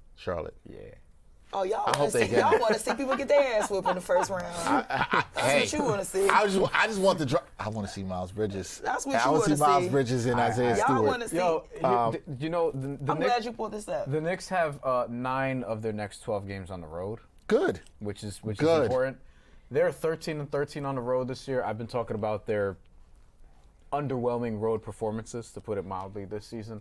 They have a worse road record than the Pistons, Celtics, Cavs, Raptors, and Sixers, and Hawks. They're the only of the top teams in the East that have a record not above 500. Because they're 13-13, not below 500. They're at 500. So you have 9 opportunities on the road in your next 12. So that's the other thing about this. Good. You're going to be away from the Garden for a lot of this. Love it. And a lot of that's because the Big East tournament will be at the Garden in the beginning of March. Yeah. Love it. Great time to go get tested on the road. Yep. Great time. This is what you should want. This is me, how I look at stuff. You want to know some of the games? You don't want to run from the smoke. The road games? Yeah. Yeah, sure. Cleveland. This is not in order, because I'm not going to do all of them. But the main ones that you have to put on your radar. You have Cleveland, you have Toronto, you have Denver. You have the Lakers and Clippers on the back-to-back, which is interesting. And then Indy at the end of that, so that's a revenge spot for the Knicks. Well, Indy is just Indy. Indy's just not. Beat the Knicks. Indy's going to be, that's why. Indy's going to be tanking. And so is Utah. And by the way, you have another road trip not long after that with Charlotte, OKC, and Houston as part of that. And then Memphis, but who cares about Memphis at this point? Good. You should want this. You should want the smoke. You should want to be tested. The road is where they say teams can sometimes come together. People act like they do. I don't think they actually do. How do you not want this? How do you not want this as a fan? Because I think you underestimate how many fans just want to go 82-0 and then 16-0 and just have a cakewalk. Oh, they're the people that play. They play like 2K on like the rookie level. Yeah, like nah. That's not how this works. They play NBA Jams. I don't think everyone's like that. To be clear, I mean, if the shoe fits, wear it. But I do think there are some people who is just like, we've dealt with this. Like, there are a lot of people who are just going to complain no matter what. Yeah. I want to address one comment before we get to some video. Yeah. Because LOLAWD said, just want Brown to hold Cat accountable. Just bench his ass one game to send a message. If you don't protect the paint, you ain't playing. Couple things. He's done that already, hasn't he? Not? Yeah, I mean, not for an entire, but like not for an entire game. But we've seen him not play at the end of games. We've seen him not play Bridges at the end of games. I mean, let's also be very clear here. He said, "You want Cat's going to protect the paint?" Like, Cat's been in the league for 11 years. He's not protecting the paint, right? Like, this is not who he is. Like, that's not what he's going to do. It's not about protecting the paint. I don't want to see stupid fouls. Stupid turnovers. The dribble behind the back. Y'all saw that. Behind the back y'all was put crazy. that on. They cut that and put on Twitter. Why did he do that? Why? I still don't know. What was that? That was crazy. That's what I don't want to see. I would have benched him for that. Oh my God! Like, that was after that hot streak where he had all the points and then he made a couple. We've seen. You're right, Brian. We've seen Mike Brown put Cat and Mikal Bridges not play him at the end of games. We've seen it multiple times this season. Yeah. Mike Brown has not been afraid to roll with who's going to get him there. We saw Cat not play. Well, he fouled out in that game. I was going to say at the end of the Sixers game. He fouled out, obviously, but you saw him go with OG at the 5 and Landry Shamet. I've seen Mike Brown make those adjustments and go with the guys who are playing defense. This problem against the Pistons is so layered. Yeah. That's the thing. I think people don't understand. It's not one thing. It is layered. It's not one thing. It is not one thing. And it's not one person. Not one person. It's not one person. It is person. layered. If you're watching these games, it is not one thing or one person. It's not just a coach. It's not just one player on the team. If you want to talk about it, let's talk about it from a layered perspective. Please watch our film breakdown that we did the other day. Yeah. That shows you a lot of what the layered issues are there. And honestly, all the things we talked about rolled right over into this game. Like literally every single play we went through. Every single thing. Every single play. So just watch that because it held up quite well, which, you know, I mean, people probably be pissed about the loss, but from a content standpoint, I'm happy with that. Yeah. That it held up well. And look, now you're going to get in, to your point, despite the Knicks winning 10 out of 13, you still got people in the comments that are like, oh, they shouldn't have fired Tibbs. I can't believe it. You can't, it's unfair to criticize the Tibbs thing is done. Like, it's not. I said, what? A sunk cost is a sunk cost. Yeah. A thing you've thrown away is what you've thrown away. Like, it is what it is. Look, again, I don't think they should have fired him, but I understand that they did. And I also remember the process in getting to Mike Brown, and he wasn't necessarily the first or second option. But we're here now, and it is what it is. Look, it is what it is what it is. I'm not tripping about this. Let's look at it before we get out of here. Tia stayed with us plenty of time, and Grace. She's enjoyed every minute. And Grace every second. She enjoyed every second of this. Moment. A little bit too much for my liking. Every moment of this, a little bit too much for my liking. Couple comments. Sam Gale 9629 says the Knicks defense is a problem. They don't guard the trade point line good enough. That has been an issue all year. Among other things. You are 100% right. I don't think that's there. I don't think specific to this matchup it's that, but they have not been good at guarding threes. We've talked about that. They give up a ton of threes, and a lot of them are open, and they've done it all year. All year. For 100 possessions, they're always in the top 5, top 6. They're not good at. They haven't been good at that. That's a fair critique of the defense. We've talked about that in other film breakdowns. LOL80W says, Dex, when are you going to start talking about the Giants and Mr. Tisch? LOL80W. Couple things. When I haven't done any Giants content here. Oh, I just got that. That normally, that normally falls on our show, Blue Rush. That is not generally in my jurisdiction. I do some Giants content on Sundays during the football season, but that is not my thing. I will just say it doesn't look good for that man. That's what I will say. Things are not looking good for that man. There might be some changes in that ownership. That's the most I will say. I could say more. Victor Carnacion, I'm not afraid to say no. I'm just like, that doesn't really matter. Horrible no defense. I'll put it like this. You don't want to be mentioned in any link with the Epstein files. That's what I would say. You want no part. You want no parts of that. No parts of that. No. None. No. Guys, can we do a favor before we get out of here? There's a couple plays we want to look at because we like to do our little mini film breakdowns through this. I know we have a couple plays, right? Nikolai and the crew, we got a couple plays here. Vashawn Radstros 515 says we're just better. He's a Pistons fan, by the way. So we got that. So I'm going to get to that too. What was that? What? I almost forgot about that play. Bro. That's not as bad as the behind the back. Only for Duncan to come out there and just do it. Hold on. This is where Bryan might make a point. What is this? Bryan said that this was where he thought the game turned. And you know what? Bryan is right. Bryan is right. That's a fair The way. Knicks had a chance to tie the game. Right there. To tie the game, and it led to a Duncan Robinson three. Ends up hitting this and Duncan Robinson gets a three on the next possession, too. Sure after does. This. You know what we talk about with Cat, because, and not to pick on him, but... Wait, but what was that? But look.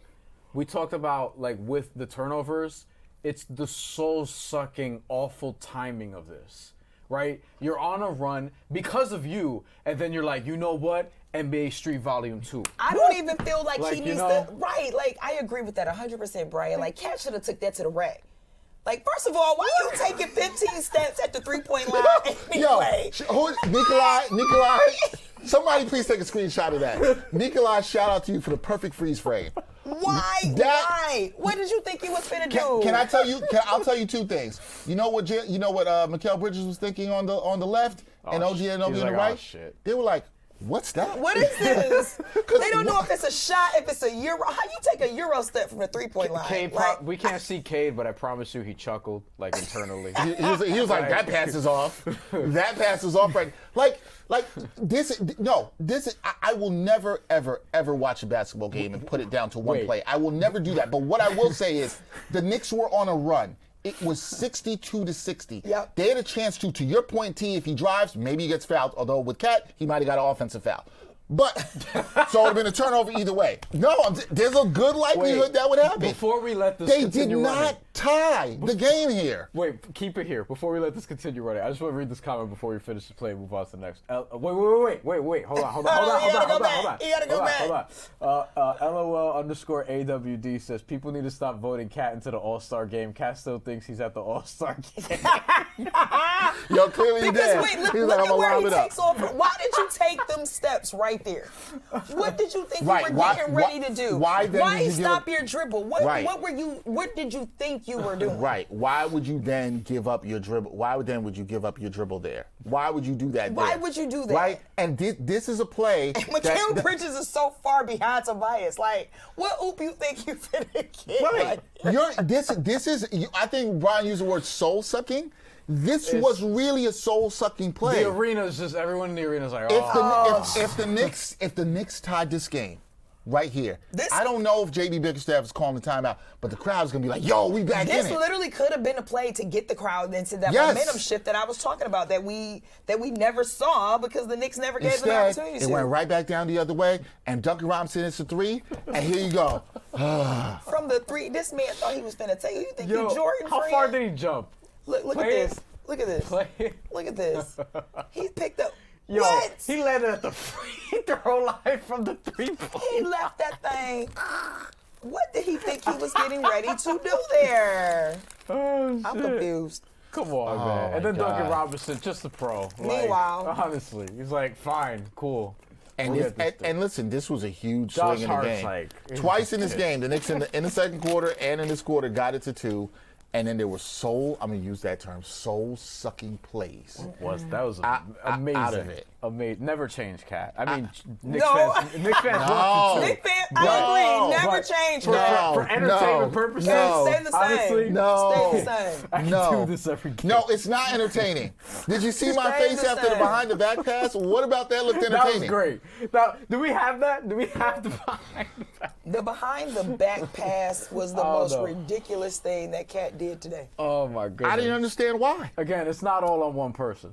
It's not on one person, as even though there are like really silly people that want to act like it's about one person. Yeah, because we're the Brunson groupies apparently. I mean, even though, they didn't lose.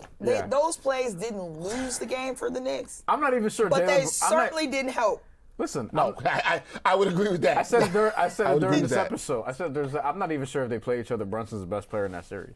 He's the most proven, but we all said that. But then you have somebody in the chat that's like a Brunson groupie. Yeah, I don't know, Greg. I know this though. Greg, you just be listening to shit. Like you just be listening to whatever you want. Honestly, Hey, I don't know how you watch this and you just you just listen to whatever. Whatever you think. No. We have to understand what it is. Ridiculous. We have to call things what they are. He thinks Tyler Kolek should be the starting point guard. No, I'm not even. Just a literal thing.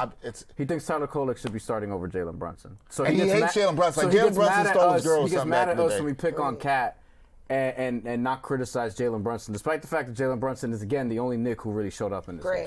Right, granted, the only one to show up in this game, but there's nothing. And you're not a serious person. First of all, I'm not even about to address this man because my husband's name is Greg, and I feel like I'm talking to him. It's not Greg. It is not your husband. We know that. You're not a serious person. You watch this all the time. You throw tomatoes in the chat, but you still watch us. You're helping us. No. If you don't like somebody, then you're supposed to ignore them. Like that's what more of you people need to understand. Like, but here's the thing. If you don't like what somebody's doing, if you don't like their shows, that's fine. I don't respond to shit that Skip Bayless or Craig Carton tweets because I don't like them. I don't respond to shit that certain people say on Twitter because I don't like them. So if you don't like us, stop watching. But since you are, thank you because you're actually helping us out. Thank you. And here's the thing. I will call Craig. He called us. Craig, we appreciate you for being a New York Got Game groupie because you're always here. You're always here, and you're back again and again, and we love you. We are going to send that love back to you. You can have all the tomatoes you want. You still here, so I know you love me. I know you love CNT. I know you love seeing Bryan. From tip off to the end of the game, you've been here the whole time. The whole time, you've never left. You got nothing better to do. That is the you kind got nothing better to do. No. That is the kind of loyalty we love here at New York Got Game. You are so loyal and you are so here in the comments, even though they're ridiculous, even though the comments make no sense and they're rooted in facts, no facts or truth. We appreciate you. You are here. You show up every time. So, look, salute, brother. You are here every time, no matter what. We appreciate you. So if that makes you a groupie, thank you for being a New York Got Game groupie. I appreciate you for being here too, even though this is my first time here. But when you say dumb stuff, we gonna call you out. What else we got play wise? That's it. Towns had 2 turnovers, and we're not gonna whatever. Okay, Towns played good game. According to Greg, Towns played a good game. He had one shot in the first 11 minutes of the game. Yeah, he had one little flurry in the third quarter, and that was Tyler Kolek should start. He is the best point guard in the league. I don't know, whatever. We got another play. Let's go. Greg, we thank you for your contributions. Make sure you're back for the next New York Got Game. We know you'll be there in the comments. Please roll the next play. This play right here. Oh, wow. This was ridiculous. Woo! Great defense by Cat there, or Bridges, or Mitchell Robinson who reached. He split both of them. That should never happen. Both of them. With his left hand. He's right-handed, by the way. At this point in the game, with 3:15 to go in the third on quarter. him. The level of disrespect right here. Look at Mikal. Look at that. First of all, he even gave him 16 feet. Like here, he's fine, and then here, it just loses him. But that's communication right there, right? That's communication right there. For Mitch, who's actually been better defending in space, to be that far apart and calling out the screen. It's like Mikal Bridges didn't even know the screen was behind him. Mitch is there reaching, and then you have this just drive. I mean, where's the resistance? Where's the resistance? Not just from Cat, from everybody there. And also, by the way, Ron Holland, who reads what's going on, is cutting. So if Cade wanted to, he could have just wrapped around Cat. And Ron Holland could have a dunk or a layup, but he didn't need to, clearly. I mean, shoot, even Javonte Green was over in the cut chilling. He could have did an outlook pass if he wanted to. Look, I mean, great freeze frame. That's another great freeze frame. Shout out to my man Nikolai again with the great freeze frame. Jeez. I'm gonna tell you what. You know what that picture says? No resistance. That's what that picture says. No resistance, because that's what the Knicks get. I know you love that. I absolutely love it. And actually, what I was thinking about is that's how much space Cade has off the ground. That's how much space Cat had off the ground at the 3-point line. That's how much space he had. You talking about when he threw the pass? When he threw the pass, the 3-point line. That's how much space he had. Yeah. That was crazy. It was that much space. That's just so bad. Like, that is so bad. That is the height that this man has right now. The way, like, this is MVP caliber basketball right here. Ron Holland wanted a closer look. I think that's why he cut. That's why he cut in. He's like, I want to see this. He needed to see it. He needed to see it. At that point, Cat should have just moved out the way. I was confused. Like, because what are you doing? You're not defending for real. Not even that. I was confused at, like, we saw K just bringing the ball up, or not bringing the ball up, getting the ball. He took the ball, getting the ball out. And then I'm like, wait, how is he at the rim already? Like, that was confusing to me, but it is what it is. He's that is motor Cade. Cade was this his best game of the season, do you think? As somebody who's seen him play a lot? You don't think it's best game of the season? I don't think this is his best game of the season. He had a game, God, I want to say it was, Let me see. He had like a 44. And I think he shot like 30-something. He took like 30-some-odd shots, too. What game was that? When he had like 44? Oh, this was better than 46. That. No, he had 46, but he shot 14 or 45. Yeah, I was like, he had like 45 shots, right? What game was that? Against who? Wizards. Again, but I think this was his best game. But I'm not going to look at the Wizards. Listen, the Wizards gave us the business a couple weeks ago. Kind of pissed me off because I didn't understand. No, but that was the game before they smacked the Knicks. That was the game before they smacked the Knicks. And I honestly thought we would lose that game because I was like, it's a second of a back-to-back. And if they clearly just got in our head. Don't trust this woman. If she said she thinks the Pistons are going to lose to the Knicks. I forgot the Pistons beat them on the second of a back-to-back. Don't trust Terrika. On the second of a back-to-back. And by the time we were done with the first quarter, I was like, wait, did we play the Wizards yesterday? Like, is this to say we never led? Like the same team. We never led against the Wizards in that game. Never led against them. I'm not trusting you when you said the Pistons are going to lose to the Knicks. I can't trust me either because clearly, like, it's really not me you can't trust. It's the Knicks. You can't trust them because I don't know if any other team Look, man, would have played do you think this much opportunity and not taking advantage of it. There's, I think, Knicks fans who would count a win that they had against the Pacers after the NBA Cup where they didn't have a lot of players down. And I think some Knicks fans would say that is one of their better wins of the season. It is a really good win. Do you think this is one of the Pistons' best wins of the season, considering the circumstance? Well, I mean, again, I don't want to say it's one of their best, but I'm not going to say the best, but I would say one of the best just considering the circumstances because you want a young group like this to continue to play with confidence, to really believe that they can hang. And national media, everybody, no matter who you are, where you are, everybody knows that the Knicks is going to be the team that's always going to be. The Knicks and the Celtics are going to be the two teams that everybody is going to expect to be the biggest threats when it comes to the postseason. And I just don't feel like Detroit has ever been, even the way that they started the season, I just don't think Detroit was ever a team where folks were like, I really think the Pistons are going to be able to go all the way. I really think the Pistons are. And now it's at a point where it's like, y'all have got to respect what Detroit is doing. So to be able to do this against the Knicks in Madison Square Garden without Jalen Duren, like, and Isaiah Stewart. Dwayne Lamar in the chat. Are you talking about the chat or are you talking about us? Because you said, and did you just tune in? Because he says you guys won't give the Pistons no credit. Where have you been? We just came here. There's a whole Pistons fan sitting in the middle of them, friend. And they ain't had no choice but to give us some damn credit. What are we doing, We've been giving the Pistons credit. And I've been giving the Pistons a ton of credit, literally since. Yeah. I thought they could have won the playoff series last year. First of all, if they win game nobody here has been disrespecting the Pistons. I've seen fans in the comments be disrespectful to the Pistons. Yeah, so it may be in the comments. So maybe he's talking about that.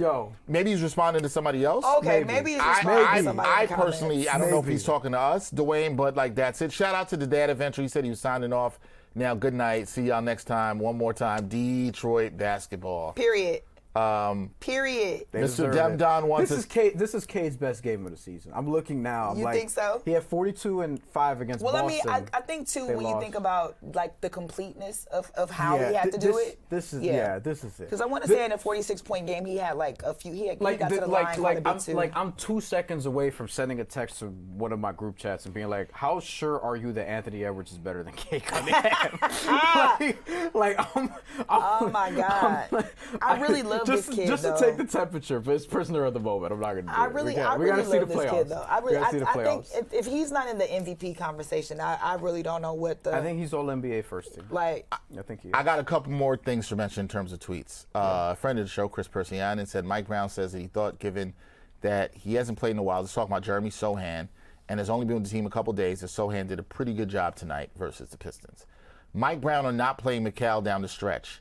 Landry hit a couple shots down the stretch. We were looking to score points, and Landry was the only one to hit shots from downtown tonight. Also don't disagree. Karl-Anthony Towns says, believes that regular season games against an opponent, quote, mean a lot should you face off against that team in the playoffs. It builds a confidence going into the series. You also have great film. I just want to see the rest. You also have great film to see what did work. Well, the Knicks have great film to see what didn't work. That's for sure. They have here. Mm-hmm. On two of those comments, one on the Mikal thing and not playing down the stretch, I mean, I know people have to ask that, right, and talk about Mikal. We watched the game. Why? Game was over. Why would Brown have played him? Like, Shamit's better point of attack defender at this point. We've seen this. Oh my God! And Shamit is a veteran on a veteran minimum contract. That is damning. Which is damning. Jesus right? Christmas. But to your point, Brown's like, I'm gonna go with this guy over this. That is it. And this is also not the first time Coach Brown has done that. For folks that want to say he doesn't make changes, we've seen this before. We talked about Dennis Jenkins being the reason Jaden Ivey is no longer a Piston. Like, sometimes that just happens, where something unexpected happens, and it's like, oh, we could adjust him this way. So if Landry Shamit's better than Mikal, he's going to play. He's going to play. Like, he has to play. That's it. Mr. Demdom says, he said Cat is pathetic most of the time on defense. That's always been his problem. He's actually not been that bad on defense this year. His entire career, Bridges never left the locker room. Completely agree. Bridges never left the locker room. This forced Brunson to play hero, which means L. I mean, I thought Brunson played well in the flow of the game. I don't feel like that was the issue there. Mr. Demdom says Bridges didn't show up. He was missing on offense. But that's the thing with Bridges. We've seen this a bunch of times. He will start out, even in games where he gets hot. He made that three, like the first or second possession of the game. Then where is he? Do you remember seeing Bridges on offense? By the way, though, OG was worse. Like, we should say that OG was objectively worse. He was worse. But was this not his first game back? It was. That's why I'm like, okay. I'm like, he was bad. You can say he was bad, but I'm also like, it's the first game back. So he plays better if he has a full toe? Not a Toji Anunoby. I also think he plays better if he's got more rhythm of the game. That's pretty bad. That's a dad joke. If he's got more rhythm in the game and is back in the basketball shape, he hasn't played competitive basketball in well over almost 2 weeks. I don't disagree. I'm gonna give him a pass on that. I don't disagree with you, Bryan.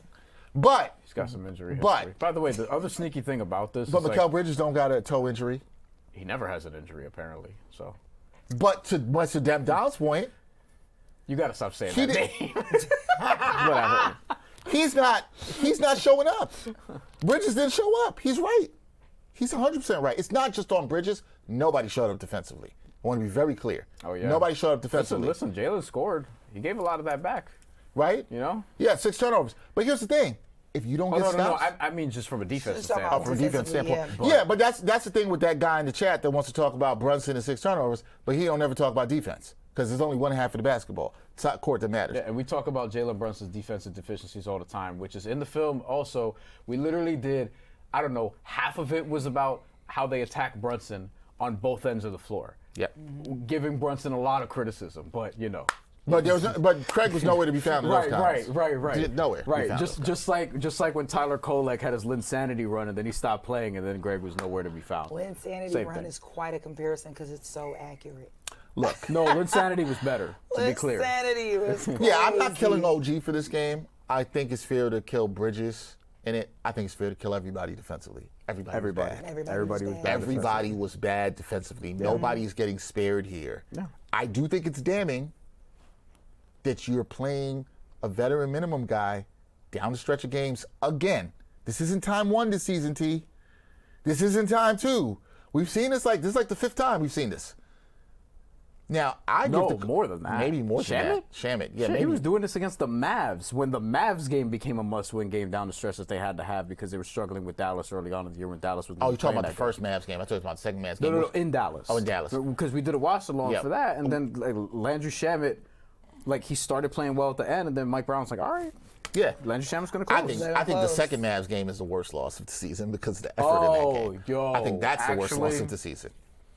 Well, I think this is worse, but I don't think this is. I think this is the most disappointing loss. I don't think this. I think the Mavs game is the worst loss. I can see. I like the distinction between disappointing and worse because the expectations were different in this one, where it's like, disappointing. I think is the best way to put it. However, we had a poll that's still going on. Would this be the Knicks' worst loss of the season? 61% of the people said yes.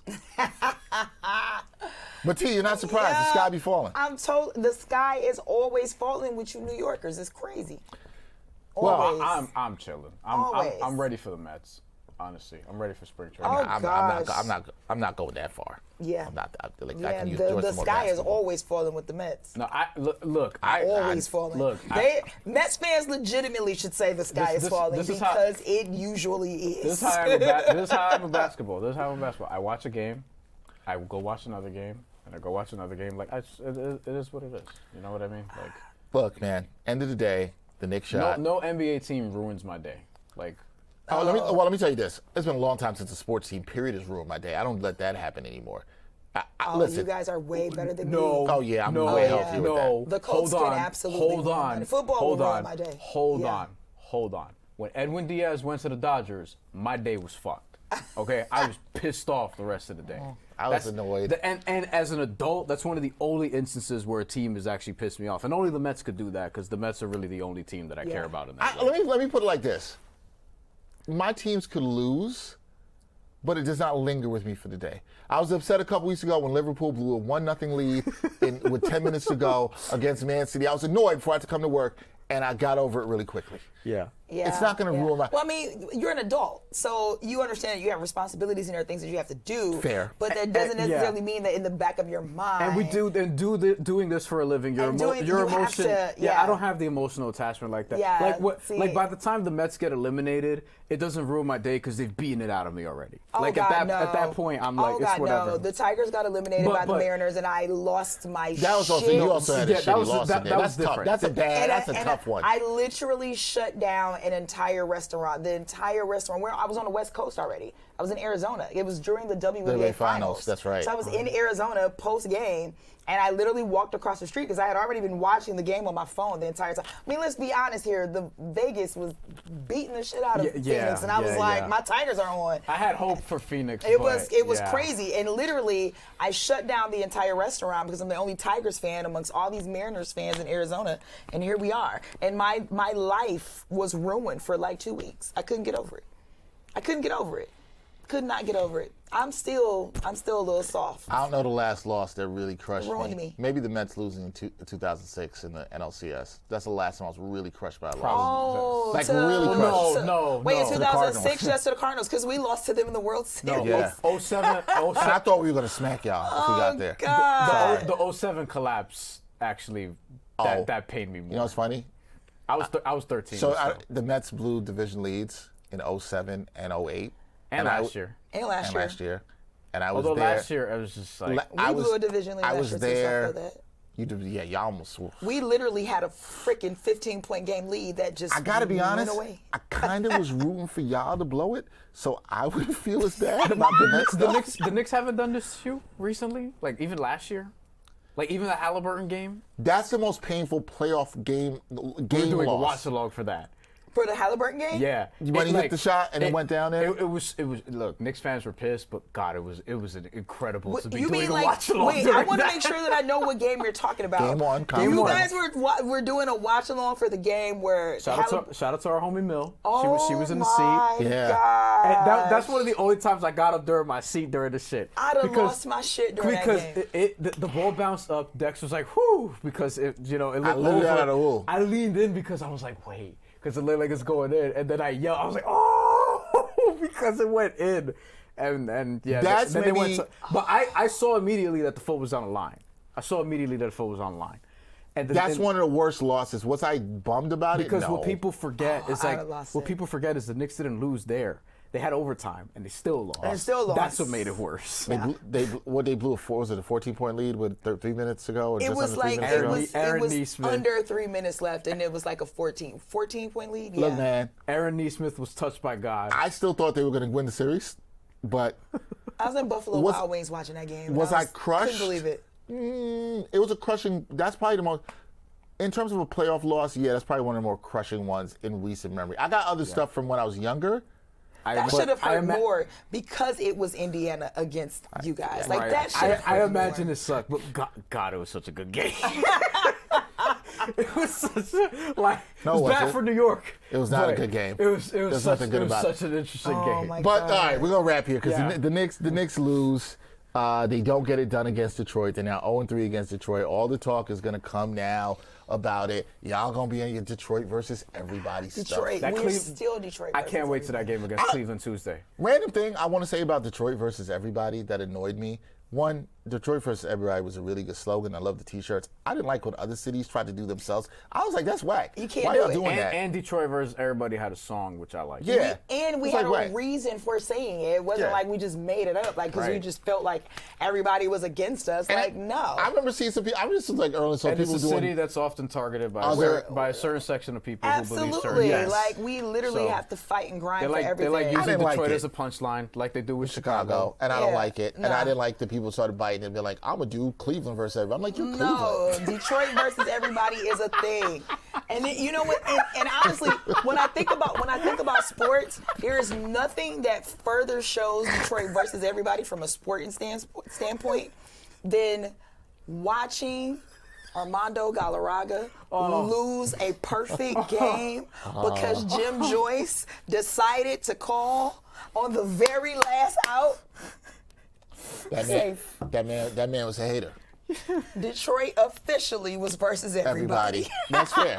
That is fair. That might be the Only sports moment certain that cities could simplifies do it. that. That is, I'm telling you, that is the official sports everybody I versus know everybody. New York runs the world, but New York could say this too. New York versus everybody? New York could say this. No, they can't. Yes, we New can. York absolutely Yes, we can't say that. Yes, we can. No. Yes, we can. Everybody completely wants New disagree. York Yes, to we be can. successful because monetarily and economically it works well But for we don't need everyone. to say that. You would think that, but you know what? For You know TV what? networks, You know from what? a sporting perspective, I'm not gonna say what I want to say. everybody wants the We New York and shut down. LA. New York and LA are the two teams. market And maybe, bias. Listen, and, listen, oh my God, listen. everybody wants Wait, New no, York no, or no, LA no. to be I think a lot of the people team. hate New York and No, LA, this too. is an off-mic conversation that you will agree with me on as soon as we end this. Okay, So is Rebecca. Nico's in the back right now, nodding his head, like. I don't know where this is going. Yes, you do. Let's end the show because Here's my point is, when this is the last thing I'm gonna say to rap, and it'll be good for people. When a city has an original slogan for them, you gotta let that city rock. You gotta with let that. them rock. I understand that. I know where Bryan's probably gonna go, and like the big cities do have targets on them. There are also people that do want them to win. I think both things can be true. However, I'm fine with letting Detroit rock with what they had originally for them. I'm cool with that. I don't like seeing other cities like Cleveland. I saw somebody from Cleveland literally do this. So I wasn't pulling this out of my ass. Like somebody from Cleveland literally was like, Cleveland versus everybody. I'm like, you're Cleveland. Like, you're You're Cleveland. Like, what? Like nobody got beef with your own. Yeah, like, come on now. Come on now. I'm just saying. Now, if you want to say like New York against the world, or you feel like there are people who hate on New Yorkers or have, I'm telling you, fine. you will agree with me as Well, soon as we talk will about do. this when the show is over. We have to thank our guests. We had the ops in the building. And Terrika if you can read between the Foster-Brasby. lines, congratulations. Terrika Foster-Brasby joined us. Please check her out on NBC Sports for women's basketball coverage, CBS Sports HQ as well. Host of Leveling Up. Levels to This. Levels to This, sorry. Levels to This podcast with the great Cheryl Swoops. Period. Which is amazing for the W fans out there. Please check that out. And you also can catch her sidelines for the Connecticut Sun. Yes. Doing a great job there. Yeah. And we hope that the W returns soon. Yes. Because I want to see Terrika on the sidelines. But only- and us only- back and doing only- stuff. Because I'd like to get paid, please. Yes, and only if they pay the players. And they pay the players. Pay the Sure. players so Terrika can get paid. I don't- and we I can be don't- I don't- covering I don't Sun wanna and get Liberty paid. games. Please. Yeah, I don't really want to watch the what is it, the B League or whatever it's called, the Saudi invested one. I don't Oh, wanna the see one with Wait, I think you guys should listen to my latest episode of we had Alana Beard on, and she is the founder of Project B. So Project B. Project B. And Jonko Jones is involved in that too. Jonko Jones, Alyssa Thomas, Nneka Ogwumike. You should check it out. It's very interesting. Okay. It's very interesting. I'm actually gonna listen to it. It's very interesting. I haven't listened to that episode. If you guys want more Pistons content, you guys should follow me on Twitter at She Knows Sports, just so that y'all know, Did y'all that the Pistons won again. on that episode? Did y'all talk about funding for that league?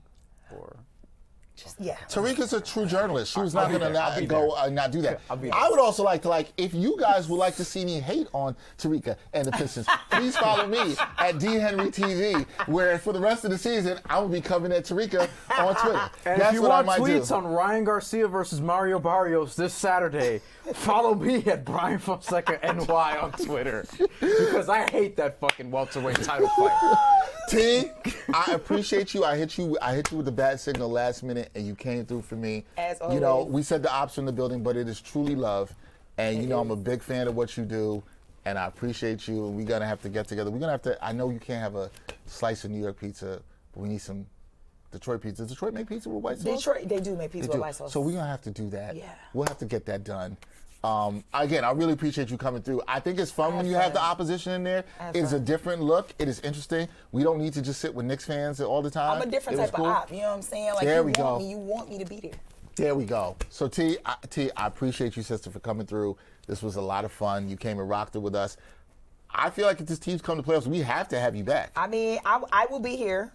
I'll bring my Dominican flag. So there you go. There you go. I'll bring my Grenadian Oh, flag. actually, I won't bring my Dominican flag because then that would make it look like I'm rooting for Cat, and I can't do that. So never mind. Understood. All right. For Terrika Foster-Brasby, for Bryan Fonseca, I'm Dexter Henry. We're signing off. A disappointing loss, the most disappointing loss to me of the year for the Knicks as they fall to the Pistons at the Garden. But Terrika's going to go home happy. We like to see her happy, just not tonight. That is all. We're going to sign off. We'll catch you next time. Another edition of New York Got Game. Peace. You know the Pistons won again. And thanks for watching New York Got Game. Boom shakalaka.